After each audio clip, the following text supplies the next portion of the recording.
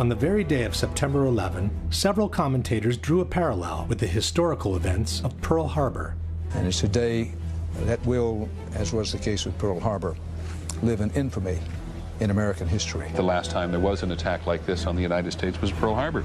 Reminiscent of another terrible day, the attack on Pearl Harbor. But there was also someone on the same day who offered a prediction. After the attack on Pearl Harbor, guess what we did? We went back and found out that, yes, the evidence was there. We should have known.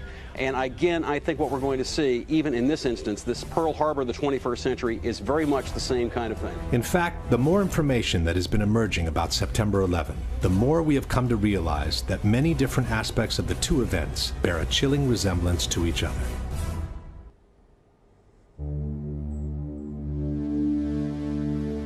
While both events were needed by the U.S. to go to war, in both cases, the ultimate goal was not the one initially stated.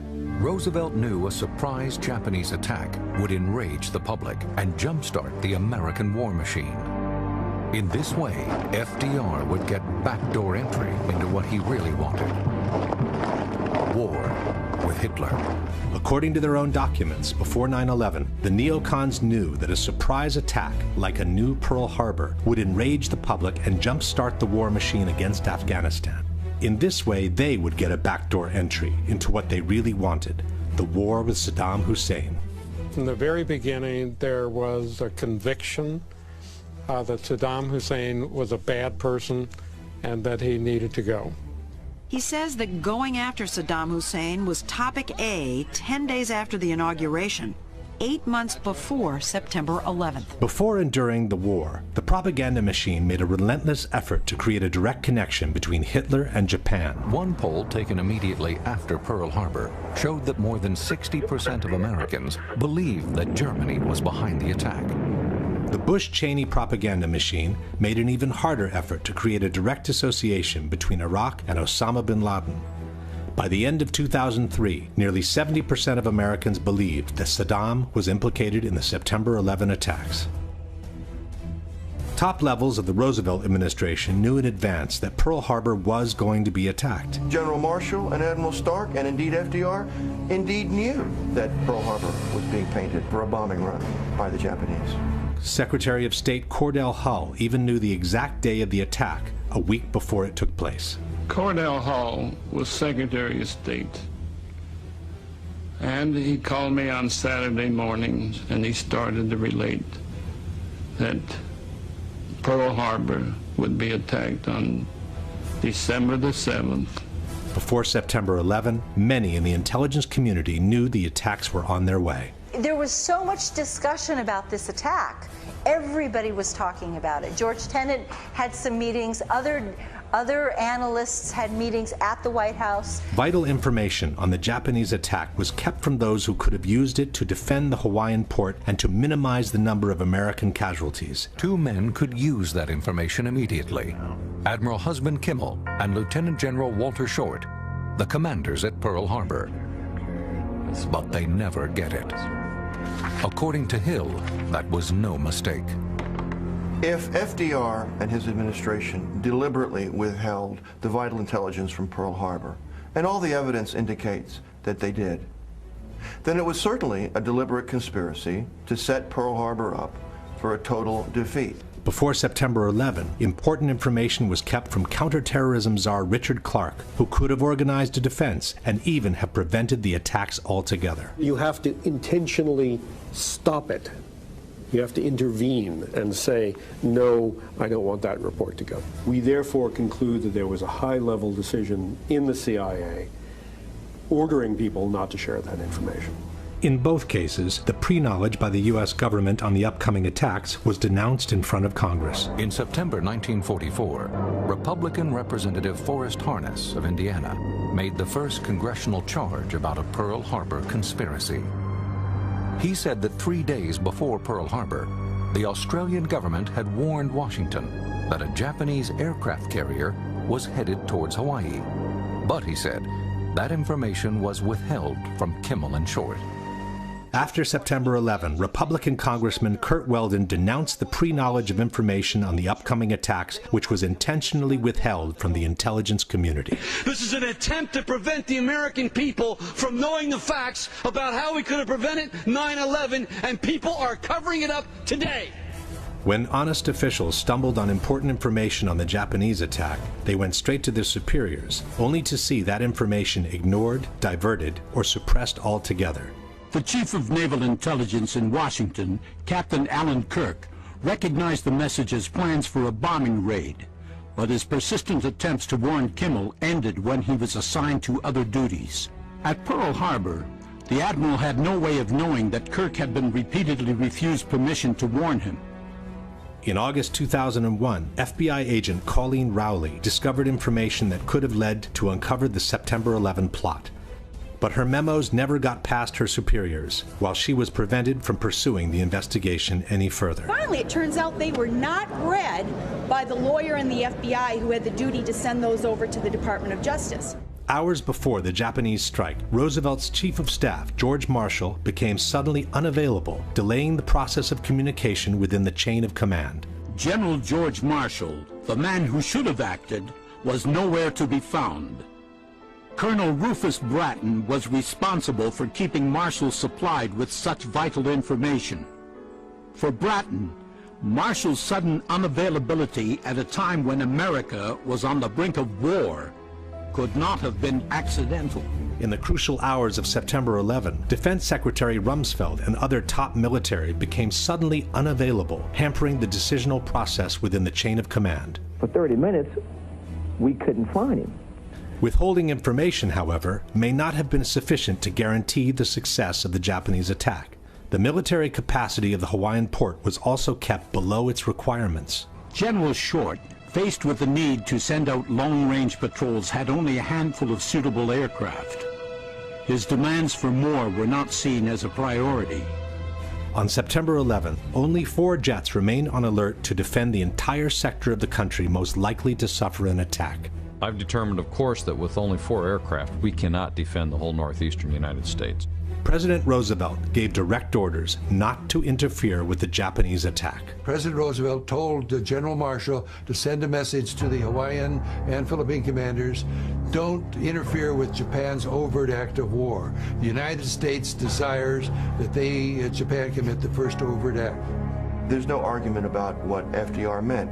He meant that the U.S. naval plan to defend Pearl Harbor should not and cannot be executed. On September 11, Vice President Cheney gave a direct order regarding the plane headed towards Washington, which in fact resulted in the plane reaching its target without being shot down. The young man said, Vice President, the plane's 10 miles out. Do the orders still stand? And the Vice President sort of whipped his head around and said, of course they do. It was thanks to the indignation for the 3,000 sailors killed at Pearl Harbor that President Roosevelt could finally enter a war the U.S. had been preparing for months in advance. With confidence in our armed forces, with the unbounding determination of our people, we will gain the inevitable triumph, so help us God. It was thanks to the indignation for the 3,000 victims of September 11 that President Bush could launch a war that had already been prepared in the smallest detail.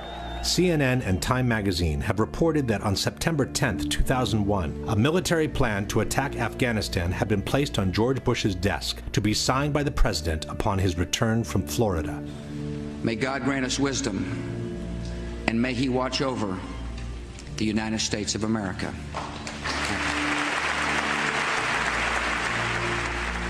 Then came the official commissions, which in both cases were tasked to find out whether there had been a conspiracy by the same authorities that were suspected of having participated in the conspiracy. Just 3 months after VJ Day, Senator Alvin Barkley of Kentucky convenes the Joint Congressional Committee on the investigation of the Pearl Harbor attack.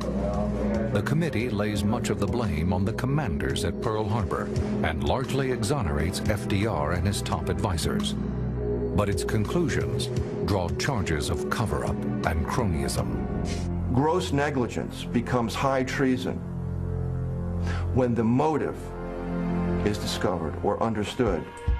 In July 2004, the Commission published its final report. 2.5 million pages of documents. We've interviewed over 1,200 individuals, including experts and officials past and present.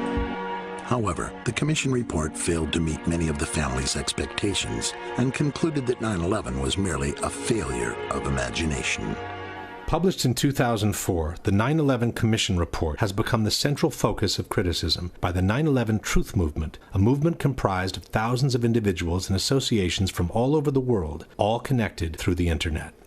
The Commission's report is accused of having simply rubber-stamped the government's version of the events by ignoring all the evidence against it, while covering up its most conspicuous holes with a long series of omissions, distortions, and even plain falsehoods. Led by researcher David Ray Griffin, an international panel of 20 experts on 9/11 has compiled a list of the strongest evidence against the official version that has emerged to this day. This evidence is available to the public on their website in 4 different languages. Despite all the evidence that has emerged in the last decades, there are many who still reject the idea of a conspiracy at Pearl Harbor and prefer to reassert the much more simplistic explanation called the official version. There was no conspiracy. FDR did not know. Cordell Hull did not know. The American government did not know that the Japanese were going to attack Pearl Harbor on December 7th, 1941. It was what has been called a failure of imagination. Despite all the evidence presented in the last 10 years by the 9/11 Truth Movement, there are many who openly support the official version by the government and dismiss such evidence as irrelevant.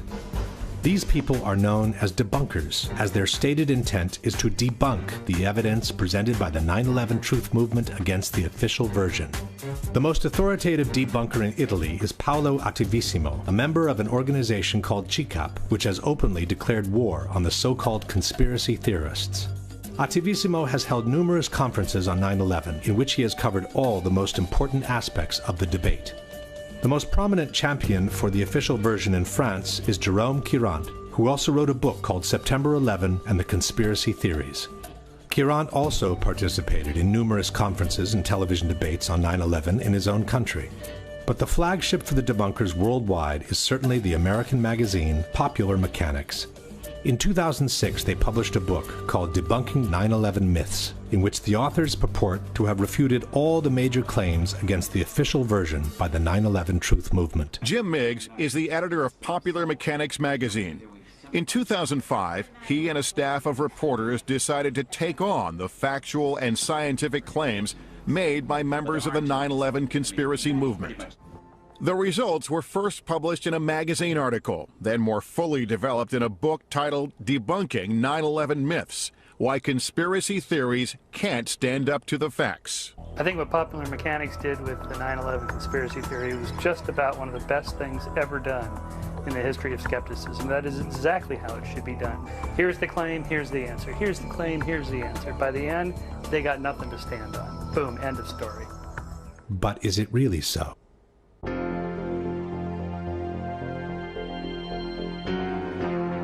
The debate on September 11 can roughly be divided into these areas of discussion.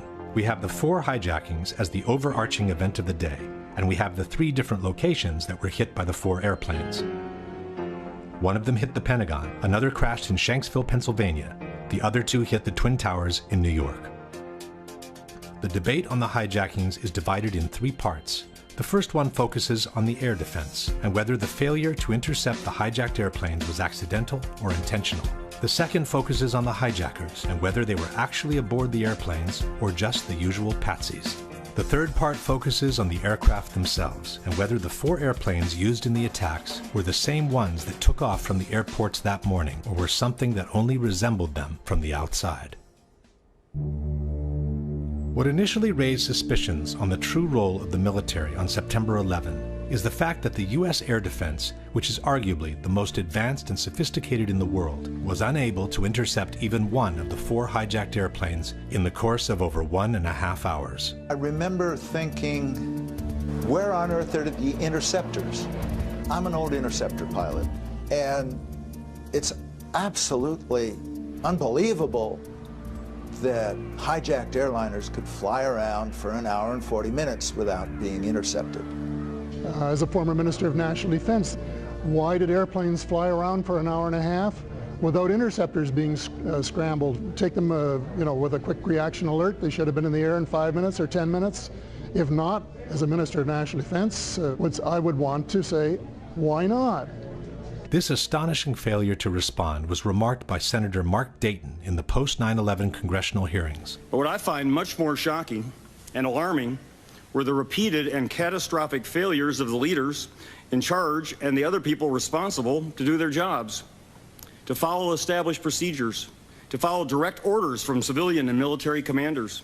The official justification for this failure is a series of blunders, miscommunications, and mistakes that has come to be known as the incompetence theory. On that day, you saw a lot of well-meaning, confused people struggling to make sense of a terrible situation. They didn't even know where the planes were. One argument for the incompetence theory is that the air defense was conceived to protect the U.S. from external threats, not internal ones. The fact is that our air defenses, the whole NORAD system, was not at all geared towards protecting us from domestic aircraft. Quite the contrary. It was all set up to detect aircraft coming in from overseas. La difesa era predisposta per difendersi da attacchi provenienti dall'esterno. L'America era come fosse un castello con un fossato, ma questi hanno usato una catapulta per entrare. Saltando il fossato si sono trovati all'interno, nel ventre mole dell'America, e l'hanno potuta scolpare. What the debunkers forget to mention is that the responsibility for tracking internal hijacks has never fallen on the military to begin with. This has always been the duty of the Civil Air Traffic Controllers, the FAA, as explained by the Secretary of Defense himself. So the Department of Defense was oriented externally. Our radars were pointing out, not in, and the FAA was the one that then had the responsibility to say there's a hijack. Only then, explains author and researcher Nafiz Ahmed, is the military requested for assistance in scrambling their jets. Standard operating procedures dictate that as soon as a plane flies off course, the FAA will contact the plane and try to ask them what is going on. If there is a problem or if they cannot establish radio contact, then immediately the FAA will contact the Pentagon, who will, within a matter of minutes, a maximum of 10 minutes normally, will scramble fighter jets to intercept the civilian plane and to analyze the situation and see what is going on. The FAA authority over the national airspace is clearly acknowledged in this exchange between the military from September 11. If you can, hand the fighters over directly to FAA so they're still under FAA control. We're never going to take them. Just work with them, coordinate with them as best that you can with that. Take them to the area and let them handle that airspace. Another argument for the incompetence theory is that by turning off the transponders, the hijackers had made the airplanes very difficult to be tracked on radar. That can't be overstated. The fact that once the hijackers turned off the transponders, you had air traffic control who were looking at something like 4,500 primary radar blips. They were trying to pick out the plane that they just lost. Non sapevano dove andare perché i terroristi hanno disattivato un dispositivo che si chiama transponder che localizza l'aeroplano. Spento quello, puff, sparisce il puntino. E dov'è? Non si sa dove è finito. This is not true. When the transponder is turned off, the controllers lose the information on the altitude, but they can still track the plane as a primary signal. The following example shows how long it took an air traffic controller to find American 11 on his screen after he was told the plane had been hijacked. Good morning, Washington. I got a situation here with American 11. We believe it's a possible hijack. Okay, tell me more. We lost radio communications with him. Then we lost his transponder. And right now the aircraft is just west of Albany going southbound. Okay, I see him. United 175 never turned the transponder off. It just switched codes. United 175 is 50 miles northwest of New York City when its transponder code is suddenly changed. As I look up, I notice that United 175's code has changed. I just turned around and radioed the pilot. My exact words were, United 175, recycle transponders, squawk. Hijacker Al-Shehhi obviously intended to turn off that transponder, but because he just changed codes and didn't turn it off, he still left the controllers with a very clear indication of the normal return from an aircraft that was squawking, that's what we call it, with the altitude. According to the Secret Service, the plane that hit the Pentagon was tracked for at least 30 minutes before it reached Washington. Nelson Garabito was the Secret Service agent in charge of protecting the White House airspace. First thing I did is I picked up the phone to call my contact, the FAA. He said we have 4 planes outstanding. 2 have hit the towers, and 2 are headed to Washington, D.C. One of them approximately 30 minutes out, one of them approximately 45 minutes out. The one 30 minutes out turned out to be the plane that hit the Pentagon. As the one nearest us got closer and closer, 6 minutes out, 5 minutes out, we knew it was sort of over the CIA, and we thought, is that where it's going? But it kept coming. United 93 was also being tracked after the hijacking. We were tracking United 93, and I was in conversation with the FBI agent, and he was relaying to me that we suspect that this aircraft has now been taken over by hostile forces, described a sharp turn it made over eastern Ohio, and now is heading back along southwestern Pennsylvania. The airplane was being followed step by step, practically in real time. Right now, he is west of Johnstown still, 12 miles. At some point, it even turned the transponder back on, showing not only its position, but also the altitude. It looks like he's still turning. Hey, his transponder just came back on and it was showing 8,000 feet, 200. 8,200 feet? 8,200 feet, and he's on the same code that he was before. Save for some moments of confusion, the 4 airplanes were being tracked by air traffic controllers all along. The real reason for the failure to intercept the 4 aircraft seems to have been the high number of military exercises that were being run by NORAD on September 11 out of their base in Cheyenne Mountain, Colorado. As Webster Tarpley noted in his book 9/11 Synthetic Terror, staff exercises or command exercises are perfect for a rogue network, which is forced to conduct its operations using the same communications and computer systems used by other officers who are not necessarily party to the illegal operation. Interestingly enough, on the evening of September 10th, the security level for the NORAD computer system called Infocon had been dropped to normal, the lowest level. This made it easier for anyone to penetrate or compromise the computer networks of the air defense system. On September 11, between 4 and 10 military exercises had been scheduled, some of them involving false hijacks of commercial airplanes. This unusual number of exercises had 2 major consequences. 1, they moved a large number of fighters out to Canada and Alaska. 2, they created a major confusion in the system as soon as the real hijackings were reported. We have a hijacked aircraft headed towards New York, and we need you guys to, we need someone to scramble some F-16s or something up there to help us out. Is this real world or exercise? No, this is not an exercise, not a test. The process of authorization for scrambles was lengthy and complicated. Hey, I just talked to Otis here, and they said they needed a NIADS authorization. Confusion and pressure kept mounting. I don't know where I'm scrambling these guys to. I need a direction, destination. At times, communications were jammed. If you could do me a favor and have them call us, we cannot call out for some reason. Some in the military quickly realized the simulations were causing a problem. You know, let's get rid of this goddamn sim. Hey, turn the sim switches off. Get rid of that crap. I hope they cancel the exercise because this is ridiculous. But they were not canceled. Even after both towers in New York had been hit, when everyone knew America was under attack, the war games continued. You guys watching the news? Yeah. I wasn't sure. I've been watching it for about 10 minutes. They suspend the exercise now? Not at this time, no. Apparently, someone took advantage of the situation. While the plane headed for the Pentagon was quickly approaching from the west, an unknown source, which was never identified, reported that American 11 was headed towards the Capitol even though the plane had already crashed into the North Tower. I just had a report that American 11 is still in the air and it's heading towards Washington. American 11 is still in the air? This attracted all the attention towards the so-called Phantom plane. He's still airborne, he's still a hijack out there, but we can't get a position on him. The jets from Langley were prepared to intercept it. I don't know if they might want to alert some aircraft down there, though, too. We have Langley on battle stations right now. Okay. Then they were scrambled straight for Washington. Foxy, scramble Langley, head them towards the Washington area. Roger that. But a different command post, called Giant Killer, sent the fighters out to the ocean. Say again where you want him? We want him in the Whiskey 38 86 area. This didn't sit well with the operations center. Freaking giant killer and their wisdom sent them out over the water when we scrambled them to Washington. By the time the plane headed for the Pentagon was circling the Capitol, it was too late for the Langley jets to intercept it. Even after the Pentagon was hit, the war games were not suspended.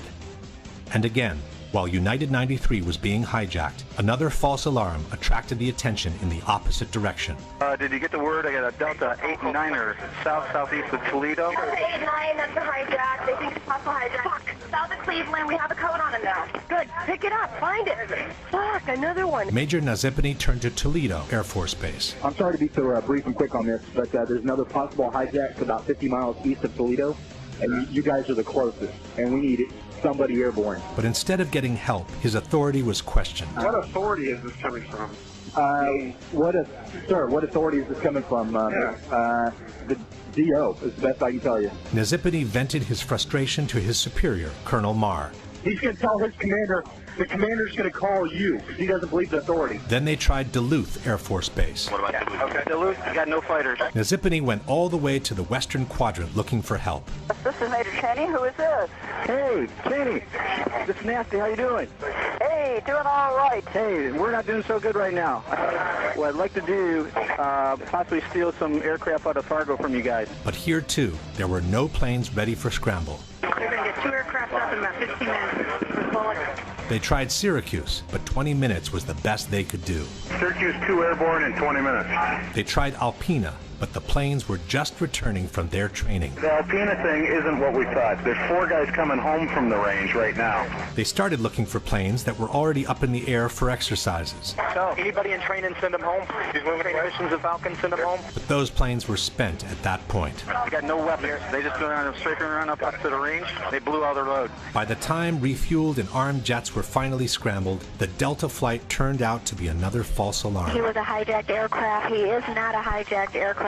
He's taking precautionary measures, and he's landing at Cleveland Center. Only after the Delta flight had landed were the war games finally suspended. So this is Captain Pentagon, Shanksville Control. Yes.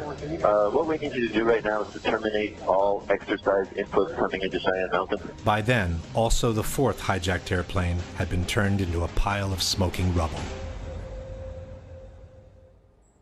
Yet General Myers, who was the highest military authority on September 11, has denied that the war games affected the military capacity of response. And the question was whether or not the activities of the 4 war games going on September 11th actually impaired our ability to respond to the attacks. The answer to the question is no, did not impair our response. General Myers forgot to mention that on the morning of September 11, only 4 planes were armed and ready to intercept terrorists in the eastern region of the country. I've determined, of course, that with only 4 aircraft, we cannot defend the whole northeastern United States. That was the sensation of frustration, of I don't have the forces available to do anything about this. Myers instead has even suggested that the war games helped the military response. General Eberhart, who was then the commander of North American Aerospace Defense Command, as he testified in front of the 9/11 Commission, I believe he told them that it enhanced our ability to respond. What that means is all the battle positions that are normally not filled are indeed filled. So it was an easy transition from an exercise into a real-world situation. Again, Myers forgot to mention that the transition took place only after all tragic events had ended, around 11 o'clock. By 11 o'clock, the sense of alarm had spread across the country. Fighter jets actually patrolling the skies. It was a war zone. Our skies were turned into a war zone. Everywhere you turn, it was military jets and helicopters everywhere. George Bush returned to Washington on the evening of September 11. The president finally returns to Washington. An escort of 6 helicopters was waiting for him. 300 fighters were defending the skies. Had there been 300 fighters ready to defend the skies on the morning of September 11, would the terrorist attacks have turned out the same way? This leads us straight into a pivotal question. Was the choice of scheduling so many exercises in the same day just a misfortunate call, or was it intentional?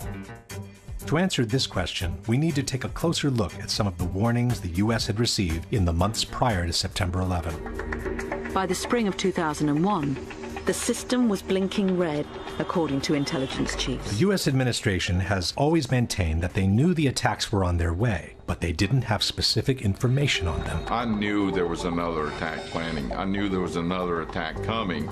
And the obvious question behind that is, well, why didn't you do something about it? We had no specific information. It was not specific as to time, nor place, nor manner of attack. No specific threat involving really a domestic operation or involving what happened, obviously, the city's airliner and so forth. There were no warning signs that I'm aware of that would indicate this type of operation in the country. All these statements are false. A joint congressional inquiry on September 11 has revealed that in spring and summer of 2001, there had been a flood of warnings about possible terrorist attacks in the United States, some using airplanes as weapons. In fact, as reported by the New York Times, American aviation officials were warned as early as 1998 that Al-Qaeda could seek to hijack a commercial jet and slam it into a U.S. landmark. The London Times has revealed that the British MI6 had warned the American intelligence services about a plot to hijack aircraft and crash them into buildings 2 years before the September 11 attacks. Russian President Vladimir Putin has said publicly that he ordered his intelligence agencies to alert the United States last summer in 2001 that suicide pilots were training for attacks on U.S. targets. German intelligence alerted the CIA in June 2001 that Middle Eastern terrorists were training for hijackings. The Sunday Herald has confirmed that Britain gave President Bush a categorical warning to expect multiple airline hijackings 1 month before the September 11 attacks. Then there was the infamous August 6th memo. President Bush was told in August that Osama bin Laden might be planning an attack involving the hijacking of U.S. aircraft. It's titled, Bin Laden Determined to Strike in U.S. The 2-page memo states, FBI information indicates patterns of suspicious activity in this country, consistent with preparations for hijackings or other types of attacks. Maybe it's no coincidence that the FBI advised their own boss to stop flying commercial airliners as early as 6 weeks before 9/11. Why is the Attorney General of the United States doing all his air travel by specially chartered jet? The Justice Department cited what it called a threat assessment by the FBI and said Ashcroft has been advised to travel only by private jet for the remainder of his term. At this point, we can pose the following question. Knowing that the attacks were imminent, knowing that they might involve hijacked airliners, but not knowing where and when they could happen, would have been a good reason to beef up the defense and keep even more jets than usual on alert all across the country. Why instead schedule so many exercises in one day while leaving only 4 jets on alert to defend the very sector of the country that was most likely to be attacked? To bring even more confusion into the situation was a series of last-minute replacements and unexplained absences within the chain of command. The chairman of the Joint Chiefs of Staff was General Henry Shelton, but on September 11 he was absent, and his post was taken by his deputy, General Richard B. Myers. The FAA's National Operations Manager was Ben Sliney. On the morning of September 11, Sliney had been on that job for less than 1 day. The protocols required for Mr. Sliney to speak directly with the hijack coordinator, Lieutenant General Mike Canavan. But Canavan on that day was in Puerto Rico, and apparently he had forgotten to designate a replacement. In regards to the ensuing confusion, Mr. Sliney has stated, "That's incredible. There is only one person. There must be someone designated or someone who will assume the responsibility of issuing an order." At the head of the National Command Center was General Montague Winfield. But on the evening of September 10th, Winfield instructed Captain Charles Leidig to take his place on the following morning. Leidig had been just recently certified for that post and was also on his first day on the job. At the operation command of NEADS was Colonel Marr. When Marr called his superior, General Arnold, to get authorization to scramble the jets from Otis, he was told that Arnold was in a meeting where he could not be reached by telephone. Marr had to physically send a messenger looking for him. Precious minutes were lost as Marr waited for Arnold to return his call, and when the fighters were finally scrambled, it was too late for them to intercept American 11. The top commander in charge of NORAD was General Ralph Eberhard, who was stationed at Peterson Air Force Base in Colorado. Eberhard told the 9/11 Commission that he was made aware of the first hijacking practically at the same time American 11 slammed into the North Tower. He then went to his office and saw the CNN broadcast of the World Trade Center explosion. After the second impact, writes the commission, it was obvious to Eberhard that there was an ongoing and coordinated terrorist attack.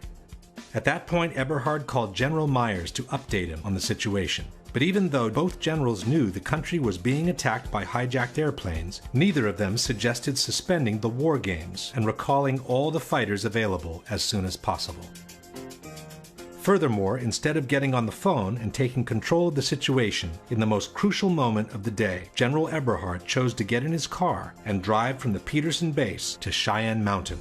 The 30-minute drive put him completely out of the loop, since Eberhard couldn't receive telephone calls, wrote the Denver Post, as senior officials weighed how to respond. General Eberhard was also the person responsible for lowering the security level of the defense computer system on the evening of September 10th. And then there was Donald Rumsfeld. As stated by the 9/11 Commission, procedures called for the hijack coordinator on duty to contact the National Military Command Center and to ask for a military escort aircraft to follow the flight. The NMCC would then seek approval from the Office of the Secretary of Defense to provide military assistance. If approval was given, the order would be transmitted down NORAD's chain of command. But this kind of procedure becomes difficult to follow when the hijack coordinator is in Puerto Rico. No one knows who the replacement is. The military command is in the hands of a total rookie, and the Secretary of Defense is nowhere to be found. Donald Rumsfeld told CNN that he was informed of the Trade Center being hit some 15 minutes before the Pentagon was hit. This places the episode around 9:22 in the morning. And after the Pentagon was hit, rather than go to the command center and take charge of the situation, the Secretary of Defense chose to lend a helping hand on the Pentagon's lawn.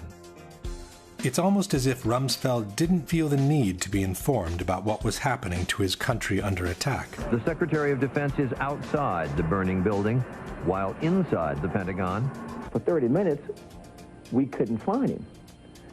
And just as we began to worry, he walked into the door of the National Military Command Center. By the time Rumsfeld walked into that door, all major events had ended.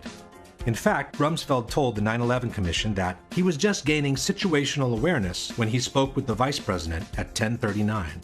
That's more than 1.5 hours after the whole world knew that America was under attack. Why would so many rookies be placed in key positions? And why would so many top officials be either absent or unavailable on a day when so many exercises were scheduled is a question that remains to be answered. Question.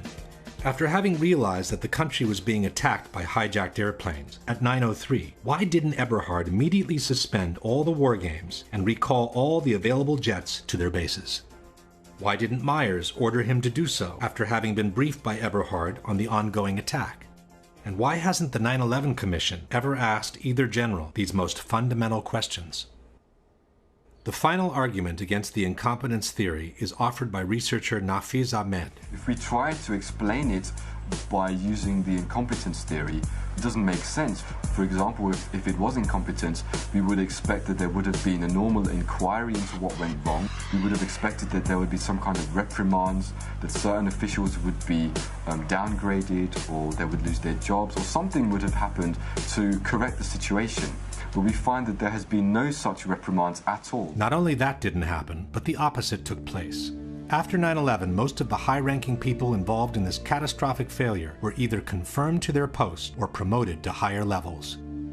Condoleezza Rice, who had misrepresented the information the government had on the attacks in a sworn testimony, kept her post as National Security Advisor and went on to become Secretary of State in the following Bush administration.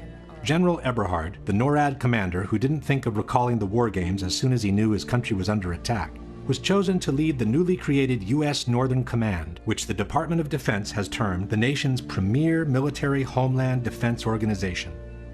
Donald Rumsfeld, who acted more like an estranged passerby than the Secretary of Defense, kept his post at the Pentagon and began enjoying the largest increase in military spending after the Vietnam War. Richard B. Myers, despite the total breakdown under his leadership, was promoted to chairman of the Joint Chiefs of Staff, the highest military post in the country. On September 13, confirmation hearings were held for General Myers as if nothing ever happened, while people were still being pulled alive from the rubble at Ground Zero. While at the Pentagon, the military appeared completely aloof from the events unfolding. At the White House, the coordination activities seemed to be concentrating under the firm authority of Vice President Cheney. In fact, the so-called NORAD tapes have revealed that the White House had ground-to-air missiles of their own. Hello there, Washington approach. Make sure that the center does not have anything above our airspace also. The Secret Service is going to start shooting at anything in the air. I just got a call from Washington. They said that if there's anything above their airspace, the Secret Service is going to free fire. This exchange, which took place around 10 a.m., sheds a whole new light on one of the most controversial issues of 9/11. The sworn testimony by Secretary of Transportation Norman Mineta to the 9/11 Commission on May 2003. Mineta was being questioned about the events that took place in the PIAC, the underground bunker in the White House, from where Dick Cheney took charge of the situation after convincing President Bush to stay away from Washington for safety reasons. To fully understand the implications of this case, two things must be kept in mind. One is that according to the official version, Flight 77 crashed into the Pentagon at 9:37, while Flight United 93 crashed in Pennsylvania at 10:03. It's on this 26-minute window that hinges the whole credibility of the Vice President on his true role in the September 11 attacks. The second thing to keep in mind is that the order to shoot down civilian airliners came from the President through the Vice President only after the Pentagon had been hit. When the third plane hit the Pentagon, the magnitude of the attacks grew dramatically. We didn't know if there were other planes that had been hijacked. So the first decision I made on Air Force One was to give our Air Force orders to shoot down commercial aircraft that did not respond. This means that any order given before the Pentagon was hit could not have been a shoot-down order. However, as Chairman Hamilton was inquiring about the shoot-down order, something unexpected emerged from Mineta on the plane that hit the Pentagon. And we had that order given, I think it was by the President, that authorized the shooting down of commercial aircraft that were suspected to be controlled by terrorists. Were you there when that order was given? No, I was not. I was made aware of it during the time that the airplane coming in to the Pentagon. There was a young man who would come in and say to the Vice President, the plane is 50 miles out. The plane is 30 miles out. And when it got down to the plane is 10 miles out, the young man also said to the Vice President, do the orders still stand? And the Vice President turned and whipped his neck around and said, of course the orders still stand. Have you heard anything to the contrary? Well, at the time I didn't know what all that meant. And the flight you're referring to is the flight that came into the Pentagon. Yeah. Mineta's deposition posed a major problem. Since the shoot-down order was given only after the Pentagon was hit, Cheney's order sounded very much like one not to shoot down the plane. Hamilton immediately suggested that what Mineta had witnessed was also a shoot-down order. Let me see if I understand. The plane that was headed toward the Pentagon and was some miles away, there was an order to shoot that plane down. Well, I don't know that specifically. Commissioner Romer picked up where Hamilton left off. You said, if I understood you correctly, that you were not in the room when the decision was made to what you inferred was a decision made to attempt to shoot down Flight 77 before it crashed into the Pentagon. Is that correct? I didn't know about the shooting, the order to shoot down. Commissioner Romer then tried to suggest a different solution. Was there another line of communication between the Vice President and you said you saw Mr. Richard Clark on your way in? Was Clark running an operations center as well on that day? Dick was in the Situation Room. So there was a Situation Room making decisions about what was going to happen on shoot downs as well as the PIAC? I don't believe they were making any decisions. I think they were more information gathering from various agencies. Could it have been in the Situation Room where somebody in the Situation Room recommended the shoot down and the Vice President agreed to that? Commissioner Romer, I would assume that a decision of that nature would have had to be made at a much higher level than the people who were in the Situation Room.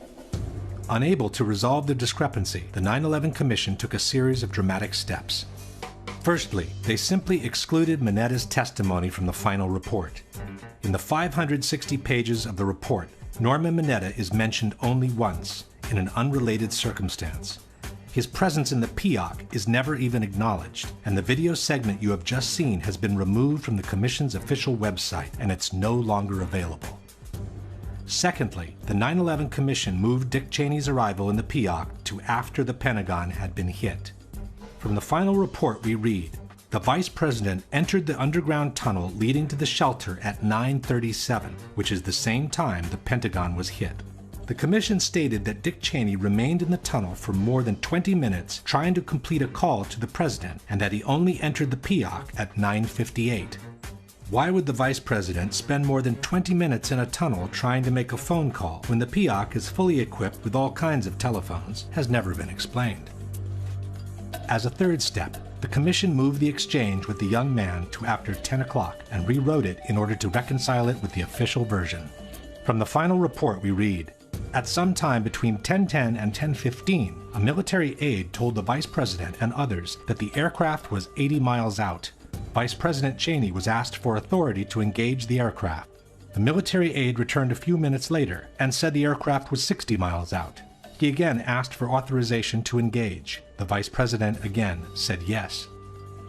In summary, the window of time Mineta described as during the time of the plane coming into the Pentagon had become 10:10 to 10:15 in the Commission report. The 50 miles out reference by Mineta had become 80 and 60 miles out in the report. The 30 miles out and 10 miles out mentions by Mineta were removed, and the unspecified order by Dick Cheney to the young man had become a straightforward shoot-down order. And now that the episode had been moved to after 10 o'clock, the Commission could maintain that the exchange Mineta had witnessed was referring to Flight 93 when the shoot-down order was already in place, and not to the flight that hit the Pentagon. There was only one problem with this version of the events. Norman Mineta had to be terribly confused in his recollections, as he could not have been with the Vice President in the PIOC at the time the Pentagon was hit. To support this theory, the debunkers point at a statement by Mineta, who said he arrived at the White House while it was being evacuated. Since the official order of the evacuation came at 9:45, contend the debunkers, Mineta could not have been with the Vice President in the PIOC at the time the Pentagon was hit.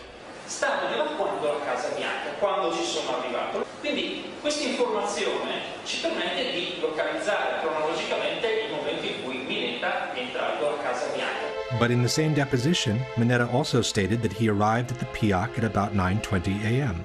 So it's presumable that he was referring to the people that had already started leaving the White House before the official order of evacuation was given. In fact, at 9:52, CNN reported that a slow evacuation of the White House had started some 30 minutes earlier, much before the official order was given. Furthermore, a Secret Service timeline compiled by the 9/11 Commission staff shows that the 30 miles out and 10 miles out calls came at 9:31 and 9:34 respectively. This clearly places the exchange Mineta witnessed before 9:37. At the same time, the main problem with placing Cheney's removal from his office at 9:37 is Dick Cheney himself.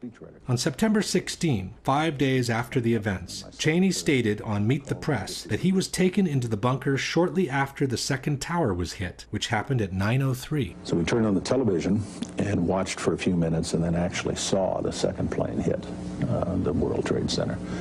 I talked with the president while I was there over the next several minutes watching developments on television, and as we started to get organized to figure out what to do, my Secret Service agents came in, and they hoisted me up and moved me very rapidly down the hallway, down some stairs, through some doors, and down some more stairs into an underground facility. And they did that because they'd received a report that an airplane was headed for the White House. There are also several highly credible testimonies that place Dick Cheney's removal from his office shortly after 9:03. ABC News quoted White House photographer David Borer saying that just after 9 a.m., Vice President Dick Cheney was in his West Wing office when 2 or 3 agents came in and told him, "Sir, you have to come with us." Agents came inside the office and said, "Sir, you have to come with us." The New York Times reported the same story. At 9:03 a.m., as Vice President Cheney was staring at the TV screen, the second hijacked airliner exploded against the Twin Towers. At that moment, the Secret Service grabbed him and hurried him down to Peoc. Richard Clarke, in his book Against All Enemies, wrote that soon after the second tower was hit, Cheney began to gather up his papers. As I left, I counted 8 Secret Service agents ready to move to the Peoc. President Bush's secretary, Ashley Estes, stated, "As the second plane hit, it didn't really click exactly what happened. Then I heard a noise, like a body bumping a door. I looked out into a hallway and saw the vice president with the Secret Service. They had kind of lifted him up and were running with him. At that point, it definitely registered what it was." Former Undersecretary of Defense Eric Edelman testified, "I was already down in the Peoc with the vice president when we got word there had been an explosion at the Pentagon." And even after 10 years, Dick Cheney has not changed his story one bit. As we watched, we saw the second plane strike, and then we knew it was a terrorist attack. Then my Secret Service agent, lead agent, came bursting through the door of my office and said, "Sir, we have to leave now." While all these testimonies clearly placed Dick Cheney in the Peoc by the time the Pentagon was hit, the 9/11 Commission has admitted that the 9:37 entry time by Dick Cheney in the tunnel was based on alarm data which is no longer retrievable. And, most important of all, Mineta himself recalls being with the vice president by the time the Pentagon was hit. So then someone came in and said, Mr. Vice President, there's been an explosion at the Pentagon. In the course of time, Secretary Mineta has never changed his story, repeatedly confirming both the location and the timing of the event. And then all of a sudden, as I was talking to him, he said, I lost the bogey, lost the target. I said, well, where is it? He said, well, somewhere between Roslyn and National Airport. And about that time, someone broke into the conversation. Said, Mr. Secretary, we just had a confirmation from a Arlington County police officer saying that he saw an American Airlines plane go into the Pentagon. That the exchange Mineta witnessed was referring to the plane that hit the Pentagon should be beyond doubt at this point. But we still don't know what was the order given by Dick Cheney to the young military, whose name turned out to be Douglas Cochran. In 2010, some researchers tracked down Mr. Cochran and asked him to clarify what the orders by Dick Cheney were. Mr. Cochran confirmed being the person involved in the exchange, but declined to elaborate. He simply stated that everything that happened on that day has been well documented. The 9/11 Commission report is the authoritative narrative on the events of 9/11. I have nothing to add. In fact, it turns out that in 2004, the 9/11 Commission did interview Douglas Cochran, military aide to the Vice President, on the inbound aircraft and on the shoot-down language used. But his interview has been withdrawn from public access, and to this day, it remains classified. While we wait for that document to be declassified, we can piece together the information we already have. 1. The sky over Washington is Class Bravo, restricted airspace. It's called Prohibited Area 56. In order to enter it, an airplane must have clearance from air traffic controllers, active two-way radio communications, and its transponder must be on. Otherwise, it's to be considered hostile and it could be shot down. 2. As explained by former Secretary of Defense Caspar Weinberger, in a time of crisis, the Washington airspace goes into an actual lockdown. You would do what is being done, and that is closing off the entire airspace so that you, in effect, the whole Washington area is a no-fly zone, so that any planes that can't identify themselves that get into that are to be shot down. 3. The White House had ground-to-air missiles of their own. Hello there, Washington approach. Make sure that the center does not have anything above our airspace also. The Secret Service is going to start shooting at anything in the air. 4. As the unknown airplane was approaching the protected airspace, it had no clearance from air traffic controllers, no radio communications active, and the transponder was off. He said, we're tracking an airplane coming in, but the transponder has been turned off. so we don't have any identification on the airplane. We know it's coming in fast. A representation of the FAA radar scope based on information obtained by 2020 shows the plane headed straight for what is known as P-56, Prohibited Airspace 56, which covers the White House and the Capitol, at a speed of about 500 miles an hour, with no radio contact whatsoever. It would be unprecedented for a commercial plane to come screaming through your airspace at that kind of speed, unidentified, without making some type of communication. This made it a perfect candidate for a shootdown, especially after 2 towers in New York had already been hit by an airplane. 5. The Secret Service had known about the incoming airplane for the last 30 minutes, so it's presumable they would have been ready to shoot it down if it became necessary. One of them approximately 30 minutes out, one of them approximately 45 minutes out. So we knew we had some time, but little time. Our supervisor picked up our line to the White House and started relaying to them the information. We have an unidentified, very fast-moving aircraft inbound toward your vicinity. Despite all this, no one moved a finger as the unknown threat kept rushing towards the Capitol. Someone came in and said to the Vice President, there's a plane out about 50 miles out. As the one nearest us got closer and closer, 6 minutes out, 5 minutes out. The same person said to the Vice President, Mr. Vice President, there's a plane 30 miles out. The Washington controllers came up on the speakerphone and started counting down 10 miles to the White House. The young man said, Mr. Vice President, the plane's 10 miles out. Do the orders still stand? And the Vice President sort of whipped his head around and said, of course they do. 9 miles from the White House, 8 miles to the White House. 7 miles west, and it went 6, 5, 4. All the way down to 1 mile from the White House. But no missile was fired.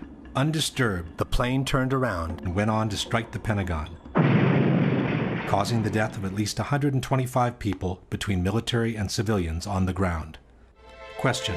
The Secret Service knew about the incoming plane for the last 30 minutes, was following it on radar, had the means to shoot it down, and should have done so in order to protect the Capitol, but they didn't. Why? In regards to the exchange between Cheney and the young man, can you suggest anything different from an order not to shoot down the plane as it was approaching Washington's protected airspace?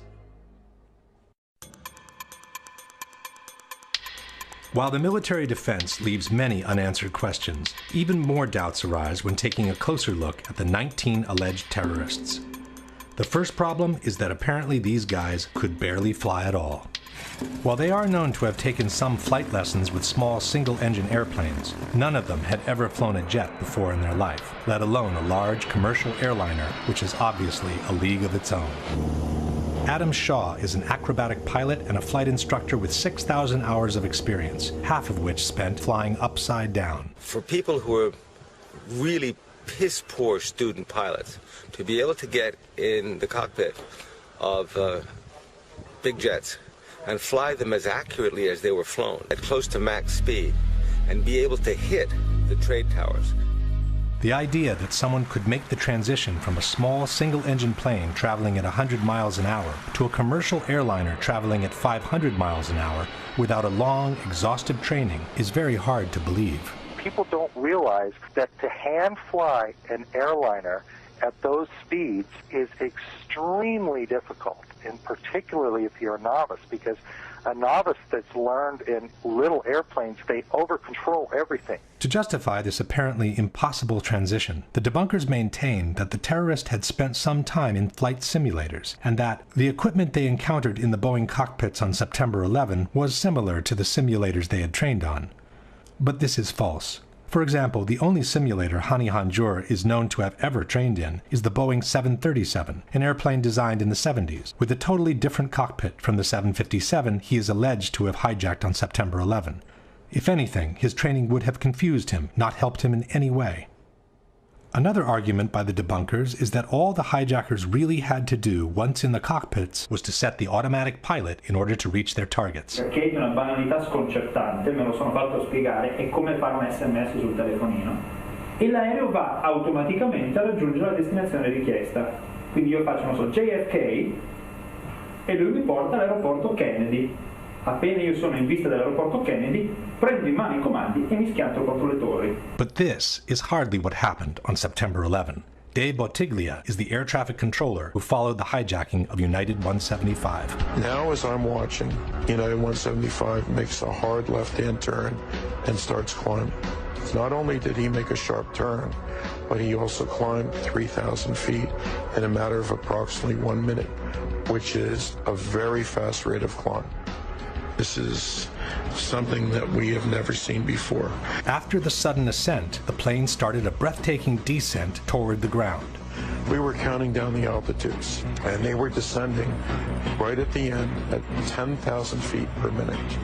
That is absolutely unheard of for a commercial jet. This is certainly not the way the automatic pilot would have taken you to Kennedy Airport. It is unbelievable for the passengers in the back to withstand that type of force as they're descending. They're actually nosing the airplane down and doing it what I would call a power dive.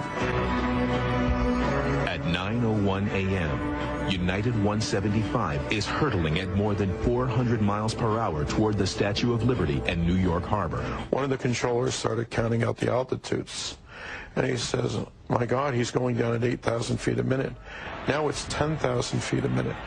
And he counted off 8, 6, 4, and he says, my God, he's in the ground on the next hit. But he was not. According to the official version, Marwan Al-Sheikhi, a 23-year-old who has never flown a jet before in his life, levels the course, visually identifies the target, and performs a spectacular banking maneuver that brings the 767 to hit the South Tower under the world's astonished eyes.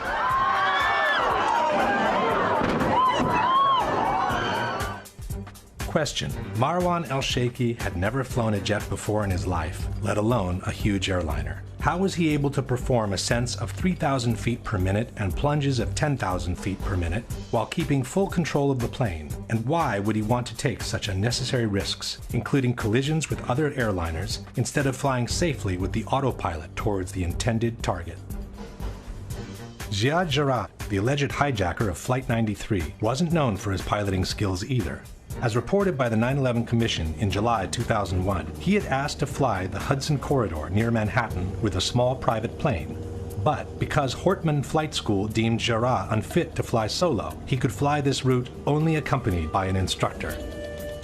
Yet we are asked to believe that only 2 months later, the same person was able to fully control a 100-ton airliner and perform some extreme descending maneuvers observed by Cleveland's air traffic controllers. I see this plane climbed up from his assigned altitude to 35,000 feet to 41,000 feet, turned around and aimed right back at where we were, and descended rapidly. And when a plane descends too fast, the computer can't keep up with it.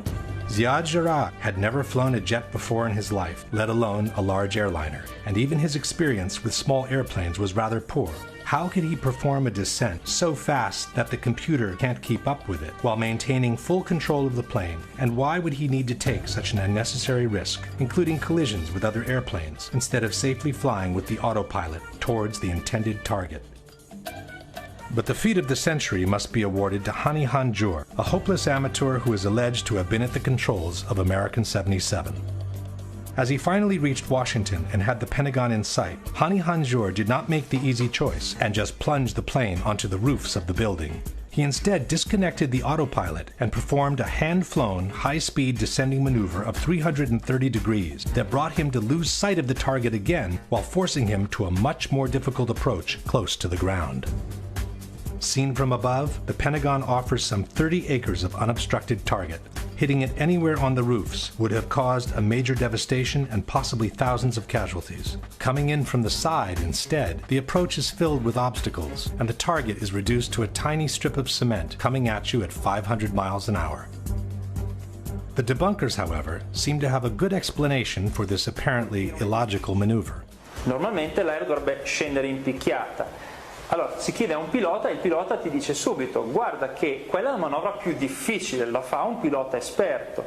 Un pilota di scarsa competenza usa l'aereo come se fosse un camion bomba, ossia vola orizzontalmente, vola basso, centra l'edificio. This very question has already been posed to professional pilots, but the answer was not what Attivissimo claims. Se lei dovesse simulare il volo di uno che vuole colpire il Pentagono, esatto, se la volessi rotta quale essere sarebbe? sicuro lo colpirei sicuramente da questa parte qui. Cioè, per essere sicuro arriverebbe dall'alto così? Arrivando qui perché o si colpiscono questi edifici, diciamo i primi che vengono, oppure si colpiscono gli edifici che sono subito dopo e quindi si crea comunque un elevato danno. Flying a jet near the ground instead does require some major skills, even for the most seasoned pilot. Lei, che ha tante ore di esperienza di volo, riuscirebbe a portare questo aereo negli ultimi 500 metri, da qui a 850 km all'ora? E dovrei metterci veramente tanto impegno. La prima difficoltà sarebbe quella di volare attaccato a terra. Lo so per esperienza diretta, avendo fatto volo militare a bassa quota. Perché il terreno corre via. Certo, corre a una velocità incredibile. Quindi credo che chi ha fatto questa attività possa capire cosa vuol dire stare a 10 metri da terra, 5 metri da terra con un aeroplano che pesa 110-120 tonnellate lanciato a 900 km all'ora. Basta toccare la cloche e schizza via. Come si fa a pilotare un aereo a 530 miglia all'ora a rasoterra? È possibile? Come diceva il collega, è estremamente difficile, è complesso anche perché un piccolissimo intervento sul piano verticale fa salire o scendere l'aeroplano, per cui anche un pilota abbastanza allenato avrebbe delle grosse difficoltà. The debunkers insist that the maneuver would have been doable even by an amateur like Hani Hanjour. La manovra è tutt'altro che acrobatica, è una virata molto ampia. Il y a des journalistes aux Pays-Bas qui ont dit on va voir, on va faire le test.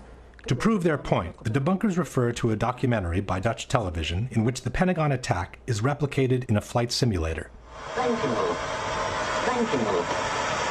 Waar waarschuwt het vliegtuig nu voor? Het vliegtuig waarschuwt dat de rolhoek iets te groot is, dus we hangen een klein beetje te schuin eigenlijk. Zijn we nu ook aan het dalen? Ja, we zijn vrij hard aan het dalen. Dat is sneller dan gebruikelijk. Iets harder dan normaal. En dit is de Pentagon, even hem vol gas. Nu gaan we crashen. En dan moet hij hier, ongeveer aan deze vleugel, moet hij erin gecrashed. But this simulation doesn't seem very accurate. First of all, the approach is made from a much higher angle, while the real plane came in so low that it clipped some of the light poles as it was flying at ground level. Secondly, the documentary doesn't offer precise indications on the speeds used during the simulation. In a more accurate simulation, done with a pilot with an experience similar to Hani Hanjour, the results were quite different. Okay, you're 311 knots. You want to go all the way around? Yeah, because I want to get back towards the city here. Yeah. You can feel it right now. You feel the G-forces? Yeah. Oh, yeah. All right, go for it. Go towards it. You're 360 knots. There we go. You're 424 knots. And again, your radius of turn is becoming so great. Yeah, you can't it's do hard. anything. Keep it turning, keep it turning, keep it turning. Keep it turning. Now go down. Dive for it. Yeah. There's 500 knots. Keep it going. It's very touchy. I can understand. Now you're going on your back. You're going on your back. Keep it rolling. Keep it rolling. You hit something, but obviously it was not that building. 370 knots. Oh, come on. Hang on. I'm going to get him. 440 knots. You're going on your back. I missed him. I missed again. There's no denying it's incredibly difficult, especially with that turn that the NTSB data said Flight 77 made. And then he levels off and then pretty much just guns it straight in. That straight path right in is really incredibly difficult. Correct. I couldn't do it. You couldn't do it. Not at that speed. Not at 500 knots. In fact, the air traffic controllers were so impressed with the speed of the maneuver, they thought they were looking at a military jet.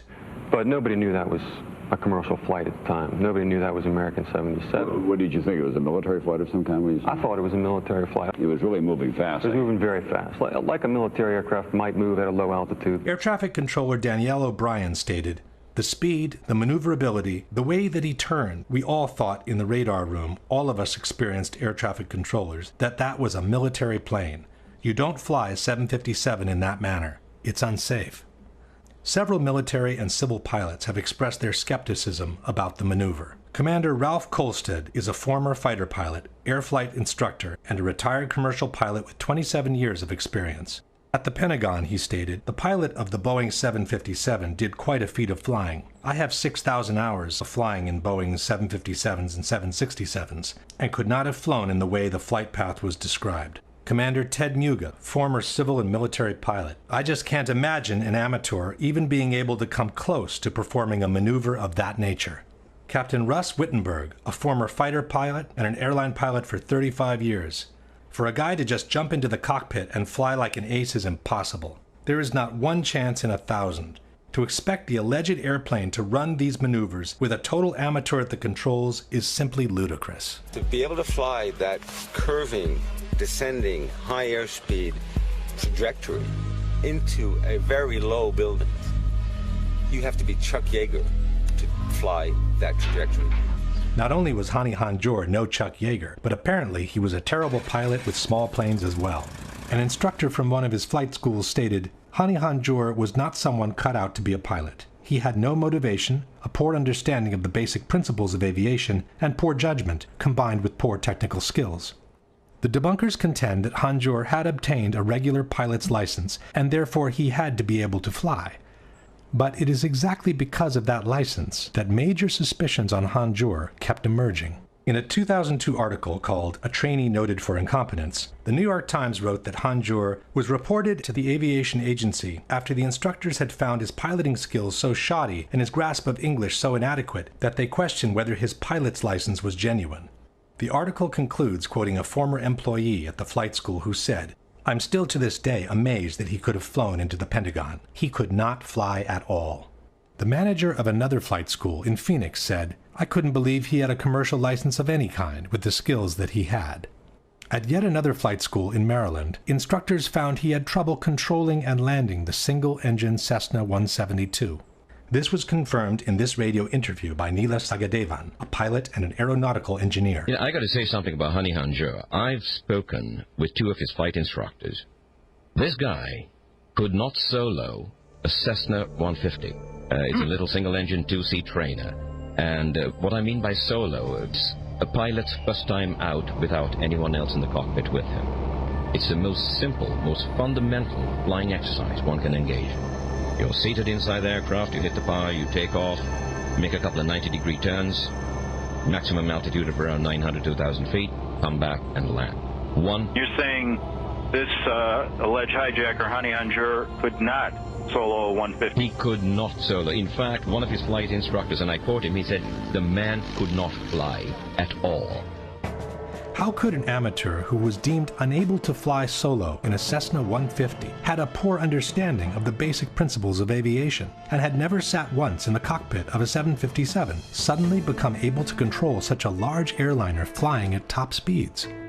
And even assuming he was able to reach Washington with the autopilot, why would he want to disconnect it and hand fly the plane for another 8 long minutes, performing a totally unnecessary descending maneuver that A. would have drastically increased his chances of an unwanted crash, B. would have increased the danger of being intercepted, C. would have made him lose sight of the target again, D. would have forced him to a much more difficult approach near the ground, E. would have shrunk the target to a tiny strip of cement, F would have limited the possible damage to the external rings only, when he could have maximized the damage and ensured the most spectacular outcome of the mission by plunging the plane onto the Pentagon's roofs from above.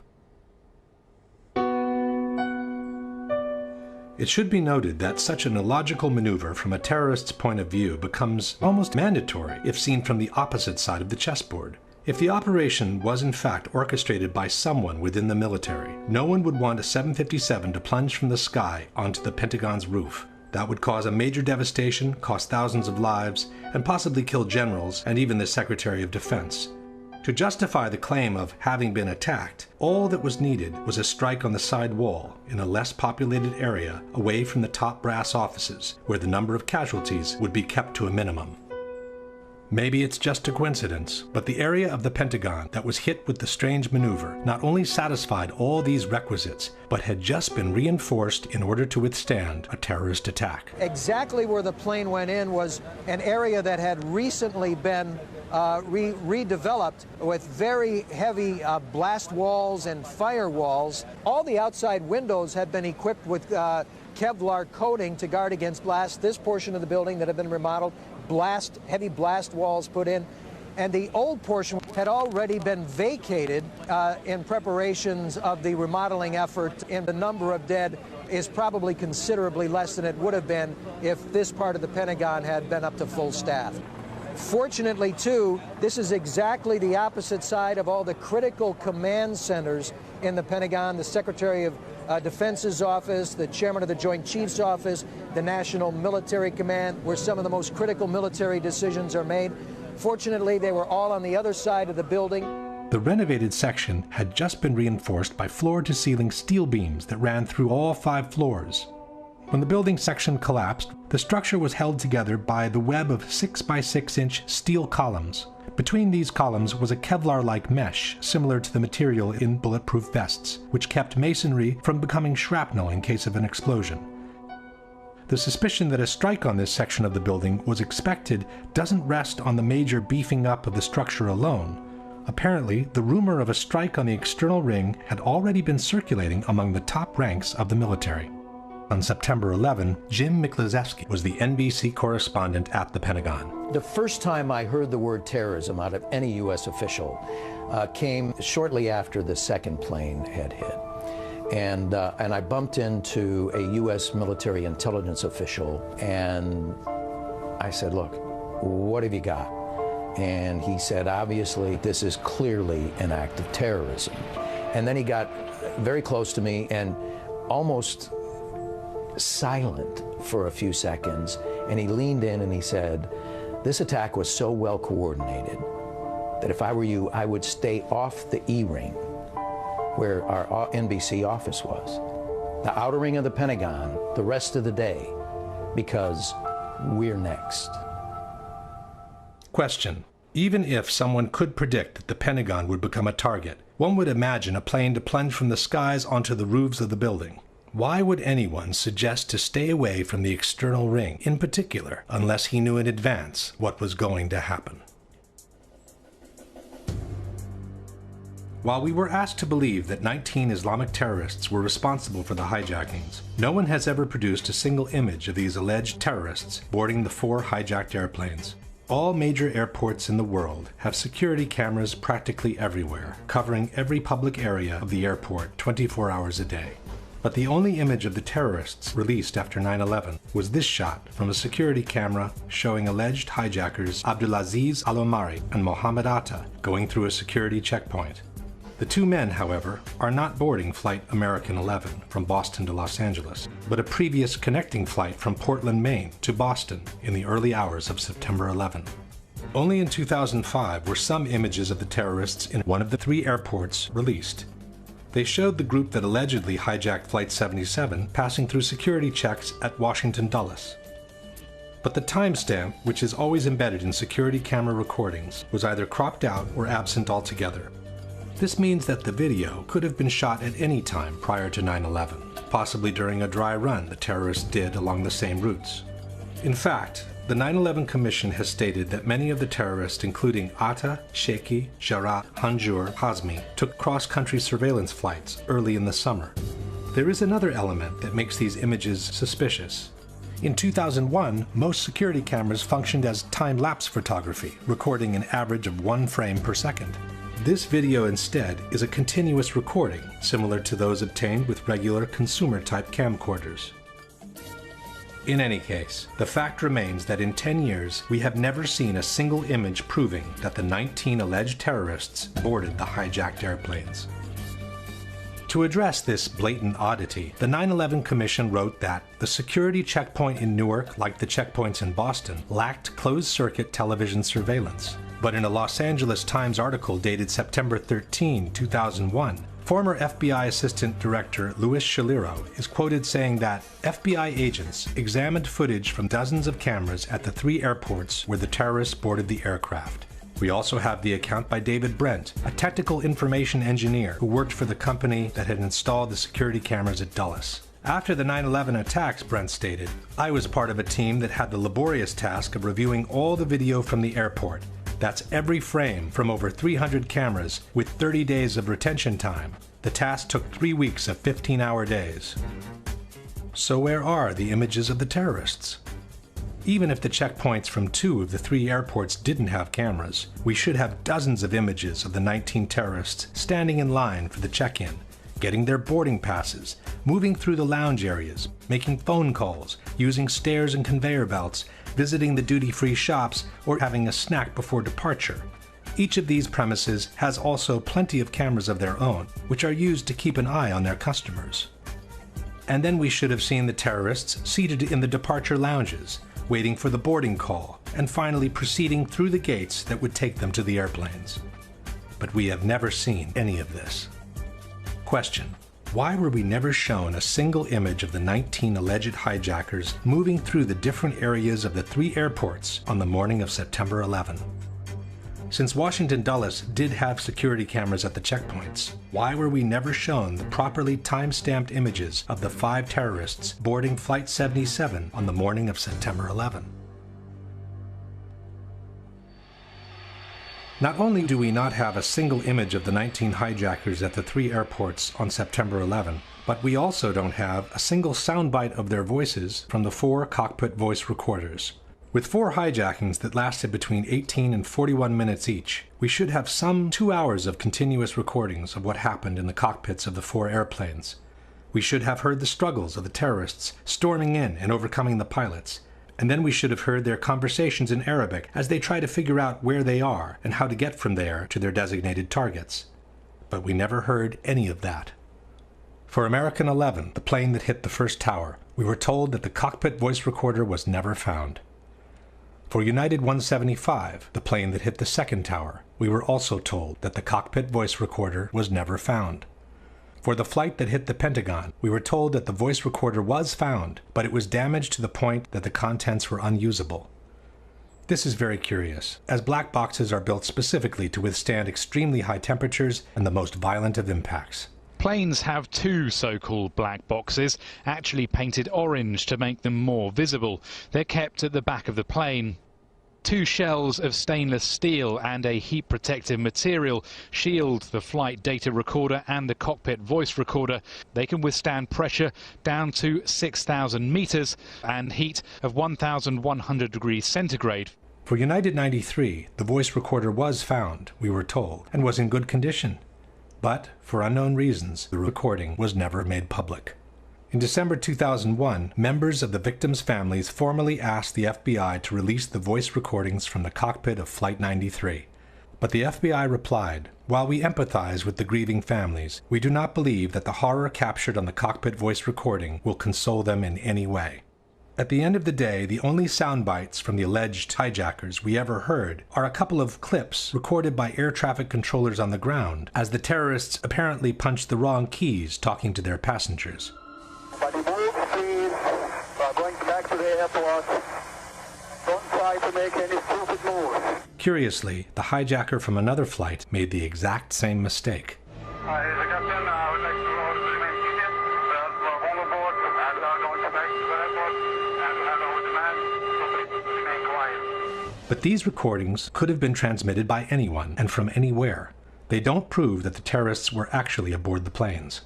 In fact, the opposite suspicion arises in this case. Just as the Portland images seem to be the perfect substitute for the complete lack of images of the 19 terrorists at the 3 airports, these short sound bites, apparently generated by mistake, seem to be the perfect substitute for the complete lack of conversations from the 4 cockpit voice recorders. The situation becomes even more implausible if we look at the actual flight data recorders, the devices that store the technical information from the plane during the flight. For the 2 airplanes that hit the towers, again, we are told that the flight data recorders were never found. In the months following the destruction of the Twin Towers, every ounce of rubble that left Ground Zero was meticulously combed through in the effort to recover every possible human remain. That's when we decided the very least that we can do. If we can't bring them home to their families alive, then we'll stick it out and bring them home to their families.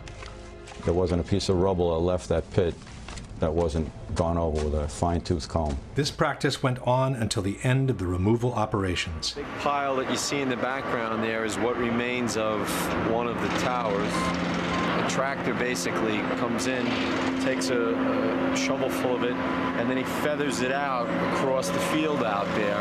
The guys take rakes, and they rake through it. It's very tedious, but we find bones constantly. As if that weren't enough, the same search was repeated at the Fresh Kills landfill in New Jersey. Every single piece of debris, having already been combed through at Ground Zero, went through 3 more passes under the careful eyes of officers and agents of the FBI and the NYPD. Yet we are asked to believe that not 1, but 4 bright orange, practically indestructible voice and data recorders eluded a search so meticulous that it was able to recover dozens of watches, banknotes, personal documents, and even buckets of coins. For the other 2 flights, the one that hit the Pentagon and the one that crashed in Pennsylvania, the flight data recorders were found, we were told, and were in good condition. It's from these 2 black boxes that the animations depicting the full flight of American 77 and United 93 were extracted. These 2 black boxes, however, pose a big problem. Every flight data recorder carries a metal plaque indicating the exact model and serial number of that device. This allows a flight data recorder to always be matched to the plane it was mounted on, while providing some important technical information.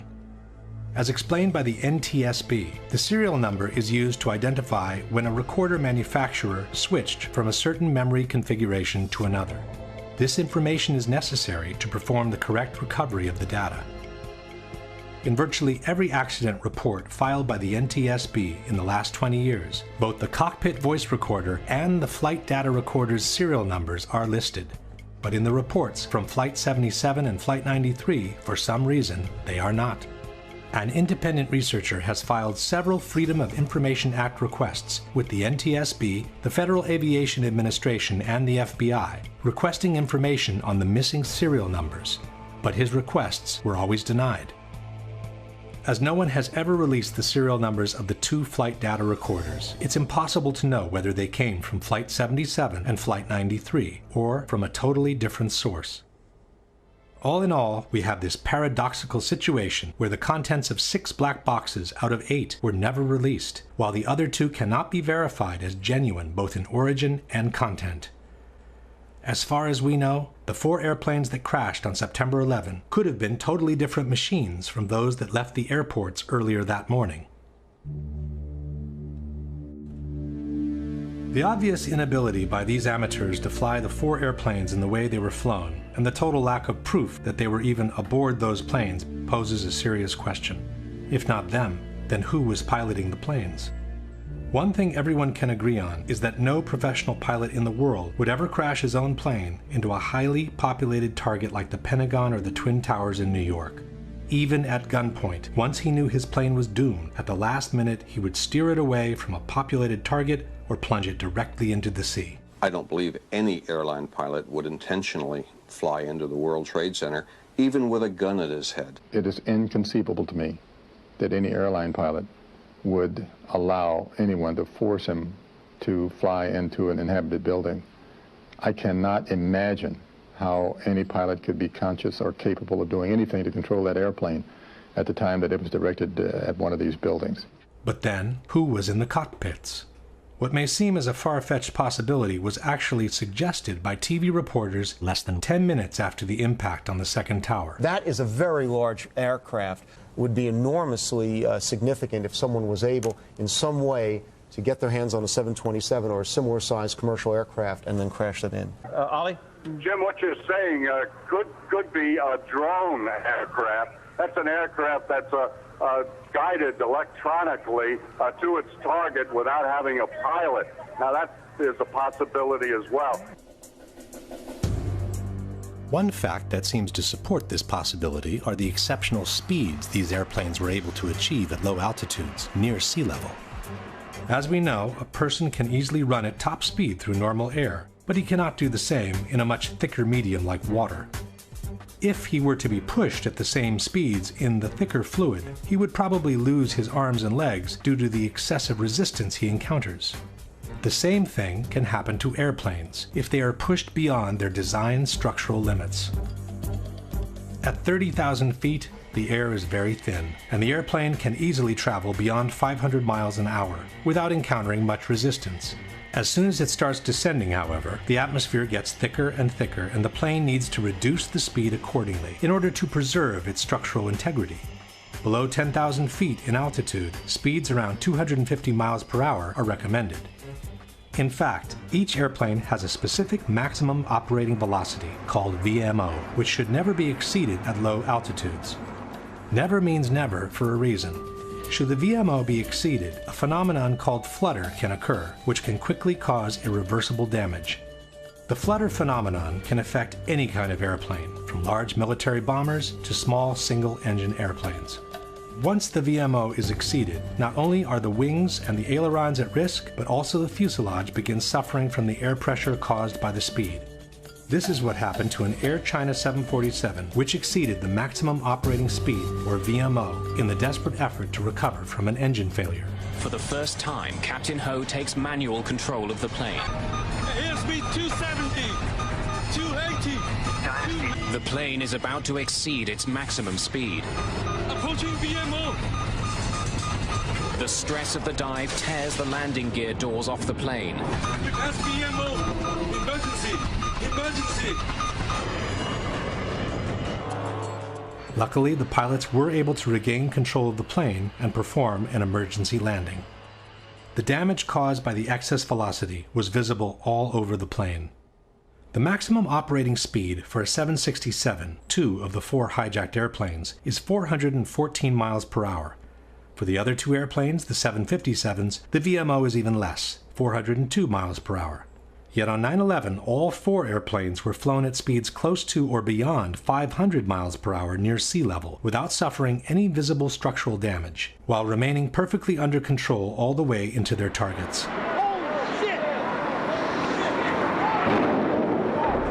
American 11 hit high up in the North Tower, around the 93rd floor, going a pretty astonishing rate of speed, almost 500 miles an hour. Here comes a very large target, descending rapidly, very fast. Diving very steeply and very fast. He's really moving. He was moving fast. United Flight 175, streaking through the skies over New York at more than 600 miles an hour, barely missed colliding with another commercial flight. The back of my neck stands up when we talk about the hijacking.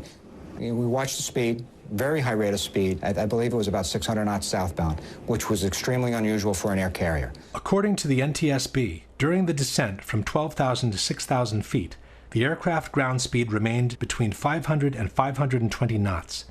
It then impacted World Trade Center Tower 2 at approximately 510 knots ground speed. 510 knots is 586 miles per hour. That's almost 200 miles per hour beyond the maximum operating velocity of a 767. American 77 also impressed the air traffic controllers for the speed in approaching Washington. It was an unidentified plane to the southwest of Dulles, moving at a very high rate of speed. I slid over to the controller on my left, and I asked him, "Do you see an unidentified plane there southwest of Dulles?" And his response was, "Yes." "Oh my gosh, yes. Look how fast he is." Full throttle. Full out. The plane made its circular descent at about 350 miles an hour. Then it kept accelerating until it crashed into the Pentagon, says the commission report, traveling at approximately 530 miles per hour.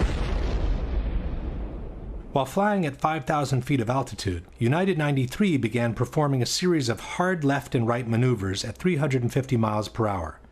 This was followed by a series of similar up and down maneuvers while flying near 400 miles per hour. Yet Zihad Jarrad, the amateur who wasn't allowed to fly solo on a single-engine airplane, braved the roller coaster without ever losing control. As the plane was descending, he even kept accelerating until the aircraft plowed into an empty field in Shanksville, Pennsylvania at 580 miles per hour.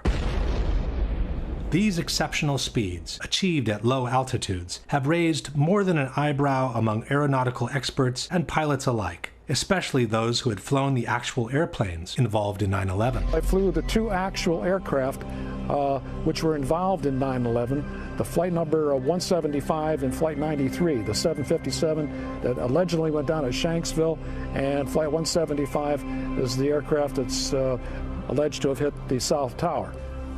I don't believe it's possible for a terrorist, a so-called terrorist, to train on a 172, then jump in the cockpit of a 757, 767 glass cockpit, and vertical navigate the aircraft, lateral navigate the aircraft, and fly the airplane at speeds exceeding its design limit speed by well over 100 knots, make high-speed, high-bank turns, pulling probably 5, 6, 7 Gs, and the aircraft would literally fall out of the sky.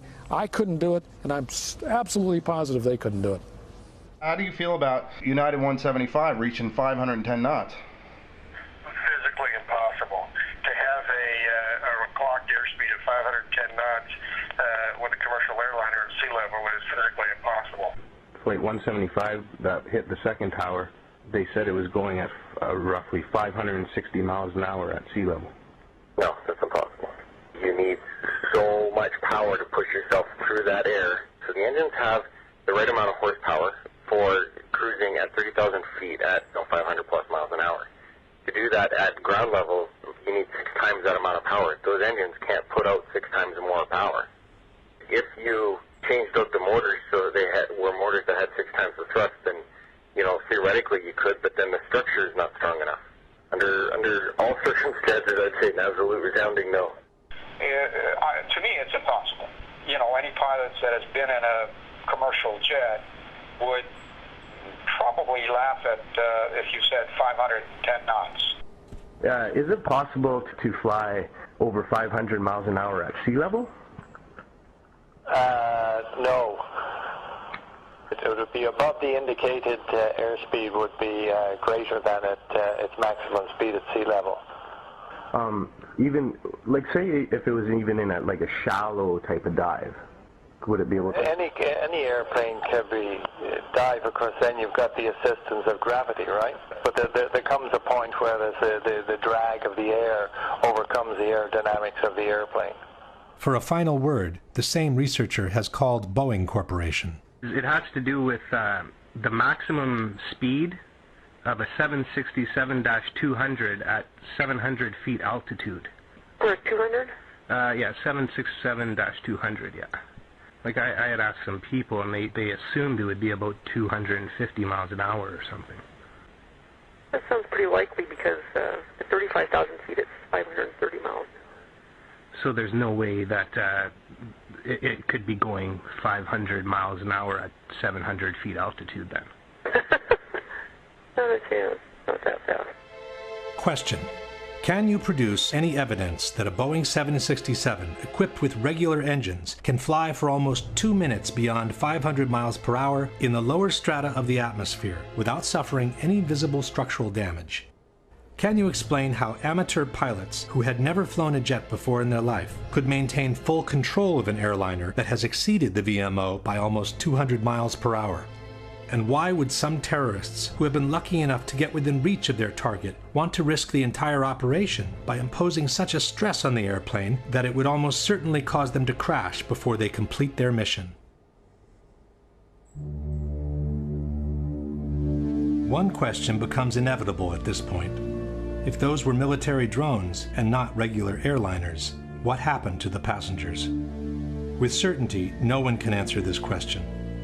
One thing we do know, however, the CIA has been developing plans for covert operations that involve the in-flight swapping of commercial airliners with military drones since the 1960s. One such plan was called Operation Northwoods, and it detailed how to replace a civil airliner with a military drone in mid-air, unbeknownst to the air traffic controllers. After the swap, the airliner would be landed in a military base. The drone would continue to fly, appearing on radar as the original plane, and would be remotely guided all the way into the target. We don't know whether this is the actual end the passengers met, but one thing we can say for sure. Those who called their relatives from their cell phones could not have placed those calls from the airplanes in flight. Minutes after the fourth plane had crashed in Pennsylvania, news was already circulating that several passengers had made calls with their cell phones from the hijacked airplanes. "We are being hijacked. We are being hijacked." Those frightening words were uttered by a passenger aboard United Flight 93 who was able to call emergency personnel on his cell phone before the plane crashed in western Pennsylvania. And tonight we're getting reports of cell phone calls from at least 3 of those 4 flights. On the second flight that came out of Boston, that was the second flight of the day and also went into one of the Twin Towers of the World Trade Center, there was a businessman who got off 2 cell phone calls to his father. CNN commentator Barbara Olson, wife of U.S. Solicitor General Ted Olson. She reportedly called her husband twice on a mobile phone to tell him her plane was being hijacked. The problem is that in 2001, it was practically impossible to make a call with a cell phone from an airplane at cruising altitudes. The whole idea behind cellular phones is that they use low-power transmitters, both to keep the cost of the units down and to preserve battery life. It is up to the receiving towers on the ground to pick up and boost their signal before they route it through the system. It is commonly thought that beyond 10,000 feet in altitude, most cell phones become useless. Passenger planes normally cruise at 30,000 feet and beyond. The editors of Popular Mechanics, however, maintain that cell phones do work from cruising airplanes, even at maximum altitudes. David Dunbar. With regard to the cell phones, we did what any reporter would do. We talked to experts in the field, and in fact, cell phones do work at that altitude, up to 35,000 feet and higher. And in 2001? In 2001, and it might be instructive for you to talk to some of the cell phone experts. Instead of talking to experts, Japanese television decided to take matters into their own hands. In 2003, they conducted an on-camera experiment near Ontario, Canada, to verify the actual reach of cell phones from different altitudes. The cellular phone system used in the experiment in Canada is the one used in the United States. 3 cell phones, each from different telephone companies, were used. The experiment begins at 1,000 feet. Hello? Hello, I'm calling from cell phone A. 1,000 feet, quite a happy trading sounds okay? The results were the same with the other 2. Next we went up to 4,000 feet. Then... No, not on me. Company B's phone stopped working at 4,000 feet. And when the aircraft rose to 6,000 feet, Company A's phone also became useless. At 8,000 feet, none of the 3 cell phones worked anymore. No service on A, no service on B, no service on C. In other words, at an altitude of 35,000 feet, cell phones would have been totally useless. There is another problem besides altitude that makes calling from a cell phone unthinkable from a cruising airplane, and that is speed. Calling from an aircraft with a cell phone would be like calling from a car traveling at 500 miles per hour. The connection would continuously need to be transferred from one receiving station to the next, and then to the next, and again to the next. The transfer procedure between 2 receiving stations is called handoff, and it relies on continuous triangulations between the receiving towers in order to establish the exact position of the caller. As the mobile unit approaches the handoff zone, the first tower senses the weakening of the signal and prepares to transfer the call to the second. When the second tower senses the signal is strong enough to take over, the handoff procedure is initiated. If everything goes well, the call is rerouted into the system by the new receiving station. But the speed by which an airplane approaches and crosses over the handoff zone is so high that the towers wouldn't have the time to complete the handoff procedure. The call would be dropped, and the person would need to dial the number from scratch. If one considers the altitude and the speed problems combined, it should be clear that the chances of having an actual conversation with a cell phone from a cruising airplane are practically nil. Even after 2001, both altitude and speed problems remain. In 2005, the Washington Post wrote, "Most cell phones can't reach a station from beyond 10,000 feet. Another technical hurdle is to find a way that cell phone calls would be handed off from one cell tower to another on the ground when an aircraft is traveling at 500 miles an hour." And even 10 years after 9/11, people who try to use their cell phone from cruising altitudes are bound to get the same results. Once it became clear that the passengers could not have placed their calls from the cell phones on the airplanes, the official narrative on this issue became more and more ambiguous and non-committal.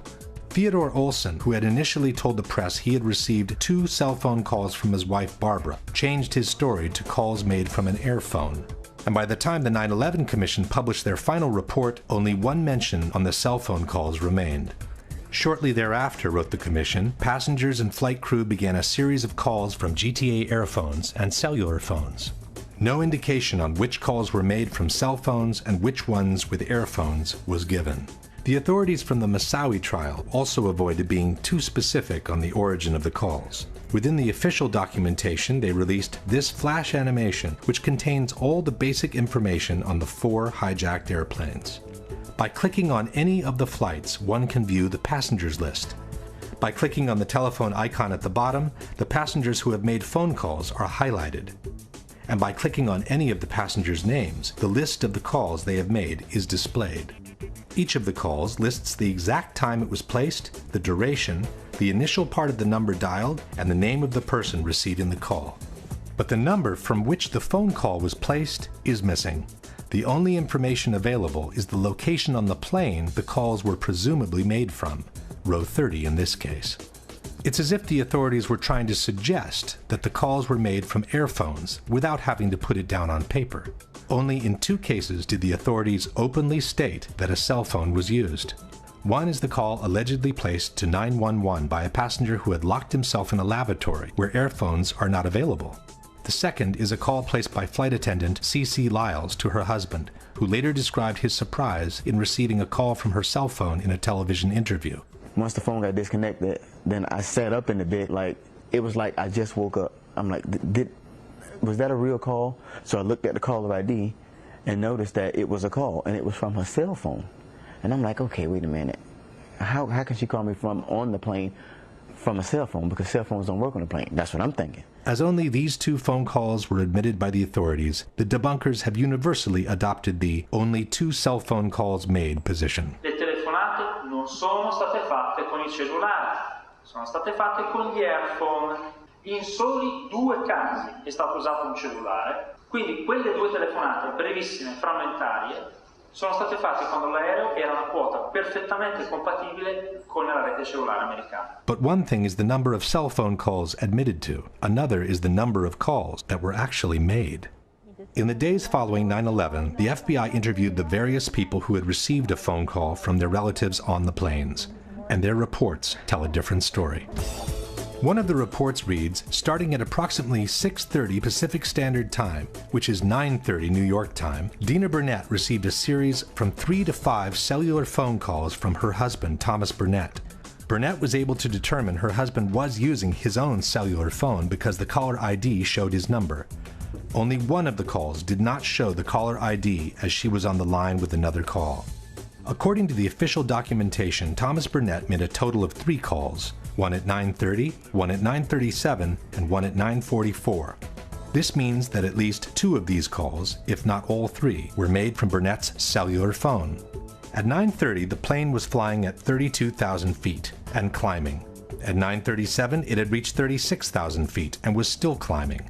At 9:44, it had descended to 22,000 feet, while it accelerated until reaching a ground speed of almost 400 miles per hour. None of these calls seems to have been possible with a cell phone from that airplane. According to another report, United 93 passenger Jeremy Glick saw hijackers on the plane, used a cell phone and called Makeley, his stepmother, to report the hijacking. He then asked to talk to his wife, Lisbeth. And he was on the phone and he had told me that his plane had been hijacked. According to the FBI, Glick's wife, Lisbeth, could not hear any unusual sounds in the background of the call, and the connection was extremely clear, as if he was calling from the next room. Cell phone communication was lost at 9:55. Glick placed the call at 9:37, which means the communication lasted uninterrupted for 18 minutes while the plane was flying between 39,000 and 10,000 feet at an average speed of almost 400 miles per hour. Only a miracle could have kept that connection open for all that time had the call truly been placed from the airplane in flight. Lauren Grancolas possessed a cellular phone and is believed to have allowed another passenger, Honor Wainyo, to use the cellular phone. Wainio placed one call to her parents at 9:53, when the plane was at about 10,000 feet, traveling close to 400 miles per hour. Elsa Strong received a cell phone call from her sister, Lisa Gronlund, a passenger on United 93. Gronlund made the call to her sister at 9:46, when the plane was at 17,000 feet and traveling at almost 400 miles per hour. Marion Britton was also a passenger on United 93. Britton's live-in boyfriend received a cellular phone call from Britton during the hijacking. Britton told Fiumano, her boyfriend, that she had borrowed a cell phone from another passenger. Britton's call to Fiumano took place at 9:49, when United 93 was flying beyond 13,000 feet at a speed of 420 miles per hour. Peter Hansen, a passenger on United 175, contacted his mother on cell phone and said the flight had been hijacked. Peter's father, Lee, said that he resisted the temptation to call his son back because he didn't want to place him in more danger by having his cell phone ring on the plane. Peter Hansen called his parents twice, at 8:52 and at 9 a.m. At 8:52, the plane was at 30,000 feet and it was climbing. At 9 o'clock, it was flying at over 18,000 feet in altitude, while it accelerated towards the record-breaking speed of almost 600 miles per hour near sea level. Brian Sweeney was also a passenger on United 175. After learning of the attacks, wrote the FBI, his wife Julie Sweeney returned home to find that her husband had left a message made from his cell phone aboard the plane on their answering machine. Sweeney made the call at 8:58 in between the two Hansen calls, when the plane was still at 25,000 feet in altitude. While any one of these phone calls could have momentarily been connected by a set of fortunate coincidences, it should be obvious that all these cell phone calls as a whole could not have been made from the cruising airplanes. Question: given the known limitations of the cellular phone system in 2001, can you provide any evidence that the cell phone calls made by the passengers reported by the FBI could have been made from the altitudes, at the speeds, and for the durations indicated for each of them? We do know, however, that the calls were made, as no one has ever doubted that the relatives actually received them.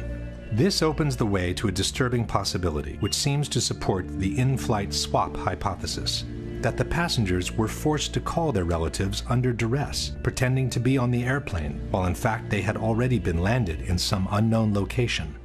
In support of this hypothesis, we have different elements. One is the conversation passenger Todd Beamer had with a GTA airphone operator, Lisa Jefferson, during the hijack of Flight 93. It is through Lisa Jefferson that the whole world learned about the famous call to action, "Let's roll." When he told the guys, "Are you ready?" I assumed that they were waiting on his cue. Then they responded to him, and he said, "Okay, let's roll." The 9/11 Commission has established that the hijack took place at 9:28. Todd Beamer was connected to Lisa Jefferson at 9:43, some 15 minutes into the hijacking. The FBI report confirms that Jefferson received the call from Beamer at approximately 8:45 Central Time, which is 9:45 Eastern. But the contents of the conversation are strikingly at odds with the official narrative. According to Jefferson, Beamer called to state that the plane was about to be hijacked. He stated that 3 individuals, 2 wielding knives, the third with a bomb strapped to his waist with a red belt, were preparing to take control of the flight. Jefferson estimated that she spoke to Beamer for 7 minutes before the 2 hijackers armed with knives entered the cockpit. This places the hijacking at around 9:52, while officially it took place at 9:28. This is no small discrepancy. How could Beamer be describing events that are supposed to be happening in front of his eyes, when in fact they had already happened half an hour before? How could the terrorists be preparing to take control of the flight at 9:45 when they had already been in the cockpit for more than 15 minutes? The FBI also wrote that Jefferson noted that the call had an unusually low amount of background noise, the same thing Liz Glick had noticed. Furthermore, the records show that Beamer's call lasted roughly 1 hour and that the line was left open after the crash. "We didn't lose a connection," stated Jefferson, "because there's a different sound that you use. I never lost connection, it just went silent." Jefferson stayed on the phone, stated the FBI, until she learned Flight 93 had crashed. Question: since airphones are powered by the same airplane's electrical system, how could the line have remained open for another 45 minutes after the plane had literally disintegrated to the ground in 1,000 pieces? All these discrepancies seem to suggest that Beamer was not on the plane, observing real events unfolding, but was describing an imaginary, pre-scripted situation from a different location. In support of this hypothesis, we also have the dramatic message left by flight attendant C.C. Lyles in her husband's answering machine before briefly talking to him on her cell phone. As she herself is suggesting, we should listen very carefully. Tuesday, 9:47 a.m. Hi, baby. Baby, you have to listen to me carefully. I'm on a plane that's been hijacked. I'm on the plane. I'm calling from the plane. I want to tell you I love you. Please tell my children that. We too can notice the absence of the typical background noise heard inside a plane. I don't know what to say. There's 3 guys. They've hijacked the plane. I'm trying to be calm. After saying goodbye, she seems to fumble with the headset while she whispers a few more words into the mouthpiece. I hope to be able to see your face again, baby. I love you. Bye. End of message.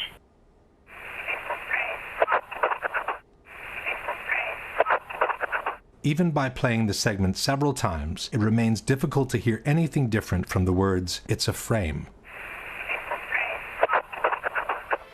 In any case, the problem with the phone calls does not change. The cell phone calls confirmed by the FBI in their reports cannot have been made from the cruising airplanes. Someone has to explain where they came from.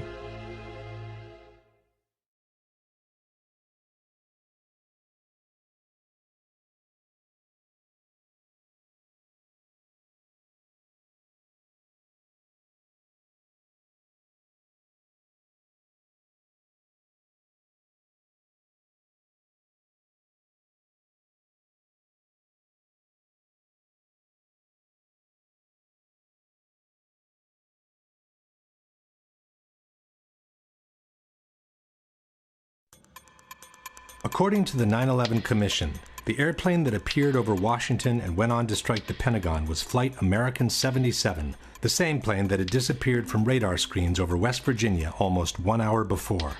But they never provided any evidence of that. As we have seen, the flight data recorder's serial number that could have identified the airplane was never released. All the debunkers have to show for Flight 77 is a small piece of wreckage carrying an American Airlines serial number. But this piece could have been placed by anyone onto the grass after the impact. In fact, unidentified men in suits were seen meddling with the debris right after the impact, in direct violation of the rules of a crime scene. A contractor who was only 100 yards away from the point of impact stated, "It was DPS, the guys in the black coats. They were here right then and there. That's what I don't understand. Where did they come from? Maybe they knew something. I don't know." The debunkers claim that the witnesses' accounts are more than sufficient to identify the airplane. Hundreds of people saw an American Airlines jet fly into that building. But it's presumable that if anyone wanted a different airplane to look like an American Airlines aircraft, they would have at least thought of painting the fuselage with the same colors. The majority of witnesses recall seeing a large airliner, but there are also witnesses who describe a much smaller, executive-like airplane. I was just casually looking out the corner, out of the window. In the corner of my eye, I saw what looked to be maybe a 20-passenger corporate jet, no markings on the side. From my office, I was able to see a white jet, like a Gulfstream type commuter jet, I guess. Omar, you say this was a smaller plane, 10 to 15 passengers maybe? No es muy grande. No es muy grande. It's not like too big, it's just... ¿Tú sabes los aviones comerciales? It's like business airplane. Like a business jet. Yeah. It looked like a commuter plane, 2 engine, come down from the south, real low, proceed right on and crashed right into the Pentagon. And are you fairly sure that it was what we sometimes describe and recognize as a small commuter plane? Yes, it was. By the witnesses' accounts alone, it's impossible to establish what kind of airplane it was. As the plane clipped 5 light poles before striking the Pentagon, the debunkers maintain that the distance between the light poles indicates a corridor wide enough that only a large airliner could have created it. Ce qu'on peut voir justement, c'est que l'avion en arrivant a tombé 5 pylônes qui étaient sur sa trajectoire, et ces pylônes étaient espacés de 25 mètres. Troviamo alcuni lampioni abbattuti, 5 lampioni. Tutti insieme fanno una fascia larga 26 metri. Facciamo finta di ipotizzare che non sappiamo che si tratti di un aereo. Sappiamo che c'è qualche cosa largo 26 metri che è passato di lì. 26 meters is roughly 85 feet, but the wingspan of a 757 is 124 feet, which means any airplane with an 85-foot wingspan could have downed those light poles. It didn't need to be a 757. In fact, with a 100-ton airliner hitting a reinforced concrete building like the Pentagon, one would expect to find a situation similar to this. What immediately stood out instead was the absence of large, identifiable pieces of debris which are usually found after the crash of an airliner. Bob Pugh was the first professional cinematographer to arrive on site. No one was in control of the area. I had free reign. And there's a lot of debris in the foreground of those videos. Again, very small pieces. I mean, I'm standing on pieces, a dinner plate or smaller in size. All the while, I'm looking for wreckage, and I can't find a piece of anything that I recognize. I can't see the tail, I can't see the wheels, I can't see the engines, there's no chairs, there's no luggage. According to the debunkers, there are no large pieces of debris on the lawn because most of the airplane ended up inside the building. Quindi, gran parte dei frammenti dell'aereo non sono fuori perché l'aereo è entrato nell'edificio. Purdue University has produced a detailed computer animation illustrating the official version of the event. We had the plans for the Pentagon, all the details, right down to the last reinforcing bar. The speed of the airplane and the direction from which came was given to us by the Transport Safety Institute. According to the official version, the plane approached in a low trajectory, clipping 5 light poles from the nearby intersection. Slightly tilted to the left, it hit a trailer parked outside the building with the bottom of the right wing, and then impacted the facade at an angle of 42 degrees. Most of the plane penetrated the facade and proceeded inside the building on a diagonal course, causing destruction as it was being destroyed. The fuselage pierced through the outer wall of the C-ring, producing this round-shaped exit hole 10 to 12 feet wide. There are, however, many problems with this version of the events. The first one is the actual wingspan of a Boeing 757. Most of us remember the facade of the Pentagon after it had collapsed. But before it collapsed, right after the impact, this is what the building looked like. This series of pictures was taken by a Navy photographer shortly after the impact. There doesn't seem to be enough damage for a Boeing 757 to have penetrated the building almost in full. Using the best part from each image, a digital expert has created this composite picture, which has become the universal tool of reference for anyone involved in the debate. The composite picture shows an almost continuous opening at ground level, about 90 feet wide. The damage extends to the second floor, with an entry hole about 15 feet wide. This is enough, maintain the debunkers, to have accommodated most of the plane inside the building. Effectivement, on peut se demander où est-il passé. Et puis, si on prend des photos qui ont été prises à des instants différents et qui justement, par un assemblage, ont permis de montrer les dégâts qui étaient réellement visibles sur la façade, et là on voit clairement que tout le rez-de-chaussée a été anéanti sur une longueur de 30 mètres, et puis au milieu, bien sûr, vous avez le trou de la carlingue. That gash in the E-ring was about 90 feet across. The wingspan of the plane was about 124 and change. That punched the hole into the building. It is true, the wingspan of a 757 is 124 feet, but the debunkers forget that the plane came in at a 42-degree angle, which makes the projected wingspan on the facade 160 feet wide. That's almost twice the 90-foot existing gash. As shown in this animation, the left wing should have also destroyed these 2 windows to the left of the opening. But the whole segment to the left of the opening doesn't seem to have been hit by a wing traveling at 500 miles per hour. The window's wooden frames are still in place, and the glass seems to have been broken from the ensuing explosion, not from the impact itself. The limestone covering the facade has fallen off, but the bricks underneath appear practically untouched. By the same projected angle, the right wing should have impacted the facade all the way to this column on the second floor. In fact, there is a diagonal cut on the second floor wall that could have resulted from the wing's impact. But this puts most of the wing above the second floor slab, which means it never penetrated the facade to begin with. So where did it go? This is the explanation by Popular Mechanics for what happened to the wings. The wings did not fully penetrate the facade. In fact, the wings had already been partially sheared off by the time the plane even hit the building. The fuselage, mainly, made the hole that existed. Conspiracy theorists want to know why it wasn't the width of the full wingspan of the plane, and actually just the simple reason was that the wings came off. But where did they go? Popular Mechanics doesn't say. A similar problem is posed by the horizontal stabilizers, which extend some 50 feet in width. As they are mounted 3 feet higher than the wings, they should have impacted the facade approximately here and here. But there are no visible marks from their impact on the facade, nor is any recognizable piece of the stabilizers visible on the lawn. Same story for the tail, which raises 24 feet above the fuselage.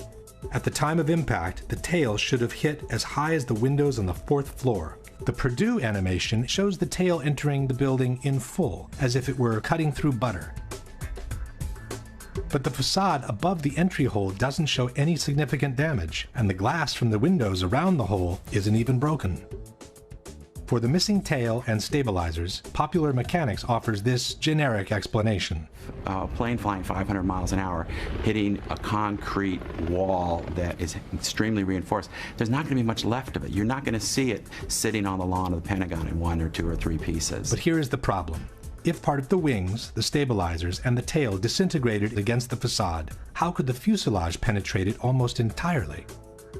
The fuselage is by far the weakest part of the plane, as it basically consists of an empty cylinder meant to carry the passengers and their belongings. How fragile the fuselage is compared to the wings is explained by aviation expert Jacques Rolland. Jacques Rolland, ancien général de l'armée de l'air, est aujourd'hui le meilleur expert en crash aérien auprès des tribunaux. Il n'est pas du tout évident de comprendre qu'effectivement, dès que vous avez un choc à l'avant, l'ensemble s'enfonce à la vitesse de pénétration, en fait. Et le premier point dur se trouve ici. Tant que vous n'arrivez pas là, l'avion, c'est du papier. Question. How could the fuselage, which is the weakest part of the plane, penetrate the facade almost entirely, while part of the wings, the stabilizers, and the tail, which are relatively stronger, were unable to do so and were shattered in 1,000 pieces instead? Even more mysterious is the disappearance of the engines. The 757 that allegedly hit the Pentagon was equipped with 2 RB-211 engines built by Rolls-Royce. Almost 8 feet in height, weighing over 7,000 pounds each, the internal core of the engine is made with components so sturdy and resistant that they are considered practically indestructible. It has to rotate at about 10,000 revolutions per minute, with a blade speed of about 800 miles per hour. To operate at around 1700 degrees, they're designed not to melt. Quali sono le parti che non vengono distrutte, che non si squagliano per il calore? Pezzi del carrello e il cuore dei 2 motori, che è molto più compatto dalla parte esterna dei motori, ovviamente, è fatto in materiali che devono resistere alla temperatura, 2000-2500 gradi, per cui la parte centrale dei 2 motori è sicuramente sopravvissuta all'impatto. But where are they? In their animation, Purdue University has chosen to ignore the issue. As one can see, moments before the impact, the 2 engines simply vanish into thin air. Debunker Paolo Attivissimo has made what he calls a cautious suggestion. Questo è un motore Rolls-Royce RB211. Questo è un oggetto trovato davanti al Pentagono. Quando dicevo prima, probabilmente i motori non sono completamente entrati, questo oggetto è di forma compatibile. Faccio il prudente, dico semplicemente che è di forma compatibile. But this rotor could have come from any engine. There is also another picture of a similar disc, or possibly the same disc, from a different angle. And then there is this part of an engine found inside the Pentagon. But we are not looking for scraps. We are looking for 2 3-ton pieces of machinery made with steel and titanium that after an accident should look something like this. Or like this. Or like this. In fact, had the Pentagon been hit by a 757, the 2 engines would have impacted the facade around these 2 points just below the wings. This means they would have proceeded inside the building on a path somewhat parallel to the fuselage, carving a trail of destruction much more devastating than any other part of the plane. È un proiettile simile il motore? Sì, sicuramente sì. Può essere tranquillamente un proiettile. Lanciato quello a 800 km/h, la struttura viaggia e non si ferma a un minimo ostacolo. But there are no engines visible outside the exit hole, nor are there any other holes in the wall that could have been caused by an engine. Question. Can you explain what happened to the core of the 2 engines, which is built with components so strong and resistant to be considered practically indestructible? Now for the biggest mystery of all, the exit hole. According to the official version, it was the fuselage of the plane that created this hole in the wall of the C-ring. On September 15, 2001, the Pentagon renovation manager stated, the plane penetrated through the E-ring, D-ring, C-ring. The nose of the plane just barely broke through the inside of the C-ring, so it was extending into AE drive a little bit. The AE drive is the internal alley separating the C-ring from the B-ring. But how could the fuselage have made it all the way through the wall of the C-ring? Un aereo che pesa 120 tonnellate, lanciato a 800 km/h, impatta una facciata, la trapassa. Nel trapassarla viene tritato dalle colonne che ci sono in mezzo, a mo' di grattugia, se volete, passate questo termine, e alla fine quel che rimane sono solo frammenti molto piccoli. Quel poco che rimane in fondo arriva dall'altra parte. If the fuselage is only a cylinder and it gets cut and ground by the columns in 1,000 pieces, how can it retain the circular shape needed to punch this almost perfectly round hole in the wall? This is where the explanations by the debunkers become absolutely fascinating. The mass of the plane penetrated the building with enormous energy and continued into the building in a state almost more like a liquid than a solid. Then encountered reinforced concrete columns 2 feet thick. So the aircraft was flying through a forest of columns. The plane became almost like an artillery shell or a tank round. What actually came out, it was a circular ball of fire, which is how fire goes when it moves. That's why it has a perfectly round shape. By this time, there was an avalanche of debris that was moving as a single mass, much as in an avalanche of snow. Whether it was a liquid mass, a ball of fire, or an avalanche of snow, all these hypotheses are flatly contradicted by the Pentagon Building Performance Report, a document published in 2003 by the American Society of Civil Engineers. In assessing the condition of the columns on the first floor, the report reads, columns 3G, 3H, 3J, and 5J were damaged but still standing, although in the direct path of the fuselage. It is highly unlikely that any significant portion of the fuselage could have retained structural integrity at this point in its travel. The aircraft frame most certainly was destroyed before it had traveled a distance that approximately equaled the length of the aircraft. The length of the aircraft is 155 feet, which is roughly half the distance between the entry and the exit holes. That no substantial part of the fuselage reached the wall of the C-ring was also confirmed by the first eyewitnesses who described the damage inside the Pentagon. So the plane went in to the E, D, and to the C-ring. Not all the way through the C-ring. Question. Given that, according to the Pentagon Building Performance Report, the aircraft frame most certainly was destroyed before it had traveled a distance that approximately equaled the length of the aircraft, and that it is highly unlikely that any significant portion of the fuselage could have retained structural integrity from that point on, can you explain what caused the almost perfectly round exit hole in the outer wall of the C-ring? In conclusion, we have an opening on the first floor that's a bit more than half the projected wingspan of a 757. The tip of the left wing and most of the right wing missing without a valid explanation. The horizontal stabilizers and the tail also missing without a valid explanation. A fuselage that behaved more like a warhead than an empty cylinder made with aluminum. No trace whatsoever of the core of the two engines, and an exit hole on the C-ring that no one can rationally explain. Given all these facts, we must conclude that the damage observed at the Pentagon is not compatible with and must have been created by something other than a Boeing 757. The mystery of what hit the Pentagon could have been easily solved if the FBI had released the videos from dozens of surveillance cameras that are placed all around the impact zone. Yeah, there were a lot of cameras around the Pentagon. If you look at the Pentagon, you can see that there's cameras on each corner. There's cameras at some of the businesses around the Pentagon. And we know in those cases, the tapes were confiscated immediately by the FBI within hours of the event. When a Freedom of Information Act requesting all the videos covering the impact zone was filed, the FBI agent in charge of the tapes responded, "The FBI possessed 85 videotapes that might be potentially responsive to plaintiff's FOIA request. But," concluded the agent, "I determined that only one videotape showed the impact of Flight 77 into the Pentagon on September 11, 2001. This is the tape we have all seen many, many times." The FBI could have released all the videos anyway, just to allow the public to see by themselves what was actually shown in each of them. but for some reason, they preferred to keep them under wraps. I've filmed before down at the Pentagon before 9/11. There's got to be at least 100 video cameras ringing that building, in the trees, everywhere. They've got that plane coming in with 100 angles. I want to see the video. I want to see 100 videos that exist of this. Why don't they want us to see that plane coming into the building? Not only has this question never been answered, but an in-depth analysis of the only footage of the impact ever released contains a dramatic surprise. Initially, the DoD released these 5 frames taken from a Pentagon parking security camera. Later on, in 2006, the DoD released the entire sequence from which the 5 frames had been extracted.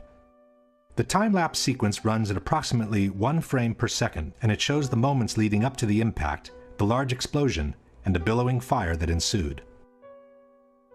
Unfortunately, the video does not show the airplane in transit. All we can see in the frame preceding the explosion is what appears to be the tail of an airplane followed by a trail of white smoke. But the body of the plane remains covered by this concrete column standing in the foreground. The Department of Defense also released a second video, taken by a different camera from the same parking lot. The second camera was actually located in the very column that obscured the view of the plane in the first video. This aerial shot of the Pentagon shows the actual location of the 2 cameras. The second camera faces in the same direction as the first, and it offers a clear, unobstructed view of the same field of action. By using the moment of the explosion, we can synchronize the 2 cameras with absolute frame-by-frame accuracy. By synchronizing the 2 cameras, we notice that the second video begins earlier than the first, while the first lasts longer than the second. This leaves us with a middle, common section of about 100 frames, which are perfectly synchronized with each other. From the moment the police car moves on, the action proceeds in an identical manner both in the frames preceding the explosion and in those following the explosion. Especially in the second part of the videos, after the explosion, we can verify how each couple of frames depicts exactly the same action by looking at the shape of the billowing smoke. This confirms that the 2 cameras were operating in perfect synchronization. This is only to be expected. After all, the 2 cameras were controlled by a centralized recording system called multiplexer, or TLR. There is, however, one pair of frames from the 2 videos that shows a completely different action from one another. They happen to be the 2 frames in which the plane travels across the lawn. It's frame 23 in the relative count. As the first video showed the tail and the trail of smoke, we would expect the second camera placed in this concrete column to show the entire body of the plane in the same position. It does not. In the corresponding frame, camera 2 shows only the tip of the plane entering frame from the right-hand corner. But how can the nose of the plane be behind the tail at the same moment in time? The synchronization system allows for a maximum fluctuation between the 2 cameras, or margin of error, of 1/30th of a second. Given that the plane is traveling at 750 feet per second, the maximum possible fluctuation between the 2 cameras would translate into a difference of a mere 25 feet in the position of the plane. A 757 is 155 feet long. Even calculating the perspective due to the diagonal path, this is far from sufficient to explain the large discrepancy between the 2 images. Furthermore, after this moment, the 2 videos resume their perfect synchronization, which is maintained all the way to the end. Why these 2 crucial frames, and only these 2, are so different from one another has puzzled researchers and digital experts alike. The same digital expert who had prepared the universal image from the Pentagon has also conducted an in-depth technical analysis of the 2 videos released by the Department of Defense. After confirming that the 2 cameras were synchronized by the same multiplexer system, this expert has compiled a table comparing the contents of each pair of frames. As one can see, frame 23 is the only one showing a strong inconsistency between the 2 images. The expert has then proceeded to analyze the 2 frames with the most sophisticated digital tools and has obtained some astonishing results. A series of Boolean subtractions reveals that a small part of the image is actually present in both frames. What is said to be the nose of the airplane in camera 2 is also present as part of the smoke trail in camera 1. It seems in fact as if someone has retouched this area of the frame by means of cut and paste in order to cover the plane, while he has kept the end of the smoke trail to make it look like the nose of the plane entering frame. Question: given that the maximum fluctuation between the two cameras would translate in a difference of 25 feet in the position of the plane, can you provide a valid explanation for the large discrepancy between the two corresponding frames? Absent a valid explanation for this discrepancy, we must conclude that at least one of the two frames is the result of intentional manipulation or photoshopping. If we now summarize the situation at the Pentagon, we have the total lack of evidence that the unknown incoming was in fact Flight 77, a mysterious phantom plane that attracted the attention in the opposite direction, the failure from the White House to shoot down the incoming even though it posed a serious and imminent threat, a totally illogical approach maneuver from a terrorist's point of view, an alleged hijacker incapable of performing that maneuver, the absence of any significant part of the plane from the wreckage, a damage to the building clearly incompatible with a 757, a doctored tape of the impact, and the obvious reluctance by the FBI to release any other tape that could allow the identification of the plane.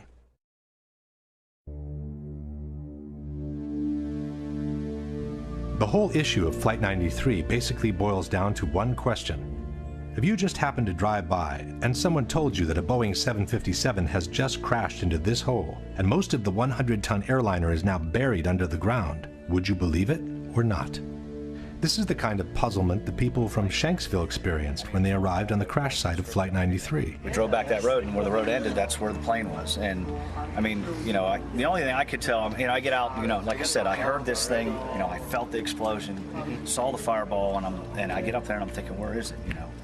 Just debris, pieces, small pieces of debris, and you know, the trees were singed and burning, it was just smoldering.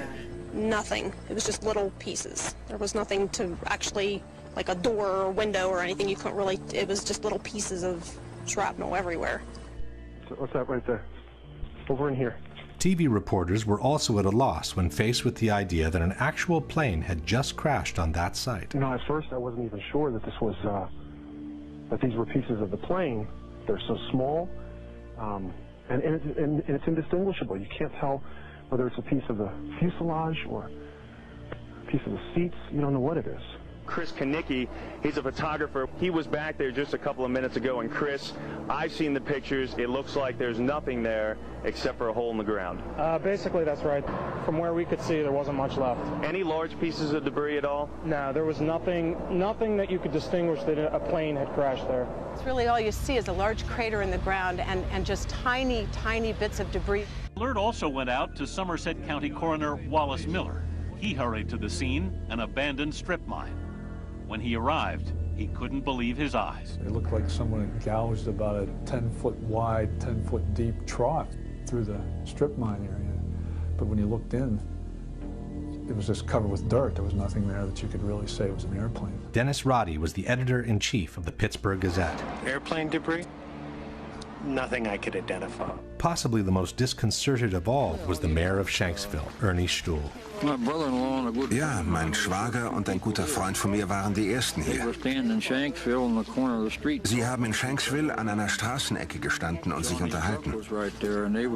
Ihr Wagen stand gleich in der Nähe und so waren sie die Ersten hier. Dann kam erst die Feuerwehr. Alle waren wie vor den Kopf gestoßen, weil sie zu einem Flugzeugabsturz gerufen wurden.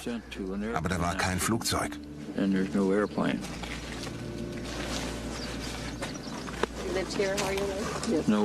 Flugzeug.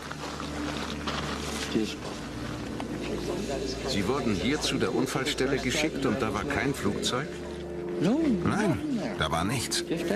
Nur dieses Loch. Das ist es, was Sie sahen. Ich dachte immer, das sei die Absturzstelle. Das ist sie, aber da ist nichts zu sehen. It's in that hole, says the FBI, that most of the airplane lays literally buried in the ground. Much of the plane and its contents were found beneath the soft dirt, states the FBI's website. Evidence technicians found the flight data recorder about 12 feet below the surface and the cockpit voice recorder about 25 feet deep. Since the two black boxes are located in the tail of the plane, one must conclude that also the cockpit Most of the fuselage, the passengers' seats and bodies, and their belongings somehow managed to get buried deep underground. The only ones who don't seem to have a problem with this explanation are the debunkers. We have this idea that when planes crash, they crack in half and there's this dramatic burned wreckage. That's what happens when planes crash at very low speeds, usually on approach or takeoff from an airport. This plane was flying straight down. It was approaching the speed of sound. It would have if it had gone much farther. And it penetrated into soft ground with incredible velocity. Ma qui la caduta è stata diversa. L'aereo era quasi verticale quando si è schiantato a una velocità altissima. L'aereo si schiaccia quasi nel terreno, produce un cratere piccolo e quello che rimane va a finire quasi tutto nel terreno. First of all, it isn't true that the plane hit the ground almost vertically. According to the NTSB flight path, the 757 hit the ground at an angle of about 45 degrees. This fact alone removes much of the exceptionality the debunkers would like to attach to this crash. But even if it were true that the plane fell almost vertically, how could the hole have closed itself up even before the first responders arrived?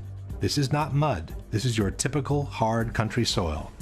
When a plane crashes and makes a hole in the ground, the hole remains open and quite visible from above. This, for example, is the crater caused by Flight Pan Am 103 when it crashed in Lockerbie, Scotland in 1988. It's true that the 747, the plane that crashed in Lockerbie, is larger than a 757, but it's also true that the Pan Am flight broke up in mid-air due to an explosion and that only part of the plane caused the crater seen in the photographs. Let's compare the size of the Lockerbie crater, several blocks wide, with the one in Shanksville, several feet wide. This is the size of a human being next to the Lockerbie crater. This is the size of a human being next to the Shanksville crater. These are people looking down into the Lockerbie crater. These are people standing by the Shanksville crater after the accident. Compare the size of a car with the Lockerbie crater and the size of a small truck with the crater in Shanksville. This is the largest chunk of the Pan Am flight that was found near Lockerbie. It's almost half the front part of the fuselage and includes part of the cockpit. This is the largest piece of debris we have ever seen from Shanksville. It's a piece of fuselage a bit wider than 2 passenger windows in a picture released 5 years after the event. This is an engine from Pan Am Flight 103 which plunged to the ground at a location near Lockerbie. This, we are told, is an engine from Flight 93 which was supposedly excavated from the hole in Shanksville. These are images from different crashes, showing that the tail of the plane almost always survives. It does so because it's normally the last part of the plane impacting the terrain, when most of the kinetic energy has already been dissipated to the ground. This is the mark on the ground that was supposedly left by the tail of Flight 93 before it vanished into thin air. These are the chunks of the wings that are normally found after a plane crash. These are the marks that the wings of the plane allegedly left on the ground in Shanksville before vanishing with everything else into thin air. And this is the center of the hole, which is supposed to have swallowed practically the whole fuselage. But this is where the official story of the crash becomes truly fascinating. According to the FBI, after 2 weeks of excavation in Shanksville, 95% of the plane had been recovered. A Boeing 757 weighs roughly 100 tons. A mid-sized car weighs about 2,500 pounds, a ton and a half. This means that, according to the FBI, the equivalent of at least 50 to 60 cars was actually excavated from the ground. Question: can you explain how most of an airplane weighing 100 tons could end up buried deep underground in a hole that closed itself up before the first responders arrived? But even if it were true that 95% of the plane has been recovered, where is it? Why have we never been shown it? When a controversial accident happens, all efforts are made to recover as many pieces of the plane as possible. These, for example, are the remains of the flight from Lockerbie, which have been pieced together in a hangar. These are the remains of TWA 800, the flight that crashed in the ocean near Long Island in July 1996. These are the remains of flight Itavia 870, which crashed in unclear circumstances near Ustica, Italy in 1980. Why wasn't the same thing done with United 93? Given the controversy on the absence of debris, coupled with the rumors of a possible shoot-down, it would have been the perfect way to put all the conspiracy theories to rest. Instead, we are told, all the recovered parts of the plane have been sequestered by the FBI, and no one has ever been able to see them. As far as we know, Flight 93 might have never crashed in Shanksville to begin with. There is another problem for those who support the official version. When an airplane crashes to the ground, normally a plume of thick black smoke rises to the sky and continues to burn until all the fuel is consumed. But instead of being faced by something like that, this is what the people in Shanksville saw. Das ist das, was wir gesehen haben. Sieht fast aus wie ein Pilz. It looked like a mushroom cloud, he said, but under the cloud there is no plume of black smoke rising to the sky, and the mushroom shape is the classic result of a bomb explosion. The same local reporter also noticed the absence of smell from burnt jet fuel and the odor of scorched earth instead. And there's a very strong odor of the scorched earth. The only way I can describe it. It doesn't smell like jet fuel. It smells like... Kendall, how do you describe it? Just burned earth. Burned earth. It smells like burned earth. The grass next to the hole also indicates there was no fire after the explosion, as it appears perfectly dry and untouched all around.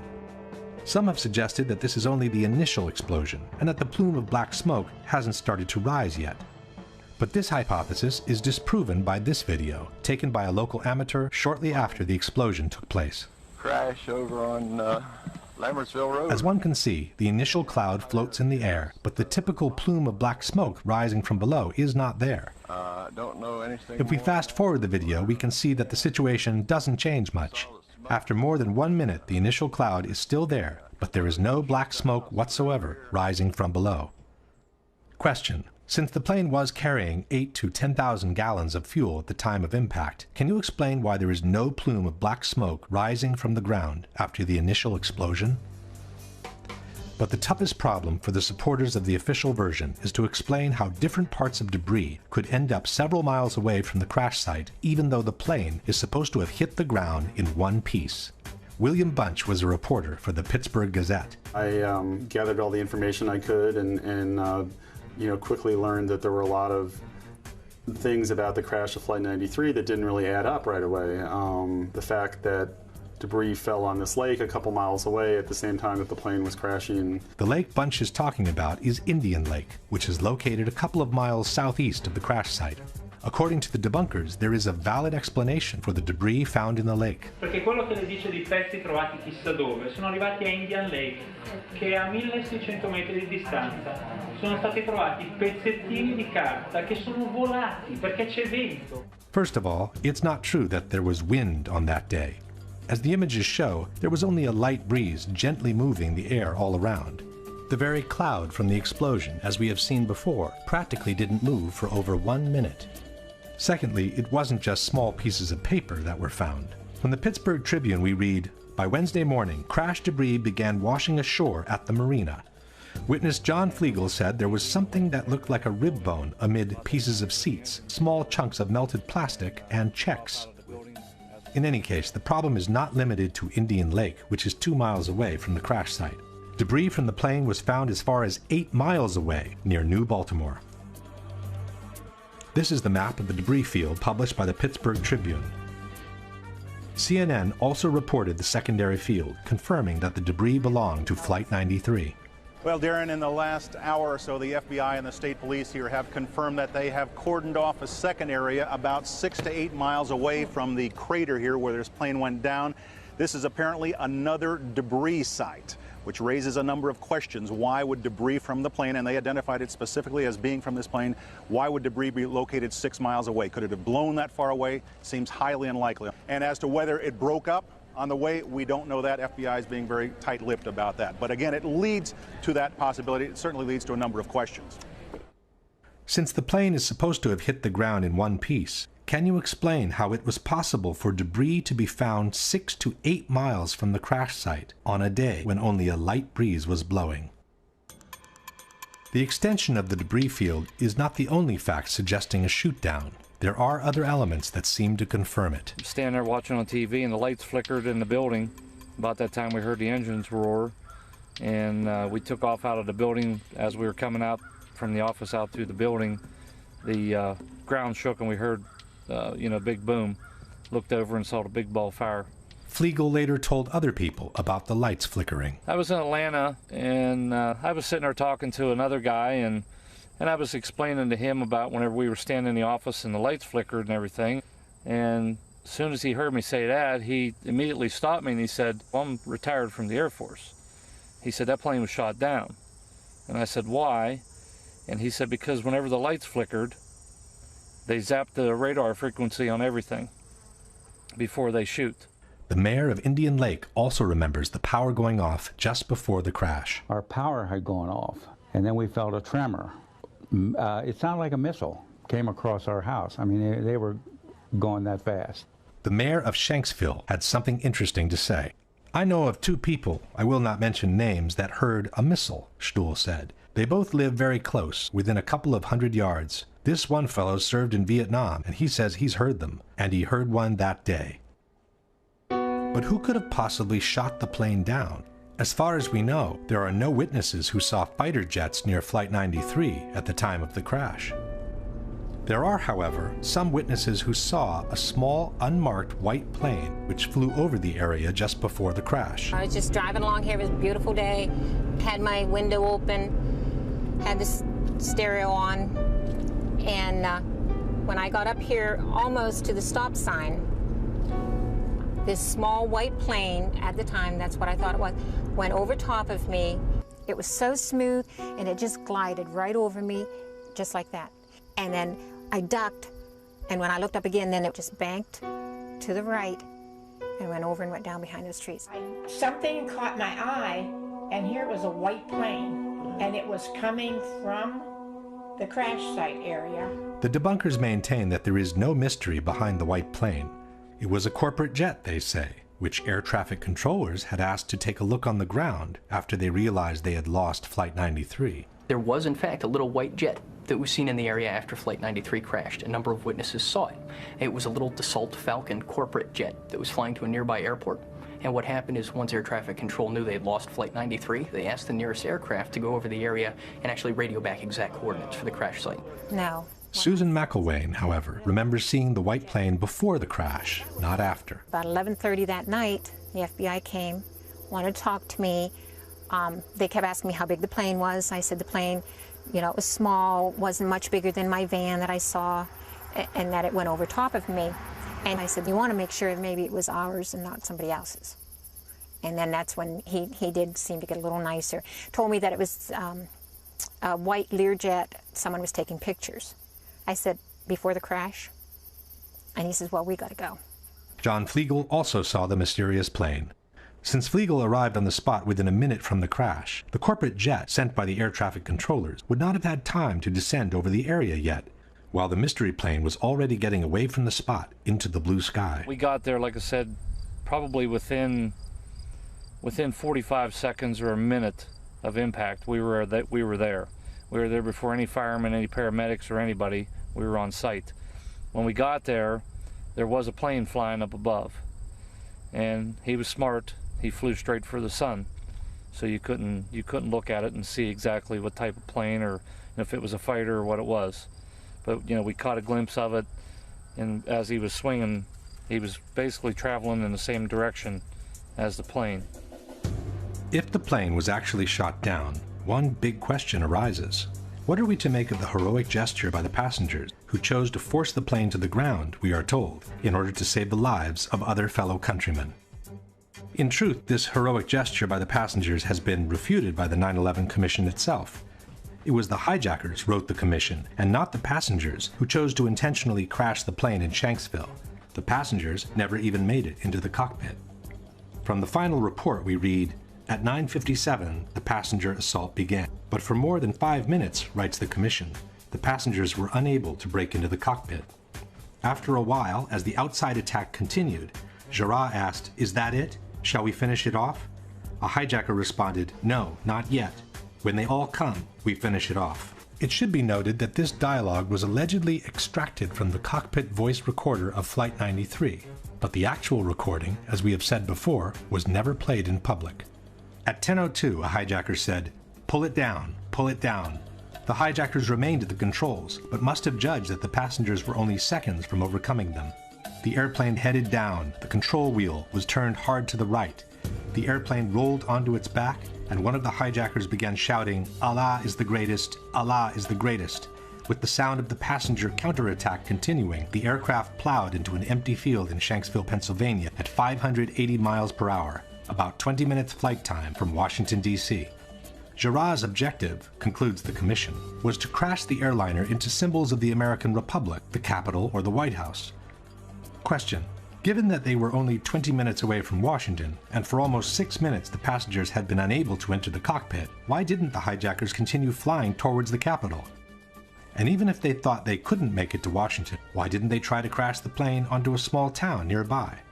Why crash the plane in an empty field where they knew they could not kill any more victims than those that were already on the plane with them? Maybe a less fictional explanation for Flight 93 is the one offered by Vernon Gross, author and former NTSB investigator. The role the government plays in times of stress, how they view the public. Can the public stand the truth?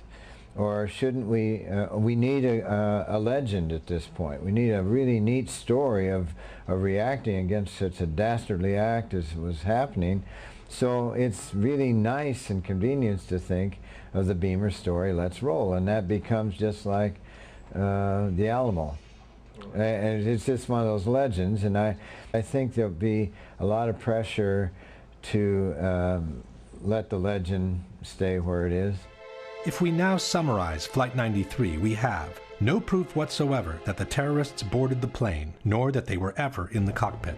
An alleged hijacker who could not have flown an airliner in the way that Flight 93 was flown. A false, concurrent hijacking that called the attention away from the real one. No proof whatsoever that Flight 93 crashed in the field near Shanksville. An extended debris field which flatly disproves the official version of the crash and suggests that the plane broke up in mid-air instead.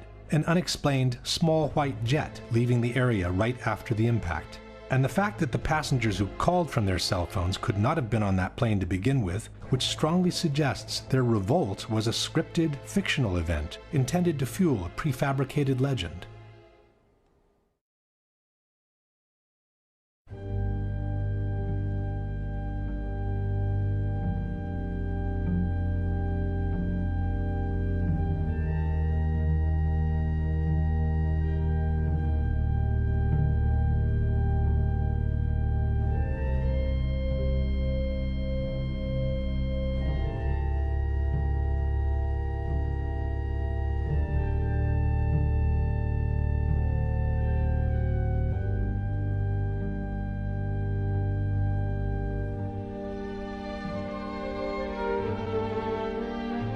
Oh my God, I'm on the 83rd floor. What? I'm on the 83rd floor. What's the telephone number you're calling? In the AC. You can do anything 441 2623. Are they going to be able to get somebody up here? Well, of course, man. We're coming up for you. Two of us in this office. We're not ready to die, but it's getting bad. There's no one here yet, and the floor is completely engulfed. We're on the floor, and we can't breathe. Please, hurry. No fire for now, and no smoke, right? Of course there's smoke. Which way you guys up to? We're getting there. Doesn't feel like it, man. I got one too. It's very hot. I don't see any air anymore. Okay. All I see is smoke. Smoke rises to we're on the floor. We're in a window. Can't see. Can you stay on the line with me, please? Yes, ma'am. I'm gonna die, aren't I? No. I'm gonna die. Ma'am, say your prayers. Thank God to blow you in from the left. Help! Ma'am? What the hell happened? Oh my God! Oh God!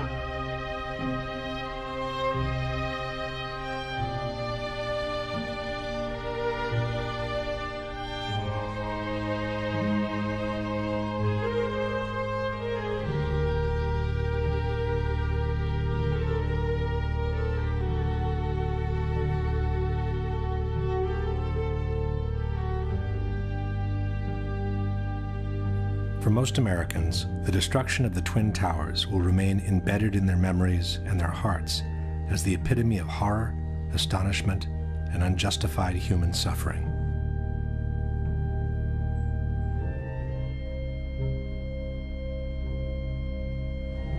But for some, it may have represented the moment where large corporate interests of global reach and cynical economic greed found the perfect place for a secret encounter. common wisdom has it that the September 11 attacks destroyed two of the best jewels America has ever had. But exactly jewels, the Twin Towers, were not. While they sat on some of the most valuable real estate in the world, after 30 years the Twin Towers had become obsolete. With each of the floors built as an open space of almost 1 acre in size, the rising cost of energy had made it extremely expensive to keep the buildings warm in winter and cool in summer. General maintenance was also very expensive compared to buildings from more recent years.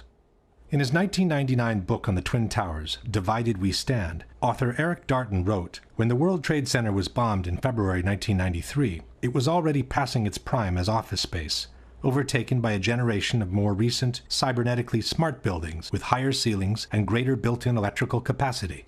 To maintain the Trade Center as Class A office space commanding top rents, the Port Authority would have had to spend $800 million rebuilding its electrical, electronic communications, and cooling systems." Furthermore, after the 1993 bombing, the tenancy had dropped dramatically, and it had been very hard to bring it back to normal levels. But the biggest problem with the Twin Towers was the large amount of asbestos they contained. Built in a time when the use of asbestos was still allowed in civil construction, at least 400 tons of this extremely dangerous material had been used to fireproof the steel structure of the buildings and to insulate hundreds of miles of pipings for water, heating, and air conditioning. Asbestos was also present in the ceiling panels, the elevator shafts, and the vinyl tiles from office floors. From a property condition assessment of the Twin Towers dated December 2000, we read, "According to Port Authority records, a total of 7 million square feet of vinyl asbestos floor tiles were installed in the World Trade Center. By the time asbestos was banned from civil construction, the Twin Towers were nearing their completion. Initially, the asbestos was encapsulated wherever possible to prevent the particles from being inhaled. But in the 1990s, the regulations grew tighter, and every time a simple renovation was needed, the complete removal and replacement of the asbestos was also required. At the same time, because of the health risk it posed, the cost of asbestos removal and abatement had been skyrocketing. Safety procedures required the areas to be treated to be vacated in advance, hermetically sealed, and kept under negative pressure at all times to prevent particles from escaping outside. Only specialized workers could access the area, wearing airtight suits and respirators. A full decontamination process was required every time they left the area. In the mid-90s, the Port Authority put out different bids for the removal and replacement of the asbestos in a case-by-case scenario. For example, this is a 1995 contract for the installation of 2 low-voltage substations in Towers 1 and 2. One section in the contract listed the replacement of asbestos at floors 41, 42, 75, and 76 in Tower 1 and floors 75 and 76 in Tower 2. Total cost for the asbestos removal and replacement, $868,000. Tower 2, 40th floor, contract for asbestos removal and abatement, total cost, $650,000. Towers 1 and 2, removal of asbestos and new ceilings at floors 7, 41, and 75. Total cost, $882,000. It soon became clear that the Twin Towers were quickly turning from a prestigious asset into a serious liability. From the December 2000 condition assessment, we read, from 1986 to 1999, a total 31 contracts were bid, and a total of $58.2 million was spent in abatement projects. By then, 3.5 million square feet of vinyl asbestos floor tile was removed. Only half of the initial 7 million square feet installed. At the estimated cost of $5 to $6 per square foot, that accounted for an additional $20 million in cost for the Port Authority, and that was for the floor tiles only. There were also hundreds of thousands of square feet of spray-on fireproofing to be removed throughout both buildings. And then there were the elevators. This is the list of elevator shafts with asbestos-containing material as of December 2000. This is Tower 1, and this is Tower 2. Reportedly, by the year 2000, the Port Authority was looking at an asbestos abatement bill of as much as $1 billion, the same money it would have cost to build a brand new tower. Back in the 90s, the Port Authority had sued the insurance companies, trying to get them to cover the cost of the asbestos removal. But in May 2001, 4 months before the terrorist attack, the Port Authority of New York and New Jersey lost their 10-year-old court battle. At that point, the Port Authority was between a rock and a hard place. The Twin Towers could no longer be maintained without incurring the cost of asbestos removal, yet they could not be demolished because of the large amounts of asbestos they contained. The only remaining option was to dismantle and remove the two poison-filled giants one piece at a time. But the cost of such an operation would have been so astronomical that no one has ever tried to put a number on it. Luckily for all, the stalemate was broken when a real estate tycoon named Larry Silverstein, who already owned Building 7, offered to purchase a 99-year lease for the Twin Towers. 76 years old, and look at him go. He walks fast, talks fast, and is always selling. Silverstein seemed in a big hurry to close the deal. Even though he had been hospitalized for a car accident during the bidding operations, he asked his doctors to take him off the morphine so the deal could be finalized. So I told the doctor, I said, kill the morphine, and I got to get my people in here, because you can't think with morphine. So they let the morphine run down. The pain was terrible, but I brought everybody together, and that's when we framed our best and final bid. On July 24, 2001, Larry Silverstein celebrated the acquisition of the Twin Towers with a public ceremony. Silverstein signed the lease on the World Trade Center just 6 weeks before 9/11.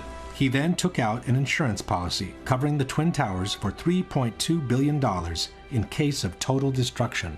Silverstein then began spending every morning of the week in his new office in the North Tower. And so my mornings were spent at the Trade Center, and then by noon I was back uptown. But on September 11, luckily for him, Silverstein didn't go to work. Even though he had already scheduled a business meeting in the North Tower, he found out that his wife had made an appointment for him at the dermatologist. The morning of September 11th, Silverstein was scheduled to have breakfast at the restaurant at the top of the North Tower. He canceled at the last minute at the insistence of his wife, Clara, who wanted him to go see his dermatologist. That particular morning, my wife, God bless her, had made an appointment for me at the doctor. And I said, okay, yes, dear, I'll go. Everyone who was in that restaurant that morning perished.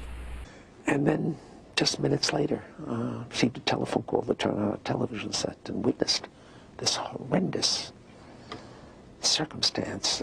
This is how, on the evening of September 11, Larry Silverstein found himself in control of some 12 million square feet of new office space to be built on some of the most valuable real estate in the world. And since the terrorist attacks had been two separate events, contended Silverstein, the insurance companies would have to pay him $7 billion to rebuild what he has always been calling My Three Towers. I will spend $7 billion on My Three Towers. Eventually, a settlement was reached for $4.5 billion, which was still one-third more than the amount initially insured by Silverstein. And since on September 11, due to the terrorist attacks, Building 7 had also been destroyed, Silverstein received another $800 million to rebuild a skyscraper that had originally cost $400 million. It's a much more beautiful building. It's a glass facade, allows the light to come into the space. The views on four sides are phenomenal, and the space looks magnificent. In the meantime, all the asbestos from the Twin Towers has been inhaled by the citizens of downtown Manhattan, and especially by the first responders and volunteers who worked at Ground Zero, who are now being decimated by mesothelioma and other pulmonary diseases. In the debate over the destruction of the World Trade Center, two important organizations have played a major role. One is NIST, the National Institute of Standards and Technology, which was officially tasked by the U.S. government to investigate the collapse of the three skyscrapers. In 2005, NIST presented their final report on the collapse of the Twin Towers, and in 2008, the one on Building 7.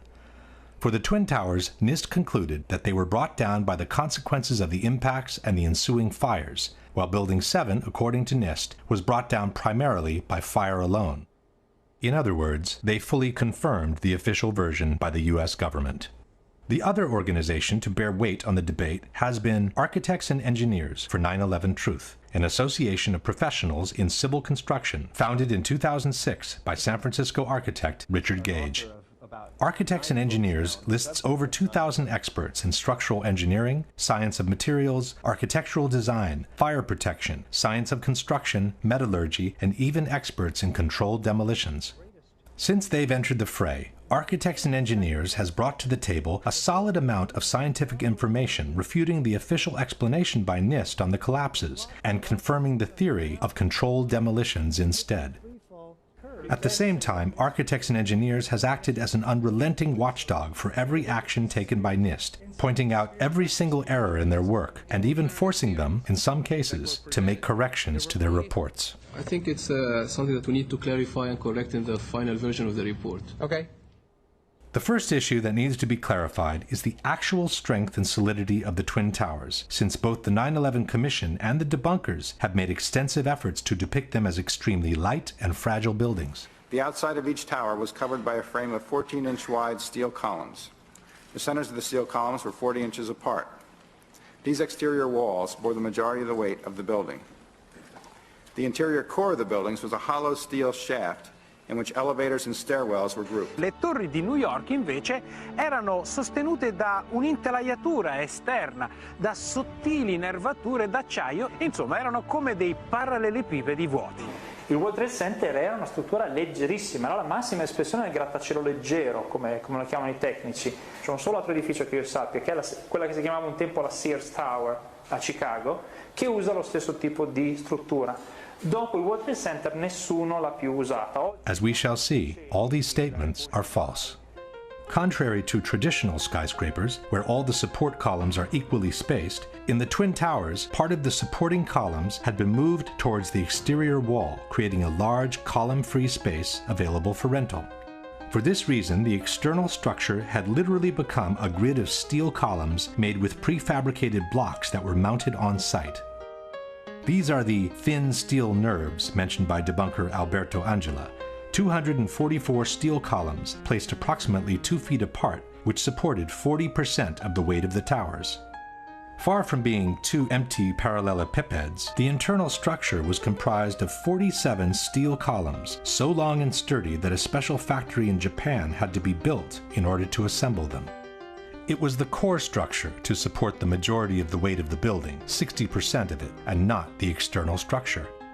The core structure seen on the left is what the 9/11 Commission has called a hollow steel shaft. This is the same core structure near the base of the tower. The core structure was an actual, extremely robust steel skyscraper built within another skyscraper. The core structure housed the stairs, the elevators, and all other services needed for the functioning of the tower. The inner walls of the core structure were made of simple layers of sheetrock. A long series of steel trusses connected the core structure to the external one and supported the floors. The floors were also prefabricated rectangular pieces covered by a thin layer of concrete. The internal and external structure connected through an umbrella-like structure called a hat truss, which kept together the towers and bound them from above. The idea that this kind of structure is fragile and therefore no longer used after 9/11 is disproven by the new Building 7 built by Larry Silverstein. A strong central structure supports the majority of the weight of the building. Long steel beams support the floors and connect the core structure to the external one, allowing for a large column-free space in between. A very similar concept to the one used in the Twin Towers. Most importantly, the debunkers forget to mention that the Twin Towers were built with a structural redundancy of 3 to 5 times the weight they were meant to support. This structure was capable of holding 3 to 5 times the weight. These buildings are built to handle several times the load above them. So those perimeter columns could handle 5 times the load above them, and the core columns could handle 3 times the load above them. In addressing the solidity of the Twin Towers, the Massachusetts Institute of Technology stated that its 244 perimeter columns made it one of the most redundant and one of the most resilient skyscrapers. On the same subject, the architectural firm of Roth & Sons wrote, "The building as designed is 16 times stiffer than a conventional structure. The Virendeel trusses would be so effective, according to the engineer's calculations, that all the columns on one side of a tower could be cut, as well as the 2 corners and several columns on the adjacent sides, and the tower would still be strong enough to withstand a 100-mile-per-hour wind." John Skilling, the structural engineer who designed the Twin Towers, stated, "Live loads on these perimeter columns can be increased more than 2,000% before failure occurs." In particular, the Twin Towers were designed to sustain the impact of a large airliner traveling at 600 miles per hour and still remain standing. Interviewed in 1993 by the Seattle Times, John Skilling stated, "We looked at every possible thing we could think of that could happen to the buildings, even to the extent of an airplane hitting the side. Our analysis indicated the biggest problem would be the fact that all the fuel from the airplane would dump into the building. There would be a horrendous fire, a lot of people would be killed, the building structure would still be there. And it was. After the impacts, both towers remained standing, showing no major effect on their stability. Furthermore, NIST has confirmed that the initial jet fuel fires themselves lasted at most a few minutes. This means that from that moment on, the only available source of fuel for the fires was common office furnishings. And, as we know, regular office fires are not hot enough to affect the stability of a steel structure. No steel frame high-rise building has ever collapsed due to fire. In over 20 years, I have not seen, until recently, a protected steel structure that has collapsed in a fire. These kinds of designs have performed extraordinarily well over history. In fact, until this occurrence, no building had fallen down because of fire. Furthermore, NIST estimated the combustible fuel loading was somewhat lower than found in prior surveys of office spaces. The number of interior walls, and thus the minimal amount of combustible interior finish and limited bookshelf space account for much of the differences. There was no reason for the towers to collapse at that point. With a structure that had clearly withstood the impacts and with less than average office content to feed the fires, both buildings should have remained standing, allowing for the evacuation and rescue of everyone who had survived the initial impacts and the fires. Instead, both buildings suddenly collapsed from top to bottom, one 56 minutes after the impact, the other as much as 1 hour and 42 minutes after the impact of the plane. Why? The debate on the collapse of the Twin Towers centers around two major questions. One is what caused the initial collapse of the top section of the building onto the lower part of each tower. The second is what caused the complete destruction of the remaining healthy structure below once the top section had collapsed on it. As far as what initiated the collapse, at first we were told that the heat of the fires had softened and melted the structure of the building. In 2002, NOVA depicted a scenario envisioned by many experts at the time, that the truss connections failed in the extreme heat, causing the floors to fall onto one another, precipitating the collapse. As the steel began to soften and melt, the interior core columns began to give. Then you had this sequential failure that took place where it all pancaked one after the other. In fact, it became known as the pancake theory. Donc ça a donné lieu à la théorie qu'on appelle la théorie du pancake. C'est-à-dire que, comme cette partie-là est tombée sur un plancher, ce plancher a cédé, puis en cascade, c'est tous les planchers qui ont cédé et qui sont tombés les uns sur les autres. C'est ça qu'on appelle la théorie du pancake. But the pancake theory had a major flaw. It forgot to explain why the core structure of the towers collapsed. Furthermore, experts pointed out that jet fuel produces barely half the heat needed to melt steel. It would not have been enough to disconnect the trusses from the external structure. At that point, the official explanation backtracked and settled for a more generic weakening of the steel due to the fires. You don't need to melt the steel columns, you just need to start weakening them. What we found is it doesn't take temperatures high enough to melt steel. It just has to heat up the steel so it expands and then softens and weakens the structure until it collapses. In the new explanation, the initial failure was no longer blamed on the rupture of the steel trusses, but on their sagging due to the heat. The trusses stayed connected to the columns even as they sagged from the heat. They pulled on the columns, bowing them inward nearly 5 feet in some areas, until the columns reached the breaking point. Il cesio continua ad ardere, sta scaldando l'aria e scalda l'acciaio del solaio soprastante, che a questo punto comincia a flettersi, perde la propria resistenza ai carichi, si flette, tira in dentro le colonne, e a un certo punto le colonne della facciata, che sono portanti, portano circa il 40% del peso della struttura, si rompono. Suddenly the columns snapped, and as a result the entire top of the building came down pretty much in free fall because the kinetic energy that was unleashed was just huge. NIST also maintained that the impact of the airplanes widely dislodged the fireproofing from the trusses, hastening the process that eventually caused them to sag. It should be noted that NIST made the dislodgement of the fireproofing a necessary condition for the towers to collapse. The buildings would not have collapsed under the effects of the airplane impact and the jet fuel ignited multi-floor fires. And the reason it collapsed is because the fireproofing was dislodged. But the theory of the sagging trusses created even more problems than the one before.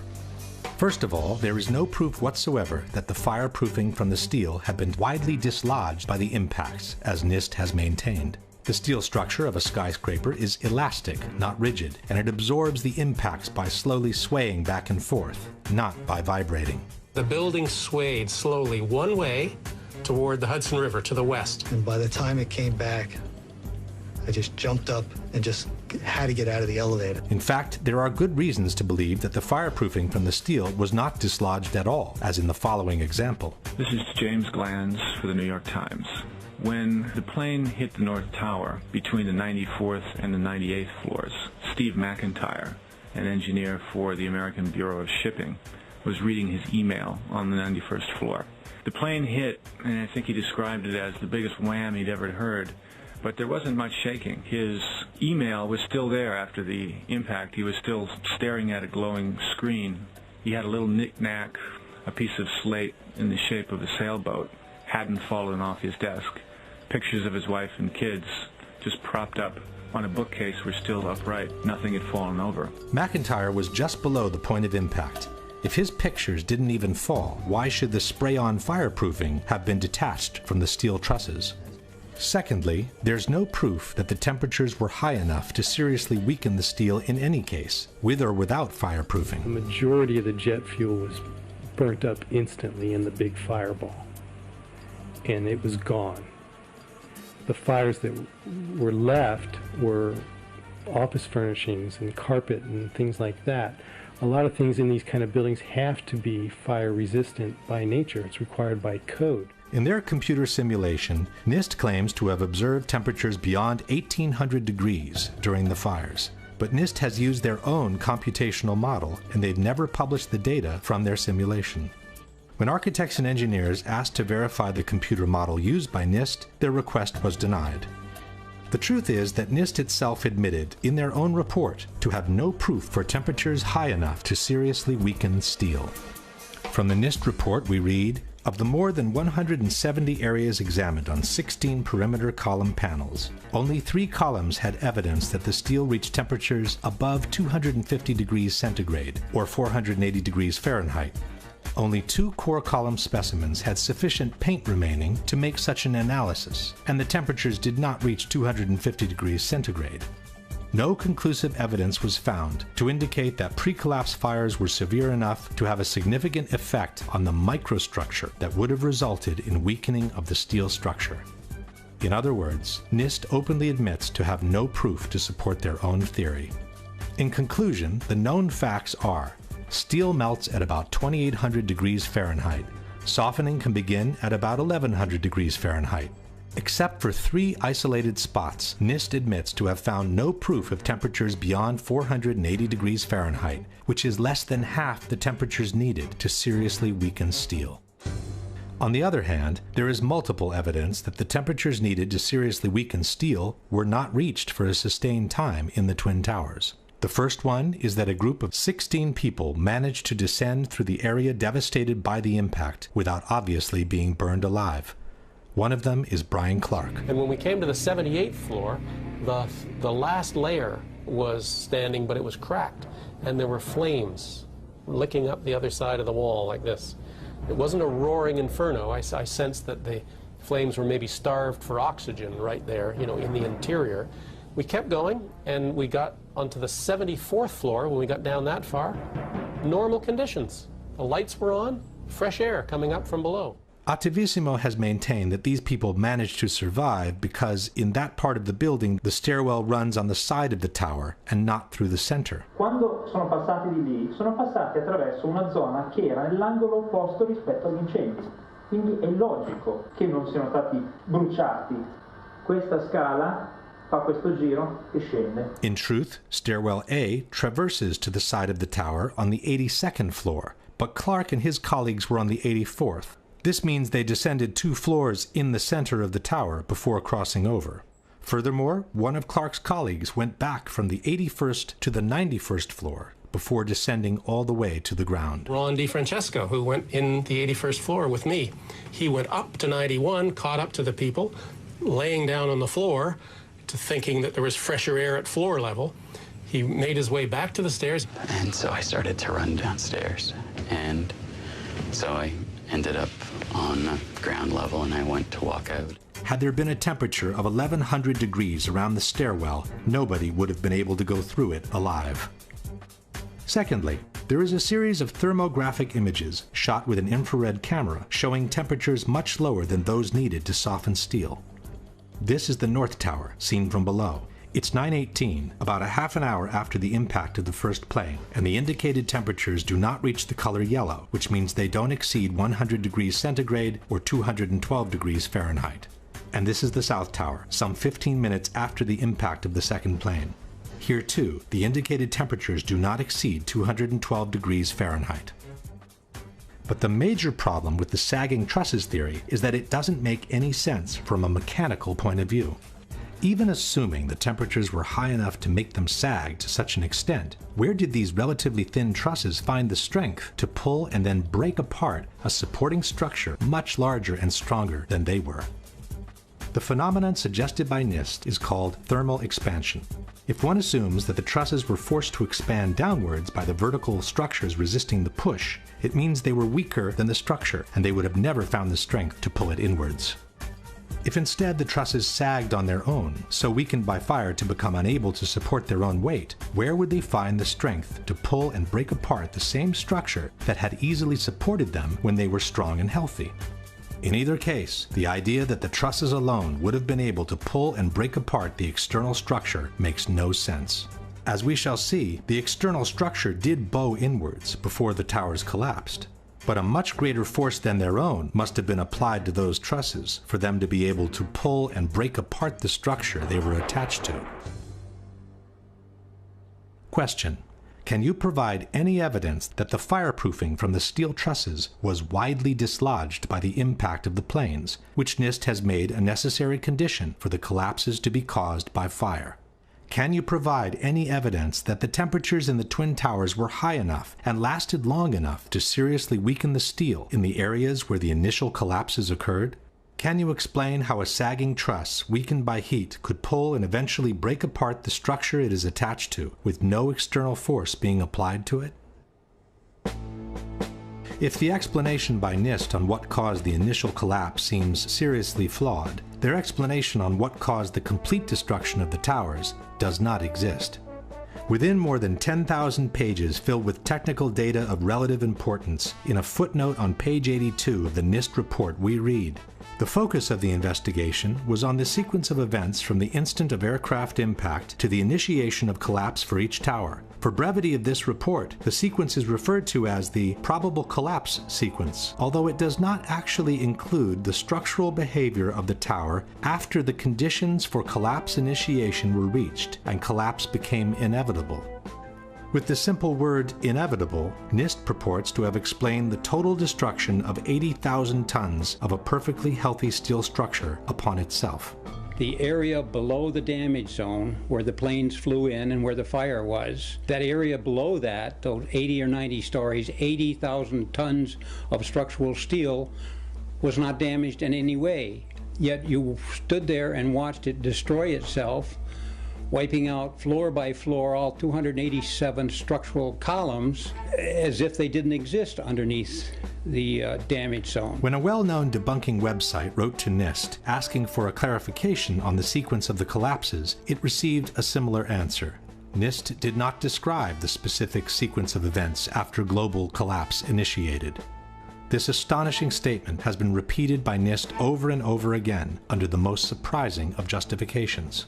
Once the collapse initiated, the video evidence is rather clear.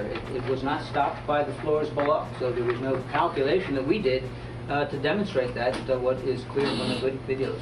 This is tantamount to saying, once the Pearl Harbor attack initiated, the video evidence shows that the US fleet was quickly overwhelmed by the Japanese, so we didn't feel the need to find out why it happened. To make up for this embarrassing void, the debunkers often point at some independent studies which purport to explain the collapses by gravity alone. Ci sono opere tecniche come quelle che vedete citate qui che analizzano in estremo dettaglio la dinamica del crollo delle torri gemelle e non trovano niente di strano. The study most quoted by debunkers is called What Did and Did Not Cause the Collapse of the WTC Twin Towers in New York by Czech engineer Zdeněk Bazant. But in his own study, Mr. Bazant admits to have worked on a one-dimensional model, while he states, the high tilt seen on the South Tower top would call for a three-dimensional model of progressive collapse. In any case, it is not up to private studies to explain the collapse of the Twin Towers. NIST received $20 million of taxpayers' money to determine why and how World Trade Center 1 and World Trade Center 2 collapsed following the initial impacts of the aircraft, and to this day they have not done so. This is why Architects and Engineers has kept pressing NIST, asking them to publish their data in regards to the potential energy released during the downwards movement of the upper stories and the absorptive capacity of the intact structure below the collapsed zone. Structural engineers do this every day. This is not rocket science. You have the known weight of this building mass. You have what are known columns below it in order to resist it. You let it go in your models and you calculate what the resistance is. Why didn't they do it? Could it be because they knew darn well that it would not have collapsed at all? In fact, it could be suggested that NIST never explained the collapses by gravity alone because it would be impossible to do so without violating at least two of the most fundamental laws of physics. One is Newton's third law of motion, which states that for every action there is an equal and opposite reaction. This means that two opposing forces will neutralize each other. In a head-on collision, the two cars absorb each other's kinetic energy and transform it into physical deformation or damage. After that, the system comes to a rest, as there is no more energy to be dissipated. The top section, pushing on the bottom section, it's going to meet equal forces as it goes. Both sections are going to be demolished at the same rate. So by the time you've crushed up 15 stories below it, the top 15 stories are also going to be crushed. And so there's nothing left now to crush the rest of the building. Something of this kind is what we should have seen when the top section of the towers collapsed onto the lower one. The upper and lower sections should have mutually destroyed each other until all the energy is dissipated and the system comes to a rest. Alternatively, as shown in this experiment with two towers made of snow, the top section could have fallen off to the side after the initial collapse. What could not have happened is this. A little tiny chunk of the building can't possibly fall and crush the entire structure below it. This is such a simple, fundamental concept that architects and engineers were astonished in seeing it totally ignored by NIST. This is high school physics. And our whole society is being led to believe that these fundamental laws of physics, hard science, don't apply anymore. But even if we assume that the top section of the tower had enough potential energy to destroy the rest of the structure below, it could not have done so at the speed it did, which was near freefall speed. That would have violated an even more important principle in physics, known as the law of momentum conservation. This law states that the total energy within an isolated system must always remain the same. As we have seen, the energy can be transformed within the system, from motion to physical deformation. But for the deformation to begin, the velocity must decrease in order for one kind of energy to be transformed into the other. No new energy can be added to the system. One particular example of momentum conservation is freefall. Freefall happens when the only force applied on an object is gravity. This means that all the potential energy contained by the object is converted into vertical motion. As soon as the falling object hits an obstacle and breakage occurs, the speed must decrease because some of its energy needs now to be converted into physical breakage. It takes energy to break things apart, and that energy must come from within the system. Thus, the falling rock cannot keep falling at free fall speed and break apart at the same time because it doesn't have enough energy to do both. Let's go now to the Twin Towers and ask a simple question. Assuming that the top section on the left contains enough potential energy to destroy the rest of the tower, and assuming we dropped both upper sections at the same time, which one would hit the ground first? It would be the second, of course. As it finds no obstacles in its path, the section on the right would quickly accelerate to free fall speed and maintain it all the way to the ground. The section on the left instead needs to use some of its energy to destroy the structure below, so it could never achieve free fall speed. In the case of the Twin Towers, however, both upper sections fell with an acceleration close to free fall speed, as if their path had been practically free from obstacles. It took each tower between 10 and 12 seconds to collapse to the ground, while an absolute free fall time would have been 9.2 seconds. In other words, both upper sections of the towers found enough energy to destroy 80,000 tons of healthy structure below, while accelerating to near free fall speed. This is, as we have said, absolutely impossible by gravity alone. The law of momentum conservation won't allow it.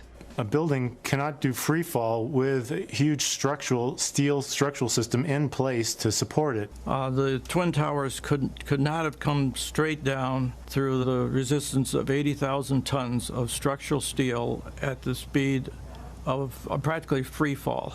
That just would not happen. If in fact it actually hit and made an impact, it was effectively crushing anything, pushing hard on this core structure below it, the core structure is going to push back equally hard. And that's what's going to cause the top section of the building to slow down. As energy is drained away from the system to deform those members, it would slow down the descending mass and cause a descent at less than free fall speed. There is only one way for those buildings to have collapsed at the speed they did. The buildings fall at a speed which can only occur if the structure has been removed, the vertical structure. The same Shyam Sunder from NIST has acknowledged that free fall can only be achieved with the absence of a structure below. Free fall time would be an object that has no structural components below it. But what could have removed the supporting structure below, since the falling section didn't have any extra energy to do so? The fact that it's coming down at free fall says all of the energy is being used to just make it go straight down, which means it's coming down through itself and not breaking up the building as it goes. Something else has to be clearing the way. There is only one known way to allow that kind of acceleration while removing the supporting structure. A building cannot do free fall without it being blown up. That's the only way it could come down at free fall. The only way that a building can accelerate as it collapses is by having pre-engineered, precisely timed, and precisely placed explosives. In other words, controlled demolition.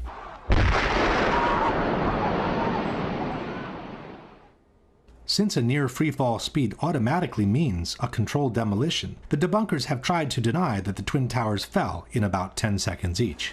Tempi di crollo, si parla di 10 secondi, tempo di caduta libera, esatto, ma i tempi di crollo delle torri gemelle non sono quelli di una caduta libera. Sono, sulla base dei video disponibili, di almeno 16 secondi. Basta ascoltare la durata del boato.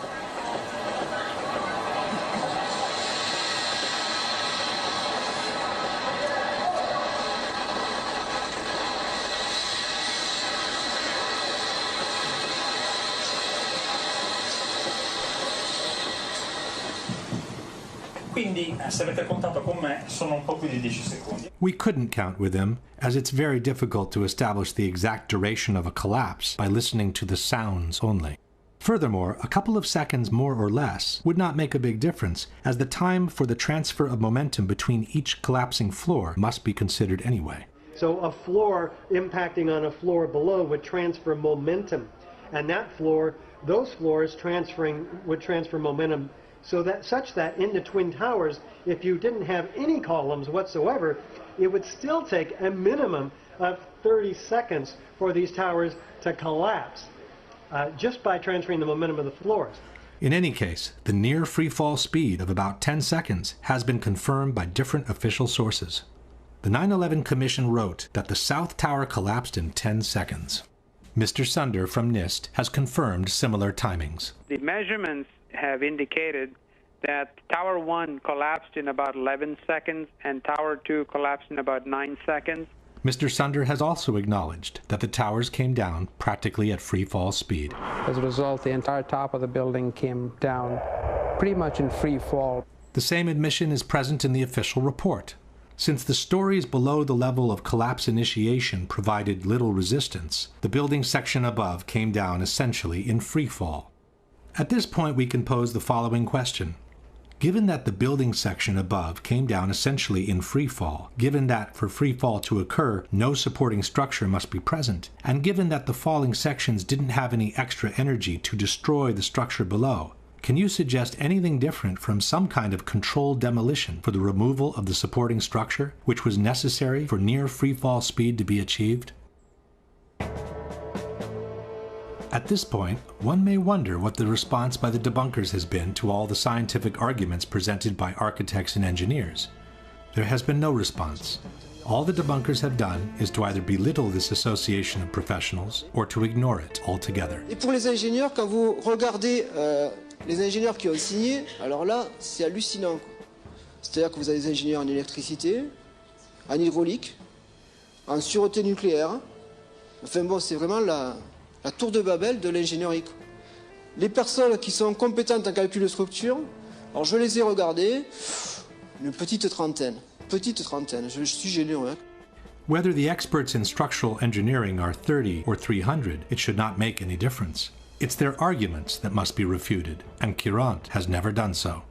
Attivissimo instead has chosen to belittle architects and engineers as a whole by terming all its members as gymnasium builders. Abbiamo soltanto Richard Gage e I suoi 1200 costruttori di palestre che dicono ma secondo noi. But Attivissimo has never responded to their arguments either. But the most shocking statement comes from Popular Mechanics. In their book, Debunking 9/11 Myths, they wrote, "Not one of the leading conspiracy theorists has a background in engineering, construction, or related fields." This statement appears both in the original publication, dated 2006, and in the revised edition, published in 2011. By then, architects and engineers had been active for almost 5 years, listed more than 1,300 experts in civil engineering, had made presentations in 20 different countries in the world, and had been invited on national television several times. And what caught my eye is their claim that more than 1,300 architects and engineers examined the evidence about Building 7's collapse and disagree with the official report issued by the National Institute of Standards and Technology. I certainly am much more open-minded about it than I was, and it is because of the involvement of the 9/11 families and all these engineers and architects. Clearly, they know more than I do. The truth is that from the moment architects and engineers has entered the fray, not one of their scientific arguments disproving the official version and confirming the theory of controlled demolitions has been refuted in any way by the debunkers or by anyone else.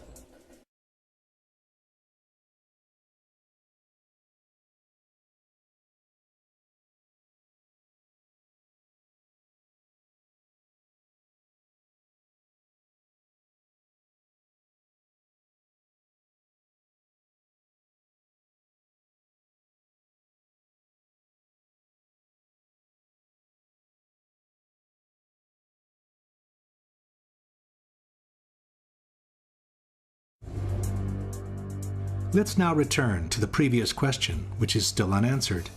What caused the initial collapse of the upper section of the towers onto the rest of the building? As we have seen, there was a bowing of the facade before the collapse, but the trusses didn't have any strength of their own to cause such a massive bending of the external structure. If explosives were used, however, and this part of the core structure was made to collapse first, then the trusses would have had enough strength to pull along the facade and to initiate the global collapse. In fact, it was observed that the antenna from the north tower begins dropping slightly before the top section of the building collapses, which indicates the central structure was destroyed first. Even though a controlled demolition seems the only valid explanation for the collapses, the debunkers have brought different arguments against this possibility. The first argument is that it would have been impossible to place the explosives under everyone's eyes. It would take an army of workers. It would take months. So this idea that, some crew dressed in black could sneak in the middle of the night and wire a building like that to be demolished is just, it's absurd. Ipotizziamo che siano veramente state minate. Come si fa? Entrano di nascosto delle persone? Portano dell'esplosivo, scusi sa, devo lasciare qui questa serie di zainetti, non ci faccia caso, poi spariscono. There are, however, different facts to be considered. The first one is that in the months previous to 9/11, a major renovation of the elevator system in both towers was undertaken. From the March 2001 issue of Elevator World, we read, Ace Elevator undertook what was perhaps one of the largest, most sophisticated elevator modernization programs in the industry's history at New York City's prestigious World Trade Center. No one is suggesting that this company had anything to do with the possible planting of explosives, but such an extensive renovation process would have certainly provided the cover for a special team to access the internal structure of the buildings at any given time. As explained by Richard Heumann, Chief Electrical Engineer for the Twin Towers, the elevator shafts gave direct access to the core columns. I'm very familiar with the interior structure that surrounded the elevator shafts, and of course their access to the elevator shafts gave them total access to the surrounding core columns, the interior of the core columns. Secondly, the movement of heavy equipment on floors that were supposedly empty was noticed in the weeks leading up to 9/11. Scott Forbes worked for a financial institution on the 97th floor of the South Tower. It must have been at least 4 to 6 weeks before 9/11. It was like rebuilding work going on upstairs. The tenants, the people from Aon who had been there were moved somewhere else. The offices were just vacant. And there was a lot of heavy machinery building work going on. It was almost like pneumatic drills and lots of hammering, so much so that the floors were shaking. That's how noticeable it was. It was almost as if something heavy was being moved and then it was being taken off wheels, and it was like boom. Our floor underneath literally shook. You could feel the weight above you. William Rodriguez, an employee at the Twin Towers for more than 20 years, recalls a similar experience. As I stood there on the 33rd floor, I heard very strange noises on the 34th floor. I heard very heavy equipment being moved around, and it sounded like dumpsters with metal wheels being moved around, and I got scared because I knew it was an empty floor. Nobody was supposed to be there. As a matter of fact, not even the elevators stopped there. You have to have a special access key to open the door on the 34th floor. Thirdly, after the 1993 attack, bomb-sniffing dogs had been adopted in the security system of the Twin Towers. But on Thursday, September the 6th, bomb-sniffing dogs were abruptly removed, according to a security guard, with no apparent reason. And lastly, there was an unprecedented power down in the South Tower on the very weekend before 9/11. For the first time in 30 years, all the security systems in the building had become useless at the same time. People could come and go as they pleased, even in protected areas, without being seen nor recorded by surveillance cameras. The previous weekend, there had been a power down. Because of the power down, there was a complete breakdown of security that weekend. We had guided tours coming into secured areas by mistake and nobody picking it up because there's no intrusion alarms or anything else. Scott Forbes was also present during the power down. There was a power down in the South Tower on the weekend of the 8th and 9th of September. And it wouldn't have just have affected camera security, it would have affected all the secure systems on doors for either key locks or security badges and so on. To undo them, they weren't working because they're all powered by electricity, so there was no power, there was no backup system, therefore they were all open. What again was the excuse that the Port Authority gave you, Scott, for this 36-hour period of the power being down in the South Tower?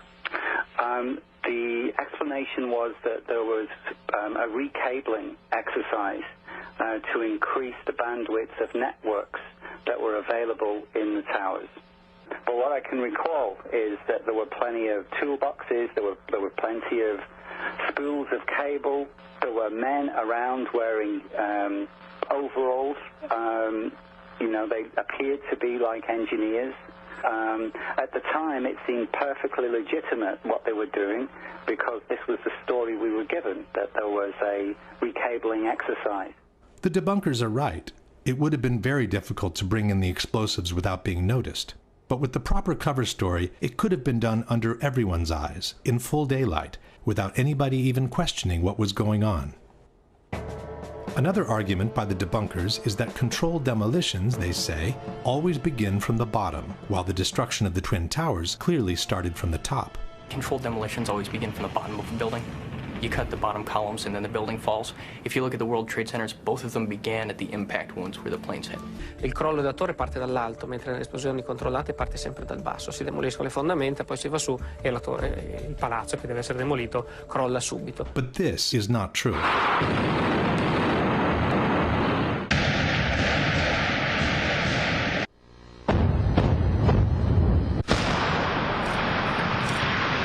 Every controlled demolition can be designed according to the needs. In fact, sometimes it's not a good idea to start from the bottom.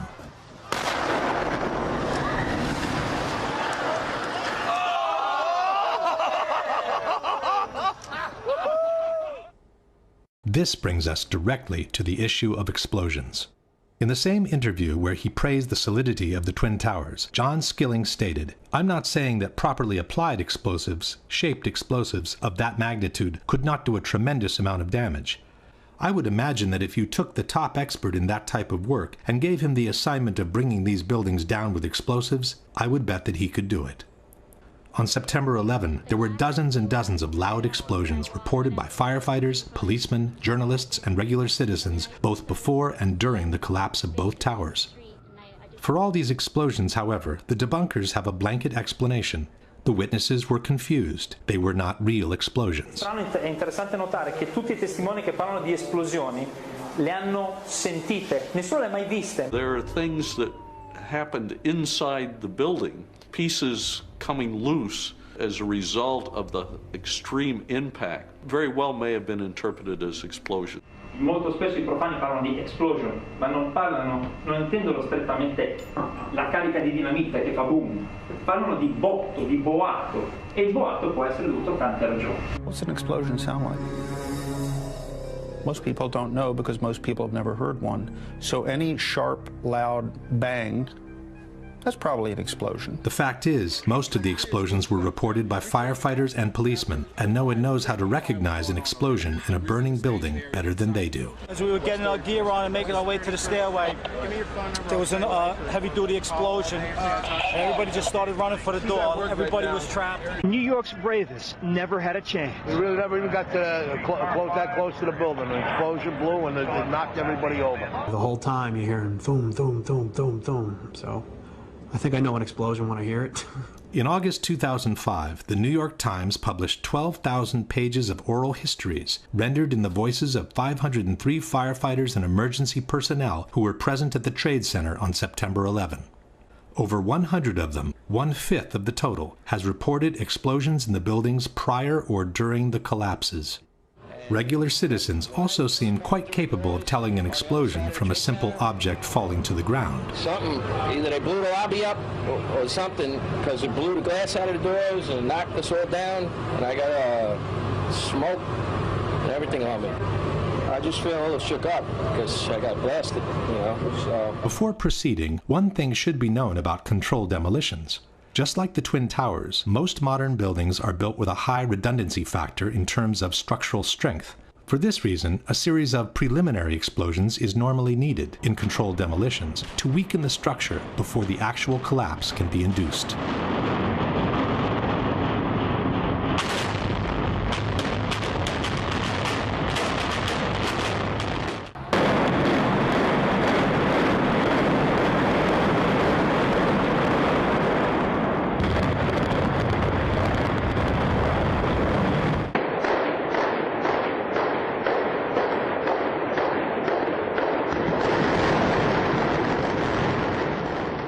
Obviously, in the case of the Twin Towers, it would not have been possible to set off the preliminary explosions all at once, just before the collapse. To make them less noticeable, it would have been wise to set them off at separate intervals, any time between the impacts of the planes and the collapse of the towers. For this reason, it's important to keep in mind the exact chronology of the events.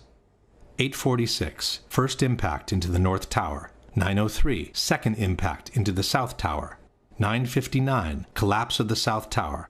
10:28, collapse of the North Tower. 5:20 in the afternoon, collapse of Building 7. Witnesses normally call first explosion the one that came with the impact of the planes, while they call secondary explosions all those that took place in separate moments between the impacts of the planes and the collapse of the two towers. That first secondary explosion really got us spooked because we were in the building. Then we saw secondary explosions and then the subsequent collapses. We've heard reports of secondary explosions after the aircraft impacted. According to several witnesses, there was a secondary explosion that took place in the basement of the North Tower just before the plane hit the building. At 8:30, he says he was headed to level B4 in Tower 1, 4 stories below ground. I go downstairs, the foreman tells me to go to remove the containers. As I'm walking by the main freight car of the building, in the corridor, that's when I got blown. I mean, the impact of the explosion, of whatever happened, it threw me to the floor. Morelli then remembers a second explosion, separate from the first. I was racing, I was going towards the bathroom. All of a sudden, I opened the door, I didn't know it was a bathroom, and all of a sudden a big impact happened again. And all the ceiling tile was falling down, the light fixtures were falling. According to the 9/11 Commission, it was the jet fuel pouring down the elevator shafts that caused the explosion in the basement. From the final report we read, a jet fuel fireball erupted upon impact and shot down at least one bank of elevators. The fireball exploded onto numerous lower floors, including the B4 level, 4 stories below the ground. But the witnesses described an explosion that took place in the basement before the impact of the plane. Very strong. Boom! An explosion so hard that pushed us upwards. Upwards. And it came from the basement between the B2 level and the B3 level. And at that moment, I thought it was the mechanical room where they have all the pumps and the generators for the building, that maybe a generator just blew up on the basement. Now, 20 years in the building, you know something that comes from the bottom and something that comes from the top. And when I went to verbalize that it was a generator, we hear, boom, all the way on the top, the impact of the plane on the top. 2 different events, 2 different times. There are others who remember several explosions after the one from below. It came from, I believe, at first we believed that it came from the mechanical room. Then we heard a series of other explosions that sounded up on the above levels of the building. I was in the B4 level, and on my way, I heard a bomb. So I says, probably the transformer again blew up. So I stepped back, finished what I had to finish, and I started towards the door again. And there come a big blast with a big ball of fire. The 2 separate explosions were recorded at a distance of about 9 seconds from each other during a business meeting that was taking place in a building nearby, 1 Liberty Plaza. What the heck was that? We got the Encore. Wow. It sounded like something crashed. When faced with this precise question, the editors of Popular Mechanics chose not to answer it and fell back on the generic explanation of the jet fuel in the elevator shafts. Ask what your guys' explanation is for Willie Rodriguez's testimony that he heard, experienced, and his coworkers were actually burned by an explosion in the basement of the North Tower prior to the plane hitting, and this has been verified by at least 20 different eyewitnesses. Jim Meggs of Popular Mechanics. When the plane struck the buildings, they penetrated the internal core. Jet fuel poured down stairwells and elevator shafts, setting off secondary explosions. Not to mention the horrific impact of these fully loaded planes hitting the structure and causing enormous swaying. It's interesting to note too that you still didn't address the fact that it was before Empire State Building crash back in 1945. But the explanation of the jet fuel in the elevator shafts has several problems of its own. First of all, there were no regular elevators connecting the basement to the top levels of the towers. Each tower consisted of 3 separate buildings, built on top of one another, each with their own elevator system. There were only 2 elevators connecting the lobby to the 44th and 78th floor. But the plane struck on the 95th floor, which means the fuel could not have poured down these elevator shafts. There were only 2 banks of elevators that went all the way from the basement to the top of the towers, and they were mostly used by maintenance people. In one of these elevators was Arturo Griffith. Well, I was on my way from B2 to 49th floor. Not only didn't Griffith get cremated by this supposed ball of fire, but he also remembers 3 separate explosions. And there was a loud explosion and the elevator dropped. When the elevator finally stopped, they had an explosion that bring the doors inside the elevator. And then they had another explosion on the panel that threw me, you know, against the wall. Most importantly, the theory of the jet fuel in the elevator shafts fails to take into consideration the volumes involved. Each tower had an approximate volume of 2,160,000 cubic yards. The planes that hit the towers carried an estimated 10,000 gallons of fuel each at the time of impact. 10,000 gallons is the equivalent of 50 cubic yards. This in-scale graphic shows what 50 cubic yards look like next to the volume of the tower. Assuming that about half of the fuel was consumed in the initial explosion, we would be left with some 25 cubic yards of fuel available. But most of this fuel is needed to ignite the fires at different floors, as explained by Mr. Meggs himself. Jets crashed into buildings. They crashed at an angle, which meant that their wings, which is where they store most of their fuel, cut through multiple floors. So they splashed fuel and debris across multiple floors of the building, igniting fires. So even assuming that, for some strange reason, 5 of those cubic yards were all to end up in the only elevator shaft that goes all the way to the bottom of the tower, there wouldn't be enough to reach the basement in significant quantities. Your typical 10-foot by 30-inch backyard pool contains roughly 1,000 gallons of water, which is the equivalent of 5 cubic yards. Imagine dumping the water from this pool into this kind of elevator shaft with a drop of more than 1,000 feet below, and you'll get the idea of how much fuel can actually reach the bottom. In any case, the fuel in the elevator shafts theory could never account for the powerful explosion that literally devastated the lobby of the North Tower 1 hour after the first impact and before the collapse of the South Tower. There was a secondary explosion, probably a device either planted before or on the aircraft that did not explode until an hour later. Then somebody said that they saw an airliner going to one of those towers. Then, I don't know, an hour later than that, we had that big explosion from much lower. I don't know what on earth caused that. In fact, these firemen reported 3 large explosions in Tower 1, which took place after the plane's impact. They also confirmed it was the 3rd explosion to devastate the lobby of the tower.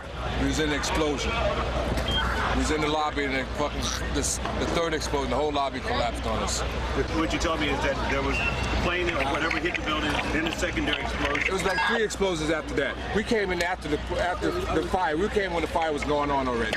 We was in the staging area inside the building, waiting to go upstairs. Then they exploded. The whole lobby collapsed on the lobby inside. It took these witnesses about 1 hour to walk down from the 82nd floor to the lobby of the North Tower after the impact of the plane. We got to the 4th floor from 82nd floor.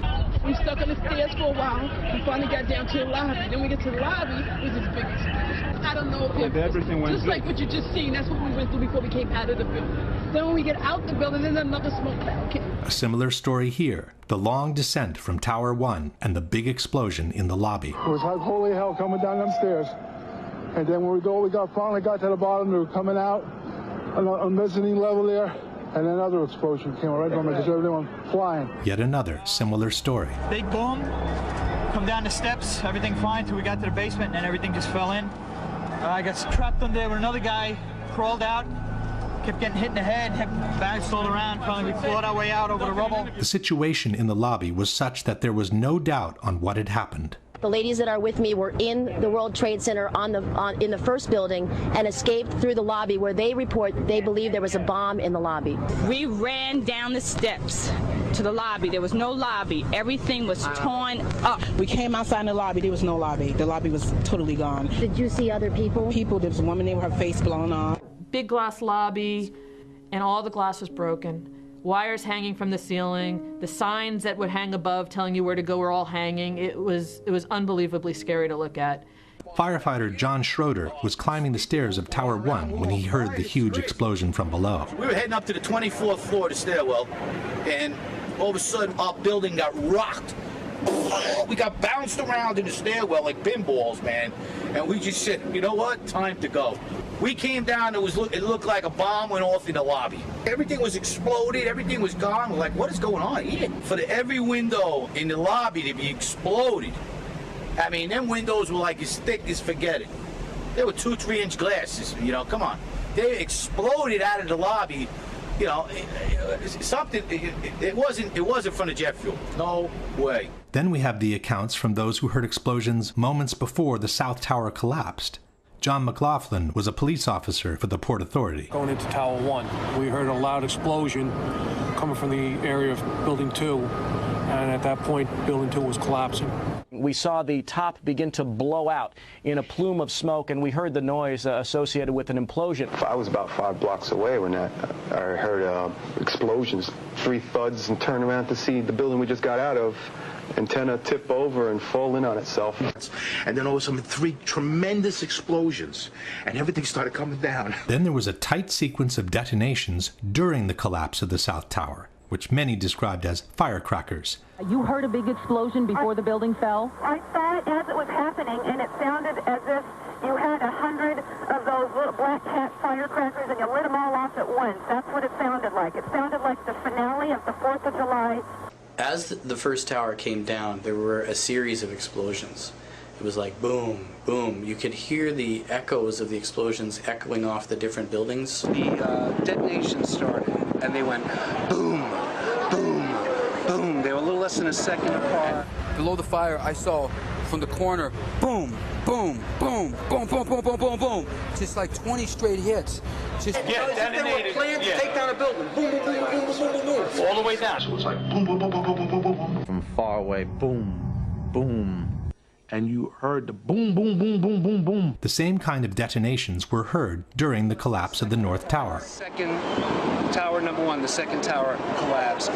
It was the exact same series of detonations. And then it started to sound like firecrackers. Crack, crack, crack, crack, crack. And we looked up, and the second tower was coming down. The debunkers doubt that there were explosions, they say, because no explosions were recorded in the videos from the collapses. Le demolizioni fanno rumore, fanno dei botti estremamente precisi, fortissimi come li avete sentiti.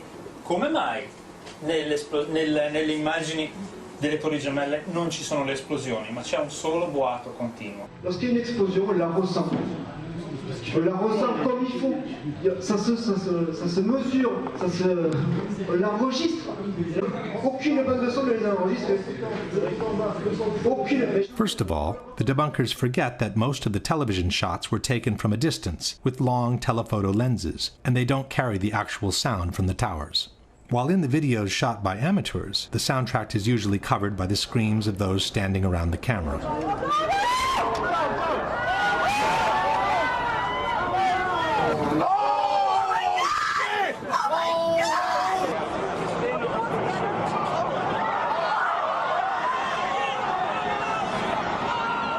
In any case, it's not true that no explosions were recorded by video cameras. In this shot, for example, a series of loud concussions can be heard just before the collapse begins. On the left, covered by smoke, is the South Tower, moments before the collapse.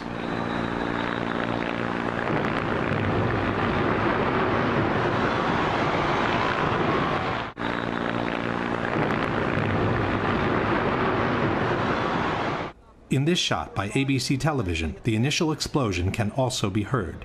Listen carefully after the words FBI agents. This is as close as we can get to the base of the World Trade Center. You can see the firemen assembled here, the police officers, FBI agents. You can see the towers. A huge explosion now waiting to bring on all of us. The explosion can be heard even better by separating the stereo track of the microphone from the one of the camera. Here, the police officers, FBI agents. The police officers, FBI agents. The same explosion can be heard in the same clip used in a PBS documentary. But a key question remained. Did their ultimate failure? But a key question remained. Did their ultimate failure? And then there were several explosions recorded after both towers had collapsed, like this one from this BBC video. This one was recorded after both of the Twin Towers had collapsed and before Tower 7's collapse.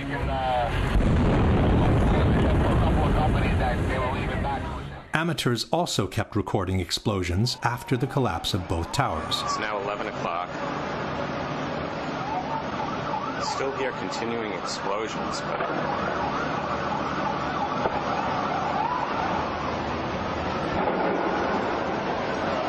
explosion. This recording was made between 10 and 11 o'clock.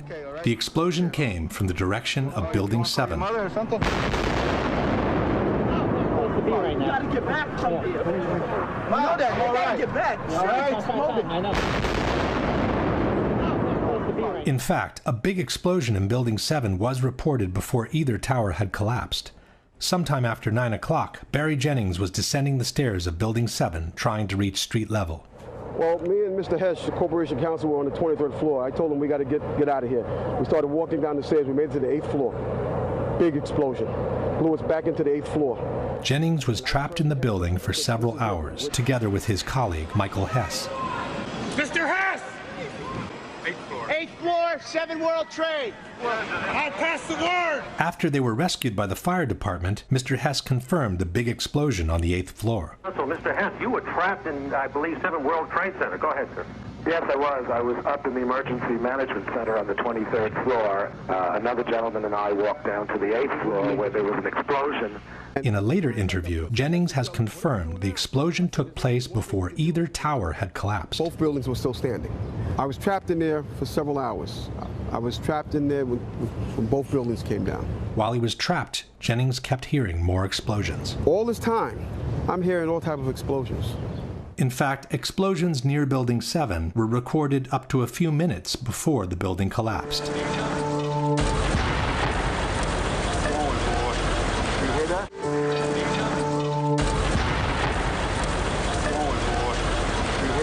And finally, there is also someone who saw an explosion up close, through his very eyes. It's Ron DiFrancesco, the same person who had descended from the 91st floor of the South Tower all the way to the lobby.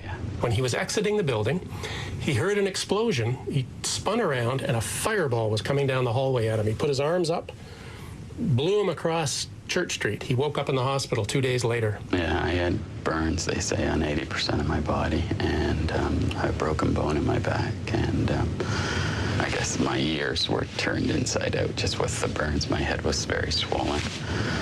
You know, I had my contacts in, so they were melted to my eyes, and... To doubt the content of all these accounts does not mean to have debunked the claims of explosions. It means to willfully ignore dozens and dozens of dramatic testimonies which describe a story of September 11 quite different from the one we have been told so far. Question. Given that after the initial explosion and the ensuing fires, there wouldn't have been enough jet fuel left to pour down the elevator shafts in substantial quantities, can you explain the at least 3 separate explosions reported by multiple witnesses at the time of the first impact in the North Tower? In particular, can you explain the huge explosion reported by multiple witnesses in the basement of the North Tower moments before the impact of the plane? Can you explain what caused the huge explosion that literally devastated the lobby of the North Tower, according to multiple witnesses, about 1 hour after the impact of the plane and before the collapse of Tower 2? Can you explain what caused the big explosion reported by Mr. Jennings and Mr. Hess on the 8th floor of Building 7 before either tower had collapsed? Can you explain what caused the multiple explosions recorded by different camera crews, including the BBC and CNN, after the towers had collapsed and before the collapse of Building 7? Can you explain how more than 100 witnesses, most of them firefighters and policemen, could have all been mistaken in reporting explosions at the Twin Towers on September 11? Another element suggesting controlled demolitions are the so-called squibs, the puffs of debris that were noticed on the sides of both towers as the collapses took place. Squibs occur in controlled demolitions when concrete is forcefully expelled from the building by the explosions occurring inside. The individual explosions that I noticed 20 and 30 and 40 stories below the collapsing structure, those are what we demolitions guys call squibs. And that's another characteristic that seems to be evident. But for the squibs in the Twin Towers, the debunkers have a different explanation. A building like that, it's like a giant accordion. It's full of air. When the top of that building comes down, all that air has to come out. And where it comes out the windows. It blows out the windows. Quanto agli sbuffi, se pensiamo a questi piani che si schiacciano uno sull'altro, l'aria che esce, che porta polvere, fumo e detriti fuori, li spiega abbastanza bene. The debunkers forget that several squibs were observed 20, 30, or 40 floors below the level of the collapse, in an area where the floors above were still perfectly intact. There is no smoke or concrete to be pushed out here when the collapse has only reached this level at this point. But even in this case, the debunkers have an explanation. Et ça s'explique justement par la communication des surpressions, par les cages d'ascenseur. Alors là, c'est les cages d'ascenseur. Il y a bien sûr aussi des escaliers. Donc ça aussi, et ça a permis donc cette évacuation de l'air, non seulement sur les côtés, mais aussi dans toute la tour, en mettant en pression le bâtiment. But elevators and stairs have doors at almost every floor. Had there been such a strong compression from above, it would have pushed with equal force on all the floors below, not just the one where the squib occurred. In any case, this is clearly not broken glass. Glass fragments from a window would not even be visible from such a distance. These are high-speed ejections of concrete and other solid debris, which can only be explained by a powerful explosion having occurred nearby. There is even one case in which the expulsion of material, and possibly a human being, takes place before the collapse has begun. You see that blowout?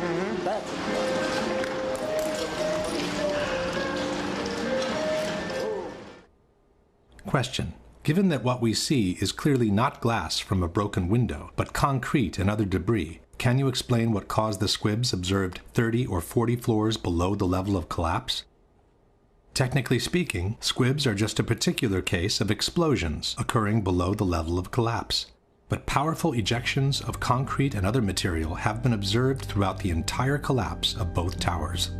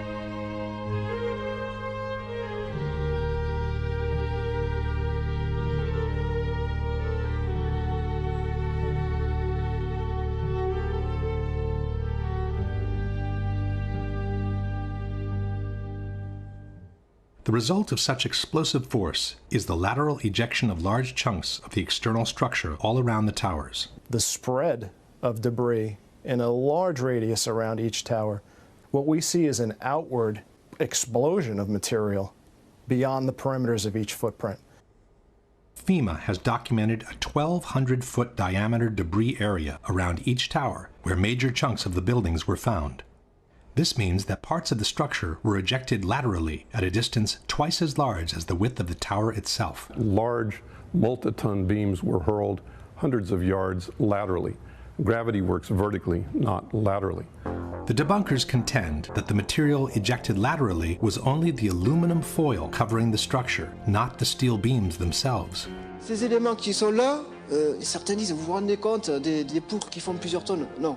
Ça, c'est pas des poutres qui font plusieurs tonnes, c'est tout simplement le parement qui était prévu sur les tours, qui étaient des plaques d'aluminium qui étaient collées sur les poutres en acier. Les poutres en acier, elles sont là et là. Ça, c'est juste des choses très légères qui ont volé, comme tout à l'heure, ma touillette à café. Voilà. Voilà. Kiran is mistaken. The chunks of material being hurtled hundreds of feet away are not just aluminum covering.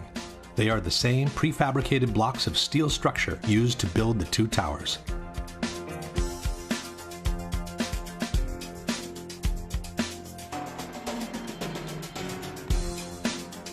In this case, a person who has remained attached to a block of columns falling can give us an idea of the structural pieces being detached from the building. Several large chunks of structure ended up embedded in buildings nearby.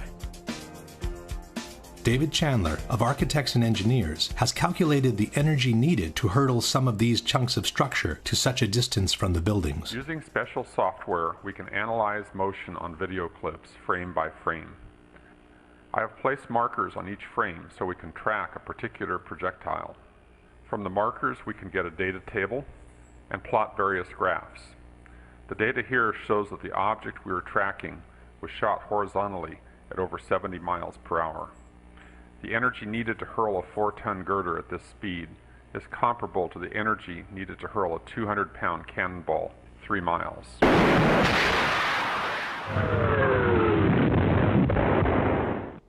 Question.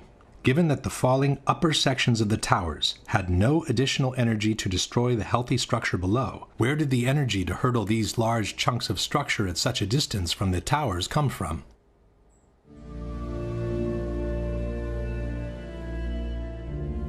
Once the smoke had settled and the recovery work commenced, more evidence pointing at controlled demolitions started to emerge. One example are the supporting columns cut at a 45-degree angle that were noticed sticking out of the ground. This kind of cut is typical of controlled demolitions and is obtained by placing linear charges on the columns at a 45-degree angle. Now this is a linear shaped charge and it's wired in with the dynamite. When it cuts, it'll cut this column right on this angle, and then this piece will be deflected and displaced in that direction.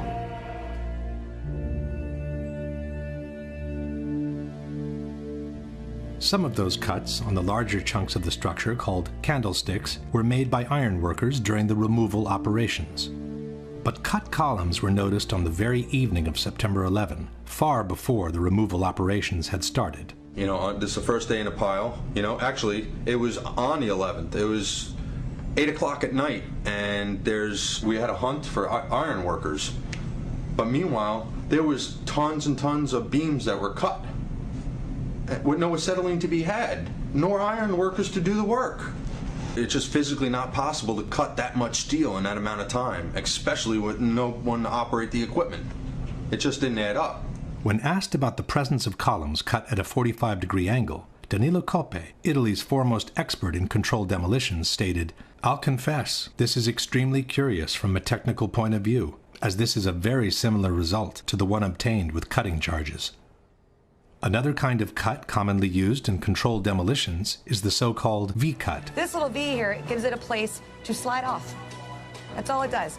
And by putting them on at this diagonal, we're trying to fill this structure in this direction. A large V-cut is visible on this chunk of structure from Building 7. The same chunk exhibits also a 45-degree angle diagonal cut on the crossbeam, with a lighter V-cut at the end of the other beam. Can you suggest a good reason why iron workers would need to perform V-cuts and a 45-degree cut on this piece of structure just to remove it from the rubble? Another element suggesting the use of explosives is the complete disappearance of the hat trusses, the large steel structures that connected and bound the towers from above.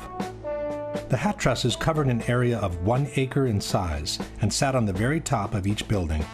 There was nothing above that could have crushed them except for the antenna on the north tower, which in fact was supported by the hat truss. If a simple gravitational collapse had occurred, one would expect to find the hat trusses sitting on top of the rubble, partially deformed maybe, but still recognizable. Instead, both steel structures, each 1 acre in size, seem to have vanished into thin air. From the hundreds of pictures taken at Ground Zero, including the aerial shots, no recognizable section of the hat trusses seems to be visible. Curiously, the antenna from the north tower was found, deformed but still recognizable. But the hat trusses which bound the towers together and supported the antenna seem to have vanished completely. Possibly the most important unexplained phenomenon at Ground Zero are the extremely high temperatures registered under the rubble for many weeks after the collapses. On September 16, NASA shot these thermographic images of Ground Zero, indicating unusually high temperatures at the base of the 3 collapsed buildings. Despite the heavy rains of September 14th, the hotspots registered peak temperatures of more than 1,300 degrees under the rubble. 10 days later, the fires kept burning. What's to explain, Governor, the smoke that still comes out? There's still fire down below. There is such an incredibly deep pile of rubble, and the tower goes down 5-6 stories underground. But we had ABC crews come back just in the last few minutes and telling us there are still flames coming out of the base of the trade towers. For the rescue workers, this became an additional burden on their already gruesome task. Out still on the rubble, it's still, I believe, 1,100 degrees. The guy's boots just melt within a few hours. On October 8th, the hotspots under the 3 collapsed buildings remained clearly visible. 6 weeks later, as the excavations progressed, the situation seemed only to get worse. Oh, it's unbelievable. And this is 6 weeks later, almost 6 weeks later. And as we get closer to the center of this, it gets hotter and hotter. It's probably 1,500 degrees. We've had some small windows into what we thought was a core at some point, and it looked like an oven. You know, it was just roaring inside. And it's just a bright reddish-orange color. The consequences of such extreme temperatures were quite visible on the steel that was being extracted from the rubble. Where the grapplers were pulling stuff out, big sections of iron that were literally on fire on the other end. They would hit the air and burst into flames, which was pretty spooky to see. You would create an air pocket by moving steel, fueling the fires underground. But, you know, these underground fires were just like the fires of hell. If you could make a video of what you perceive hell to look like, from fire shooting up at times, that's what would happen. You would be in the middle of what would look like steel, and then fire just would pop up. Firemen were coming out and ironworkers with their boots literally melted. And then the hose would come over and they would try to put that part out. I got there. Charlie Vichers was a supervisor of removal operations at Ground Zero.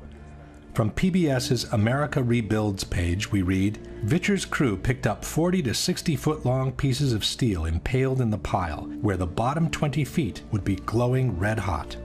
Vichers said, trucks loaded with steel would pass by and you could feel the back of your neck burning standing 20 feet away.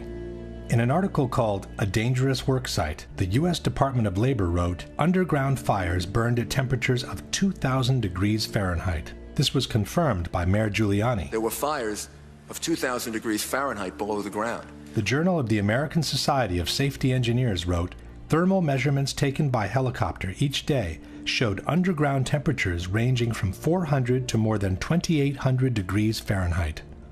8 weeks later, and the fires still had not subsided. You see how this debris is still smoking? That's from the fires that are still burning. 8 weeks later, we still got fires burning. So, I mean, these things are burning. At one point, I think they were about 2,800 degrees. 11 weeks later, and the fires kept burning. As recently as the end of November, it was still 1,100 degrees down underneath the rubble. As November turned into December, ice was noticed in the mornings above the ground, but the debris underneath was still smoldering. The weird thing was it was very cold when we were up there. I believe it was in the middle of the winter, but the ground wasn't frozen. The ground kind of like bubbled underneath your feet, which was kind of strange to me. It took until December 19, more than 3 months after the collapses, for the last underground fire to be extinguished. The debunkers have suggested different possibilities for this unexplained phenomenon. Ad esempio, può essere il fatto che all'interno sotto c'erano i piani interrati, all'interno c'è un parcheggio con le automobili.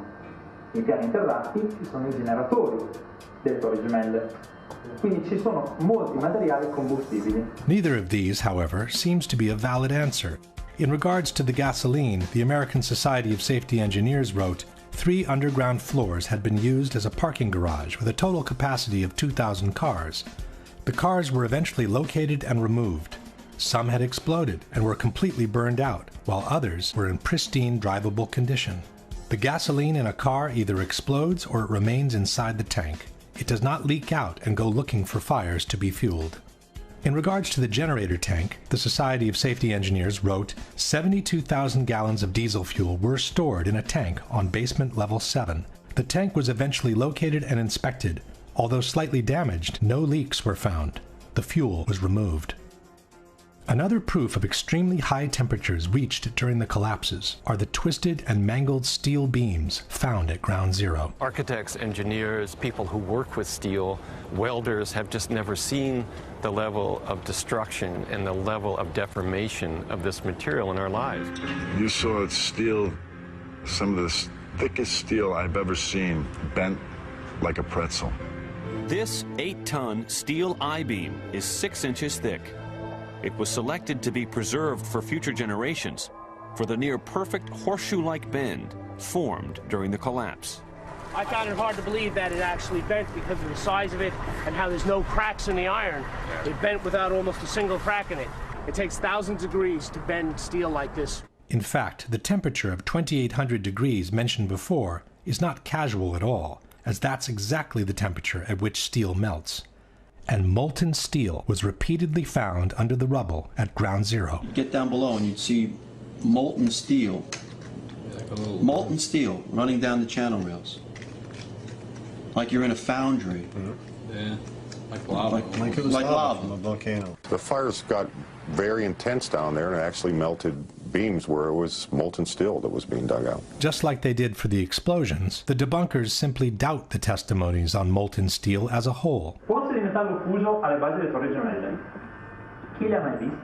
NIST has also denied any knowledge of molten steel at Ground Zero. I'm curious about the pool of molten steel that was found in the bottom of the tower. I know of absolutely nobody, no eyewitness who said so, nobody who's produced it. I was on the site, I was on the steel yards, so I don't know that that's so. It is true, Mr. Gross did visit the steel yards where the remnants of the towers had been collected.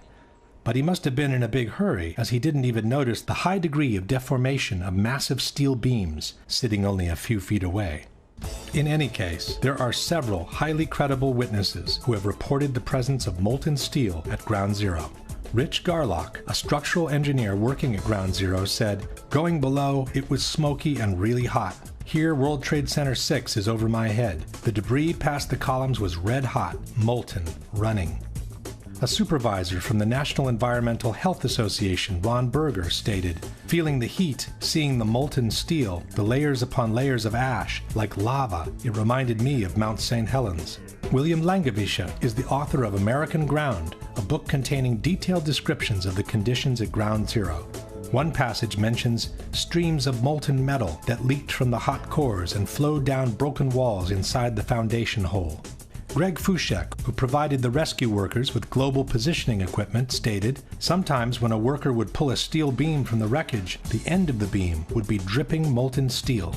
Peter Tully of Tully Construction said that he saw pools of literally molten steel at the World Trade Center. Marc Loiseau, president of Controlled Demolitions Inc., was told by contractors at Ground Zero about hot spots of molten steel in the basements at the bottoms of the elevator shafts of the main towers. Dr. Abalassan Astane, a professor of civil engineering at Berkeley University, examined the remains of the Twin Towers. He said, "I saw melting of girders at World Trade Center. If you remember the Salvador Dali paintings with the clocks that are kind of melted, it's kind of like that. That could only happen if you get steel yellow hot or white hot, perhaps around 2,000 degrees. Possibly the most authoritative account of all comes from Leslie Robertson, the engineer who had built the Twin Towers. We're down at the B1 level, and one of the firefighters said, "I think you'd be interested in this," and they pulled off a big block of concrete, and there was like a little river of steel flowing. Again, ignoring all these testimonies does not mean to have debunked the presence of molten steel below the rubble. It just means turning a blind eye to what the actual situation at Ground Zero was after the collapse of the Twin Towers. And there's more. Concrete normally doesn't melt in regular fires. In fact, one of the reasons it's used in civil construction is its resilience to high temperatures. Yet molten concrete was found at Ground Zero. Preserved at the New York Police Museum, this artifact caption reads, "During recovery efforts, several handguns were found at Ground Zero, including these 2 cylindrical gun casing remains and a revolver embedded in concrete. Fire temperatures were so intense that concrete melted like lava around anything in its path." Some debunkers have argued that this cannot be molten concrete, as the higher melting point of concrete would have also melted the steel from the gun. But the molten concrete could have already been cooling off by the time it encountered the guns, in which case it would not have melted them instantly. Here, for example, is flowing lava from a volcano, which is in the process of cooling off after having reached the melting point. As one can see, the lava surrounds the base of the trees without necessarily incinerating them at once. In a hangar near Kennedy Airport sits another artifact attesting to the extreme temperatures reached during the collapses. This formation is really 4 separate stories of the World Trade Center, compressed, compacted, incinerated, exposed to temperatures as hot as the inner Earth. I never knew this existed. Another of these artifacts, nicknamed the meteorite, contains both molten steel and molten concrete. One of the more unusual artifacts to emerge from the rubble is this rock-like object that has come to be known as the meteorite. It's this fused element of steel, molten steel and concrete and all of these things all fused by the heat into one single element. As we know, for concrete to melt, a temperature of several thousand degrees is needed, and the result will be much the same as the lava that comes out of volcanoes. And almost like a chunk of lava from Kilauea or Iceland, where they're very sharp but breakable shards on the end here.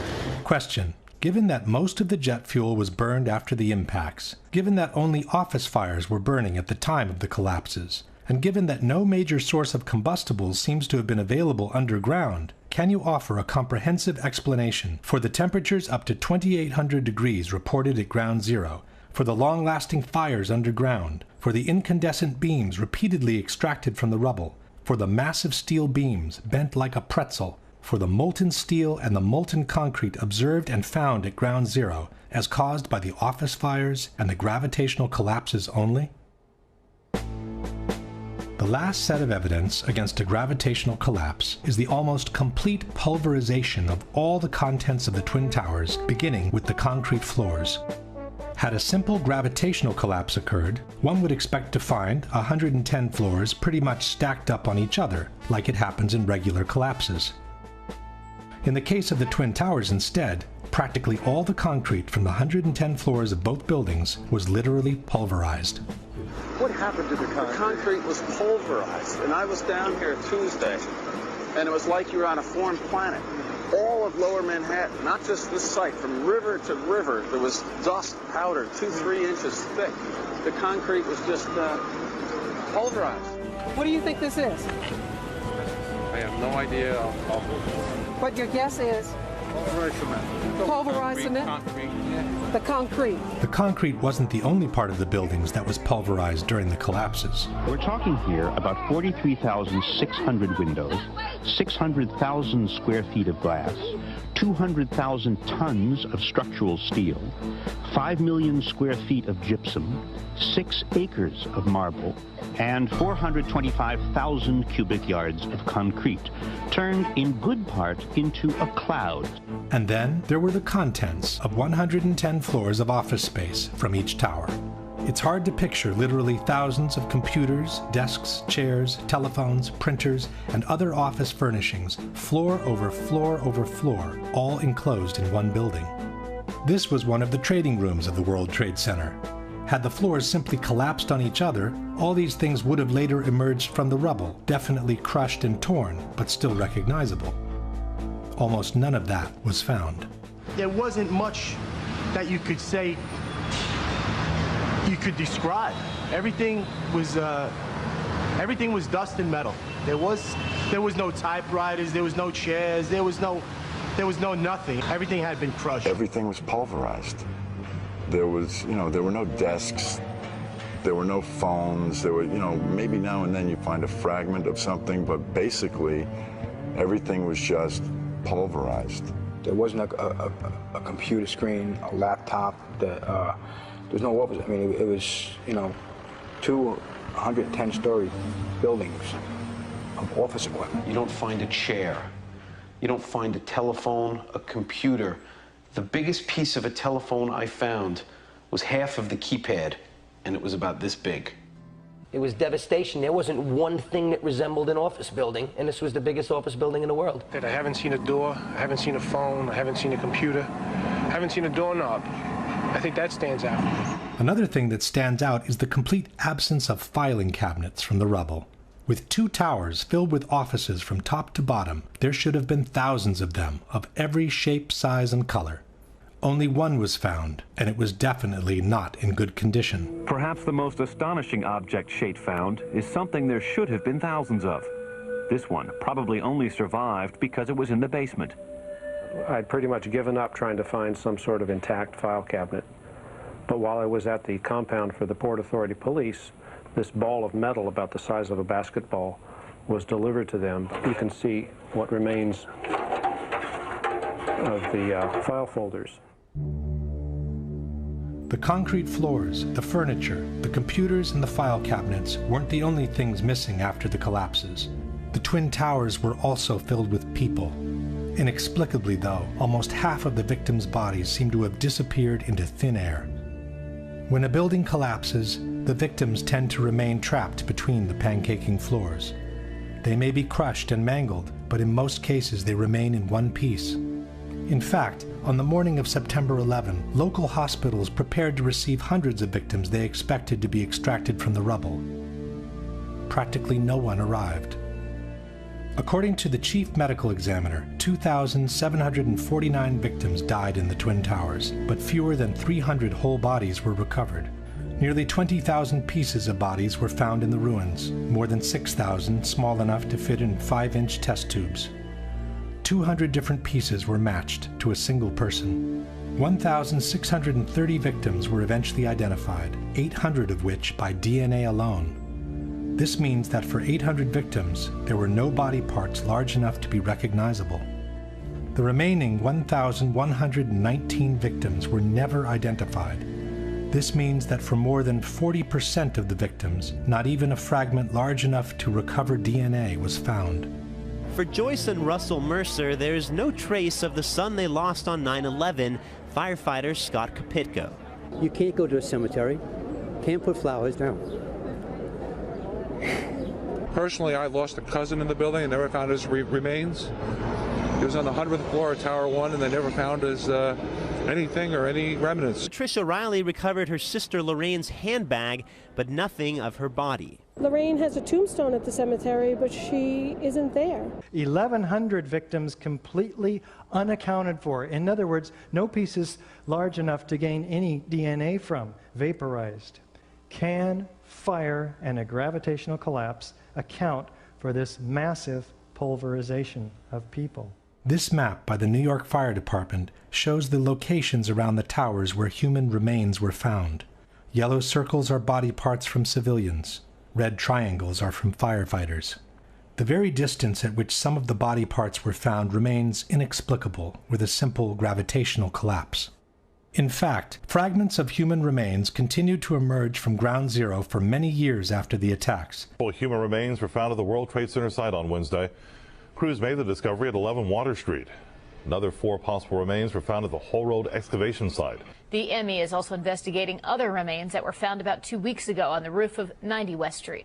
Construction workers found 9 pieces of bone and tissue on a 20th floor scaffolding on this building on West Street. Workers have found 65 potential human remains at the World Trade Center site over the last couple of days. The medical examiner's office says they were recovered from the Liberty Street section of the site. Then, in 2006, came the biggest surprise. Demolition workers found 74 new bone fragments on the roof of the Deutsche Bank building over the weekend.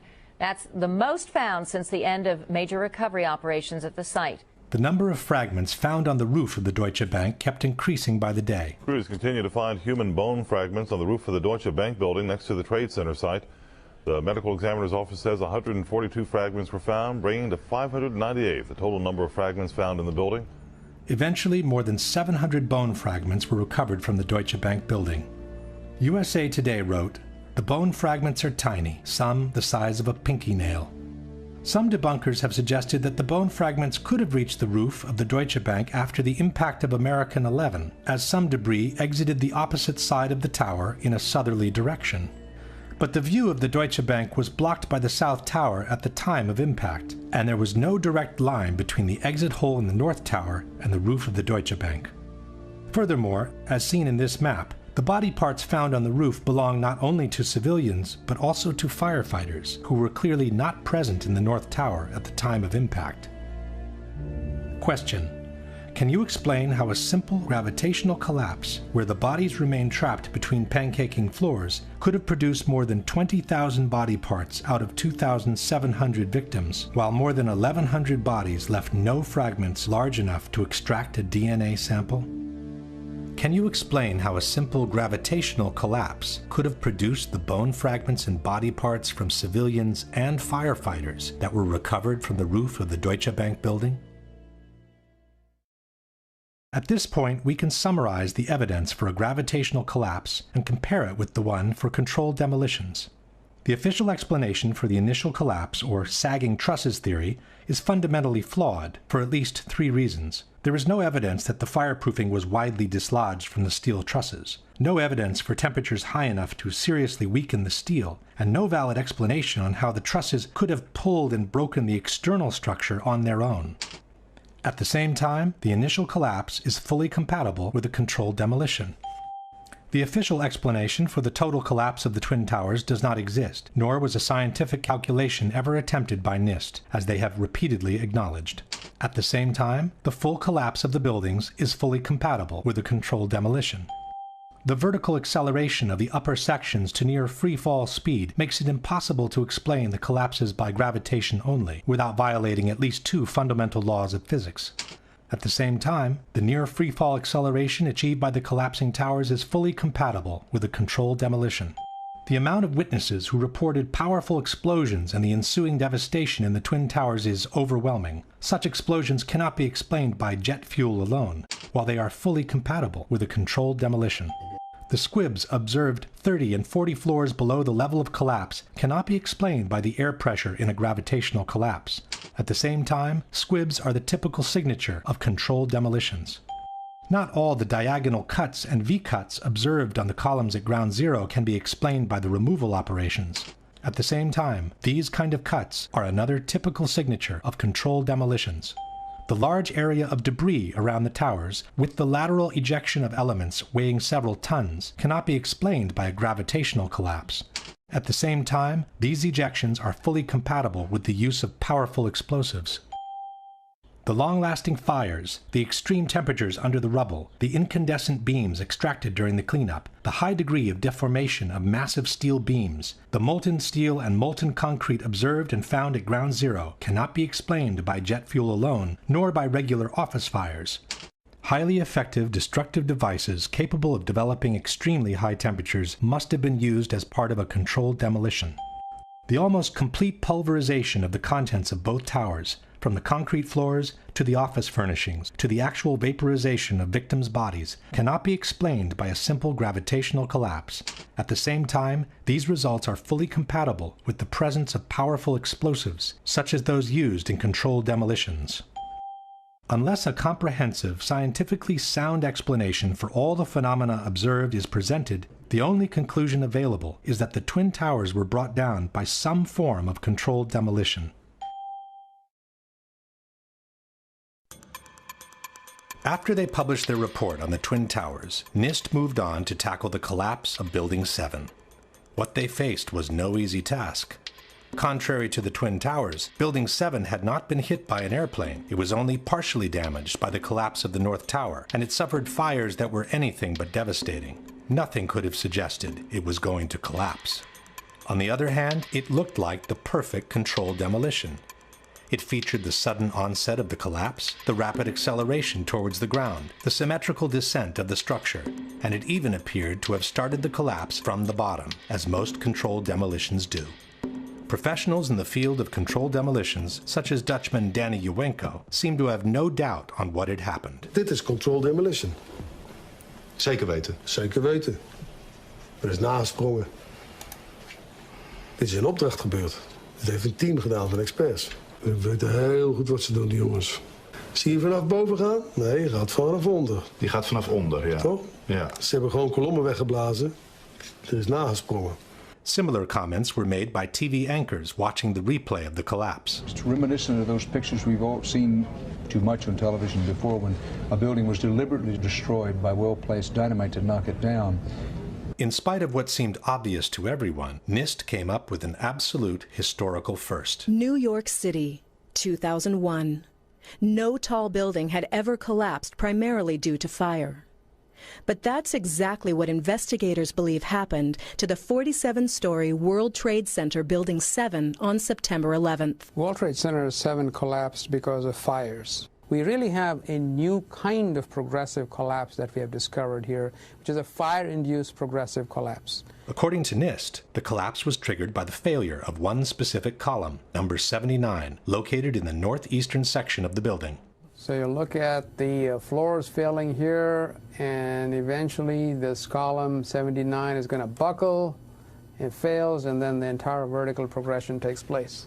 NIST blamed thermal expansion as the phenomenon that caused the collapse, which was also an absolute first in history. Our study has identified thermal expansion as a new phenomenon that can cause the collapse of a structure.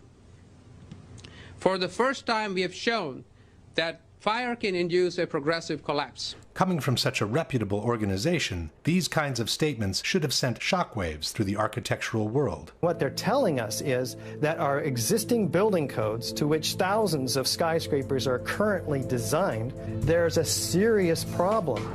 If NIST's findings were true, hundreds of skyscrapers from all over the world would suddenly be in danger of a collapse due to fire. This should have called for the immediate suspension of all high-rise constructions, widespread verifications in all existing skyscrapers, and a serious revision of fire codes and safety regulations for the new ones to be built. None of that has happened. Steel skyscrapers have continued to be built just as usual.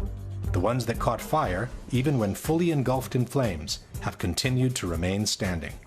And not one of the basic tenets of fire protection has been modified when it comes to designing high-rise steel buildings. At the same time, it should be noted that NIST's report on Building 7 was never published by a peer-reviewed publication. This means their analysis of the collapse cannot be validated from a scientific point of view. Even though this was an unprecedented event in history, we are being asked by NIST to take their word for the soundness of their conclusions. It's based on sound science, and it is consistent with all the observations we have. But it has never happened before, right? But the physics is consistent, it's sound, it's been analyzed, and we have the results. And we are very comfortable with our findings. They might have been comfortable, but the scientific community of architects and engineers was not. Science is never secret when it's done right. Science isn't science unless it's published, unless it's openly published and made available for criticism. Architects and Engineers has asked NIST to at least verify the computer model on which they've based their theory of the collapse. But also in this case, NIST has refused to make their data public. Structural engineers rail against NIST because they refuse to show the visualization. It's a black box. You cannot download any of this data. This means that also for the accuracy of their computer model, we have to take NIST's word for it. Here's our structural model showing the building collapsing, which matches quite well with a video of the event. This is the video of the event.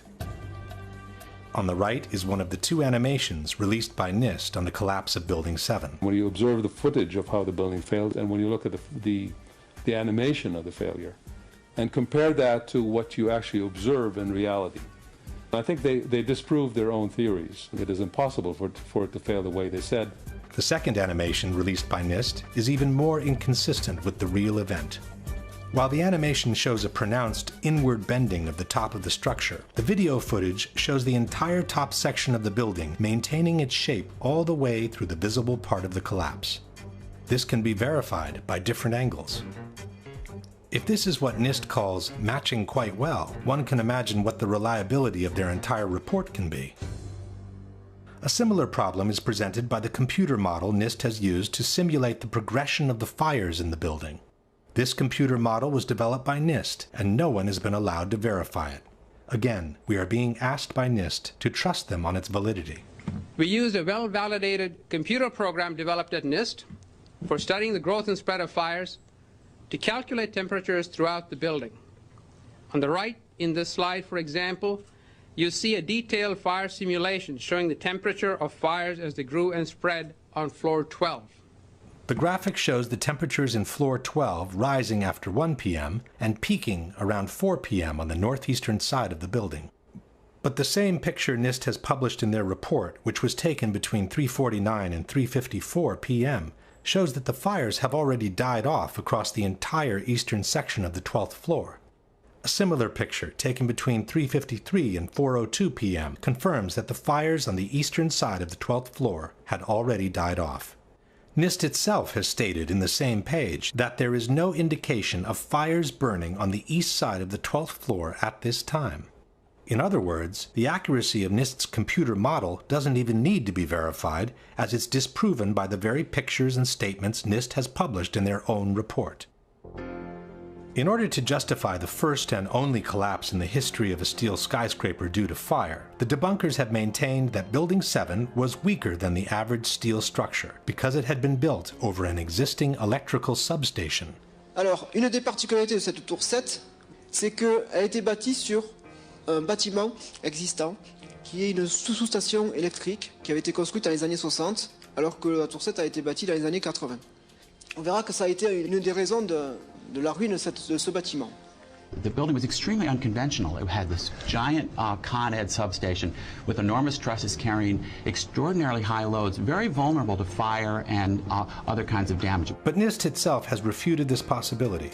From the final report we read, the transfer elements such as trusses, girders, and cantilever overhangs that were used to support the office building over the Con Edison substation did not play a significant role in the collapse of World Trade Center 7. In fact, it was the opposite. After it was completed, Larry Silverstein had the building reinforced beyond its requirements in order to accommodate the needs of its main tenant, Salomon Brothers. From this 1989 New York Times article we read, Salomon Brothers intends to spend nearly 2 years and more than $200 million cutting out floors, adding elevators, reinforcing steel girders, upgrading power supplies, and making other improvements in its million square feet of space. We built in enough redundancy to allow entire portions of floors to be removed without affecting the building's structural integrity, said Larry Silverstein, president of the company. More than 375 tons of steel, requiring 12 miles of welding, will be installed to reinforce floors for Salomon's extra equipment. If there was one skyscraper in the world that should have never collapsed due to fire, it was Building 7. While NIST has been unable to come up with a valid explanation for a collapse due to fire, there are at least 3 good reasons why such a collapse could not have happened in any case. One is the widespread pre-knowledge of the event. As we have said before, the collapse of a steel structure due to fire is considered an absolute impossibility in the architectural world. Steel structural frame buildings, high-rise buildings, simply do not collapse due to fire. We've never had a steel-framed skyscraper collapse in the United States or internationally. No high-rise steel structure has ever been destroyed by a fire in the history of construction. Consequently, if Building 7 was truly brought down by fire, it would have been a totally unexpected event, which would have taken everyone by surprise. It turns out instead that dozens of policemen, firemen, and first responders had been warned that the building was going to come down as early as 5 hours before it happened. All I can attest to is that by noon or 1 o'clock, they told us we had to move from that triage site up to Pace University, a little further away, because Building 7 was going to come down or being brought down. Did they actually use the word brought down, and who was it that was telling you this? The fire department, and they did use the word, we're going to have to bring it down. Firemen also had been warned of the impending collapse. Fireman Hollowak, we were just hanging out until Tower 7 came down. Fireman Sweeney, we stood and waited for World Trade Center 7 to come down. By 4 p.m., CNN had already picked up the rumor and was spreading it around the world. We are getting information now that one of the other buildings, Building 7 in the World Trade Center complex, is on fire and has either collapsed or is collapsing. At 5 o'clock, the BBC announced that the building had already collapsed, even though it was still standing in the background. Jane Stanley. Jane, what more can you tell us about the Salomon Brothers building and its collapse? As you can see behind me... At 5 o'clock, Building 7 can clearly be seen on the right of the picture. But the BBC correspondent, who was obviously unfamiliar with the landscape, didn't recognize it. This has fueled ludicrous conspiracy theories, which accuse the mainstream media of having been informed in advance of what was going to happen on September 11. In truth, this incident only confirms that the information on the impending collapse had been circulating long enough in downtown Manhattan to have already reached the BBC, even before it happened. At about the same time, when CNN recorded the explosions near Building 7, they also captured the police clearing the area and announcing the collapse.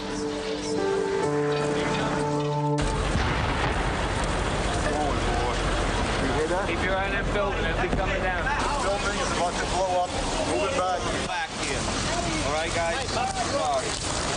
We are walking back. There's a building about to blow up.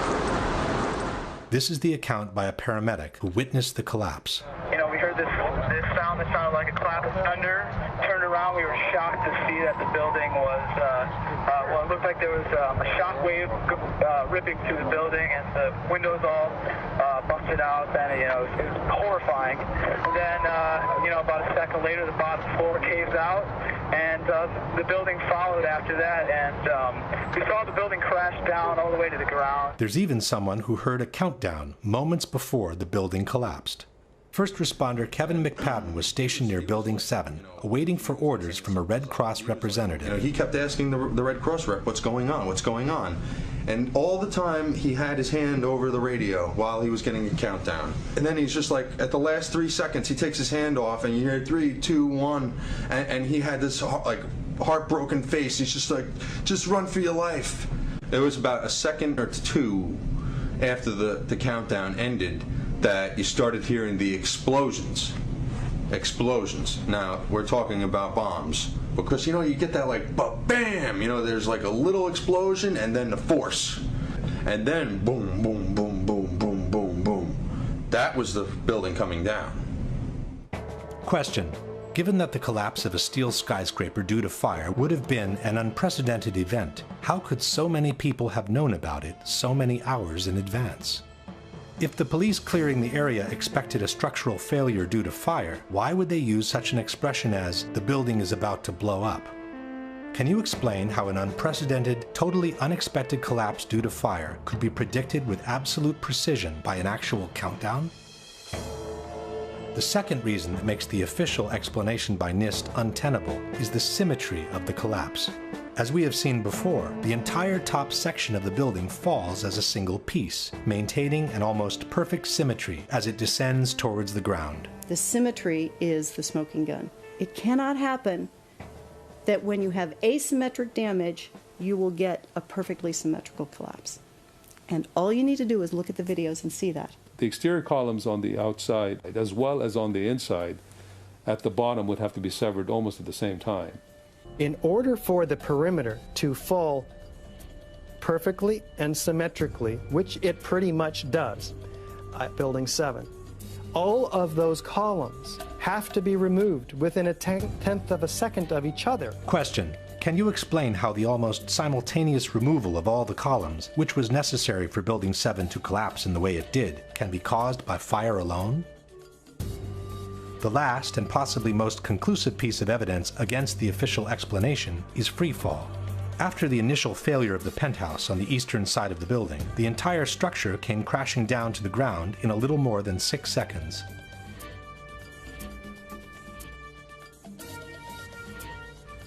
David Chandler of Architects and Engineers has measured the downwards acceleration of the building from the start of the global collapse. You can measure the acceleration of Building 7 by video analysis.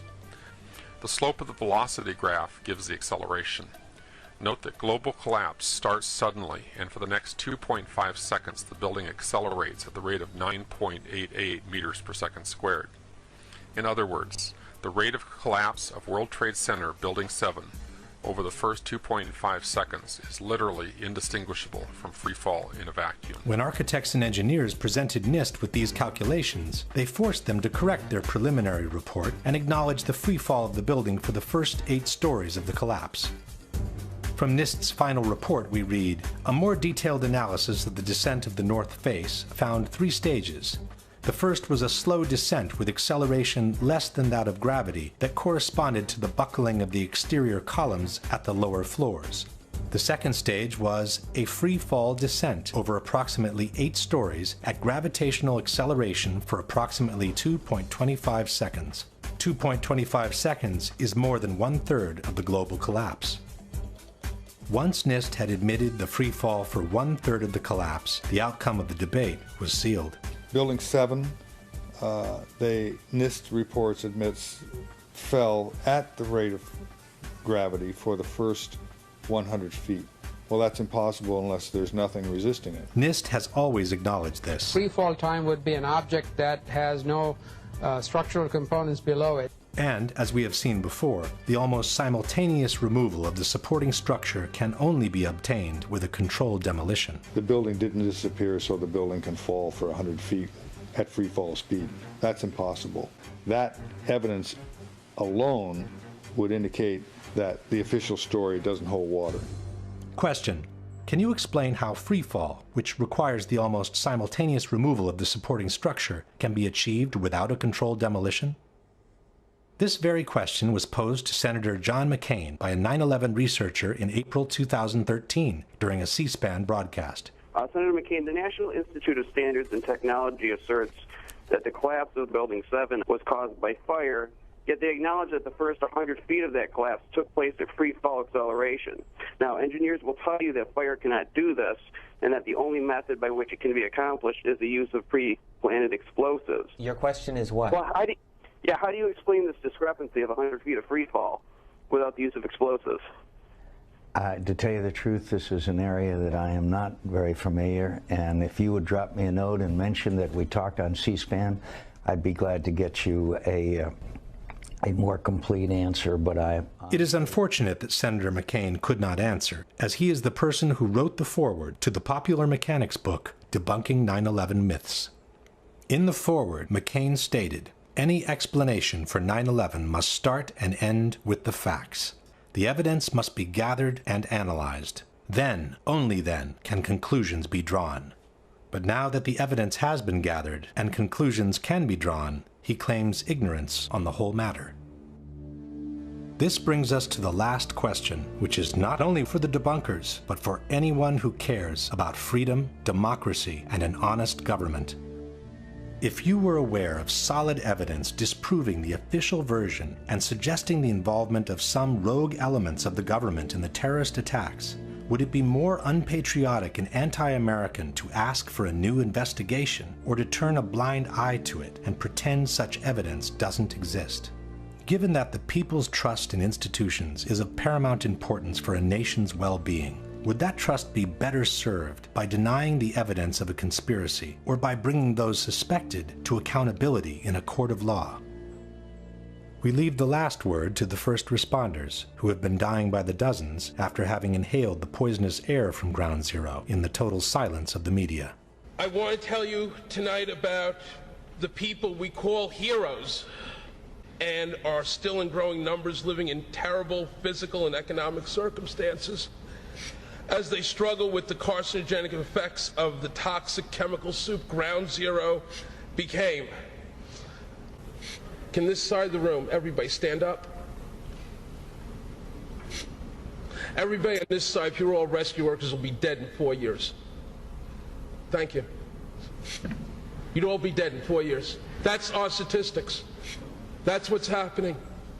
In 7 years, it doubles. And every time popular mechanics calls the people of this movement nuts, these propagandists, professional liars and tools who cannot, even by any stretch of the imagination, be considered journalists, strike another nail into the coffin of another rescue worker. I don't think we're crazy. Conspiracies are only evidence the courts won't hear.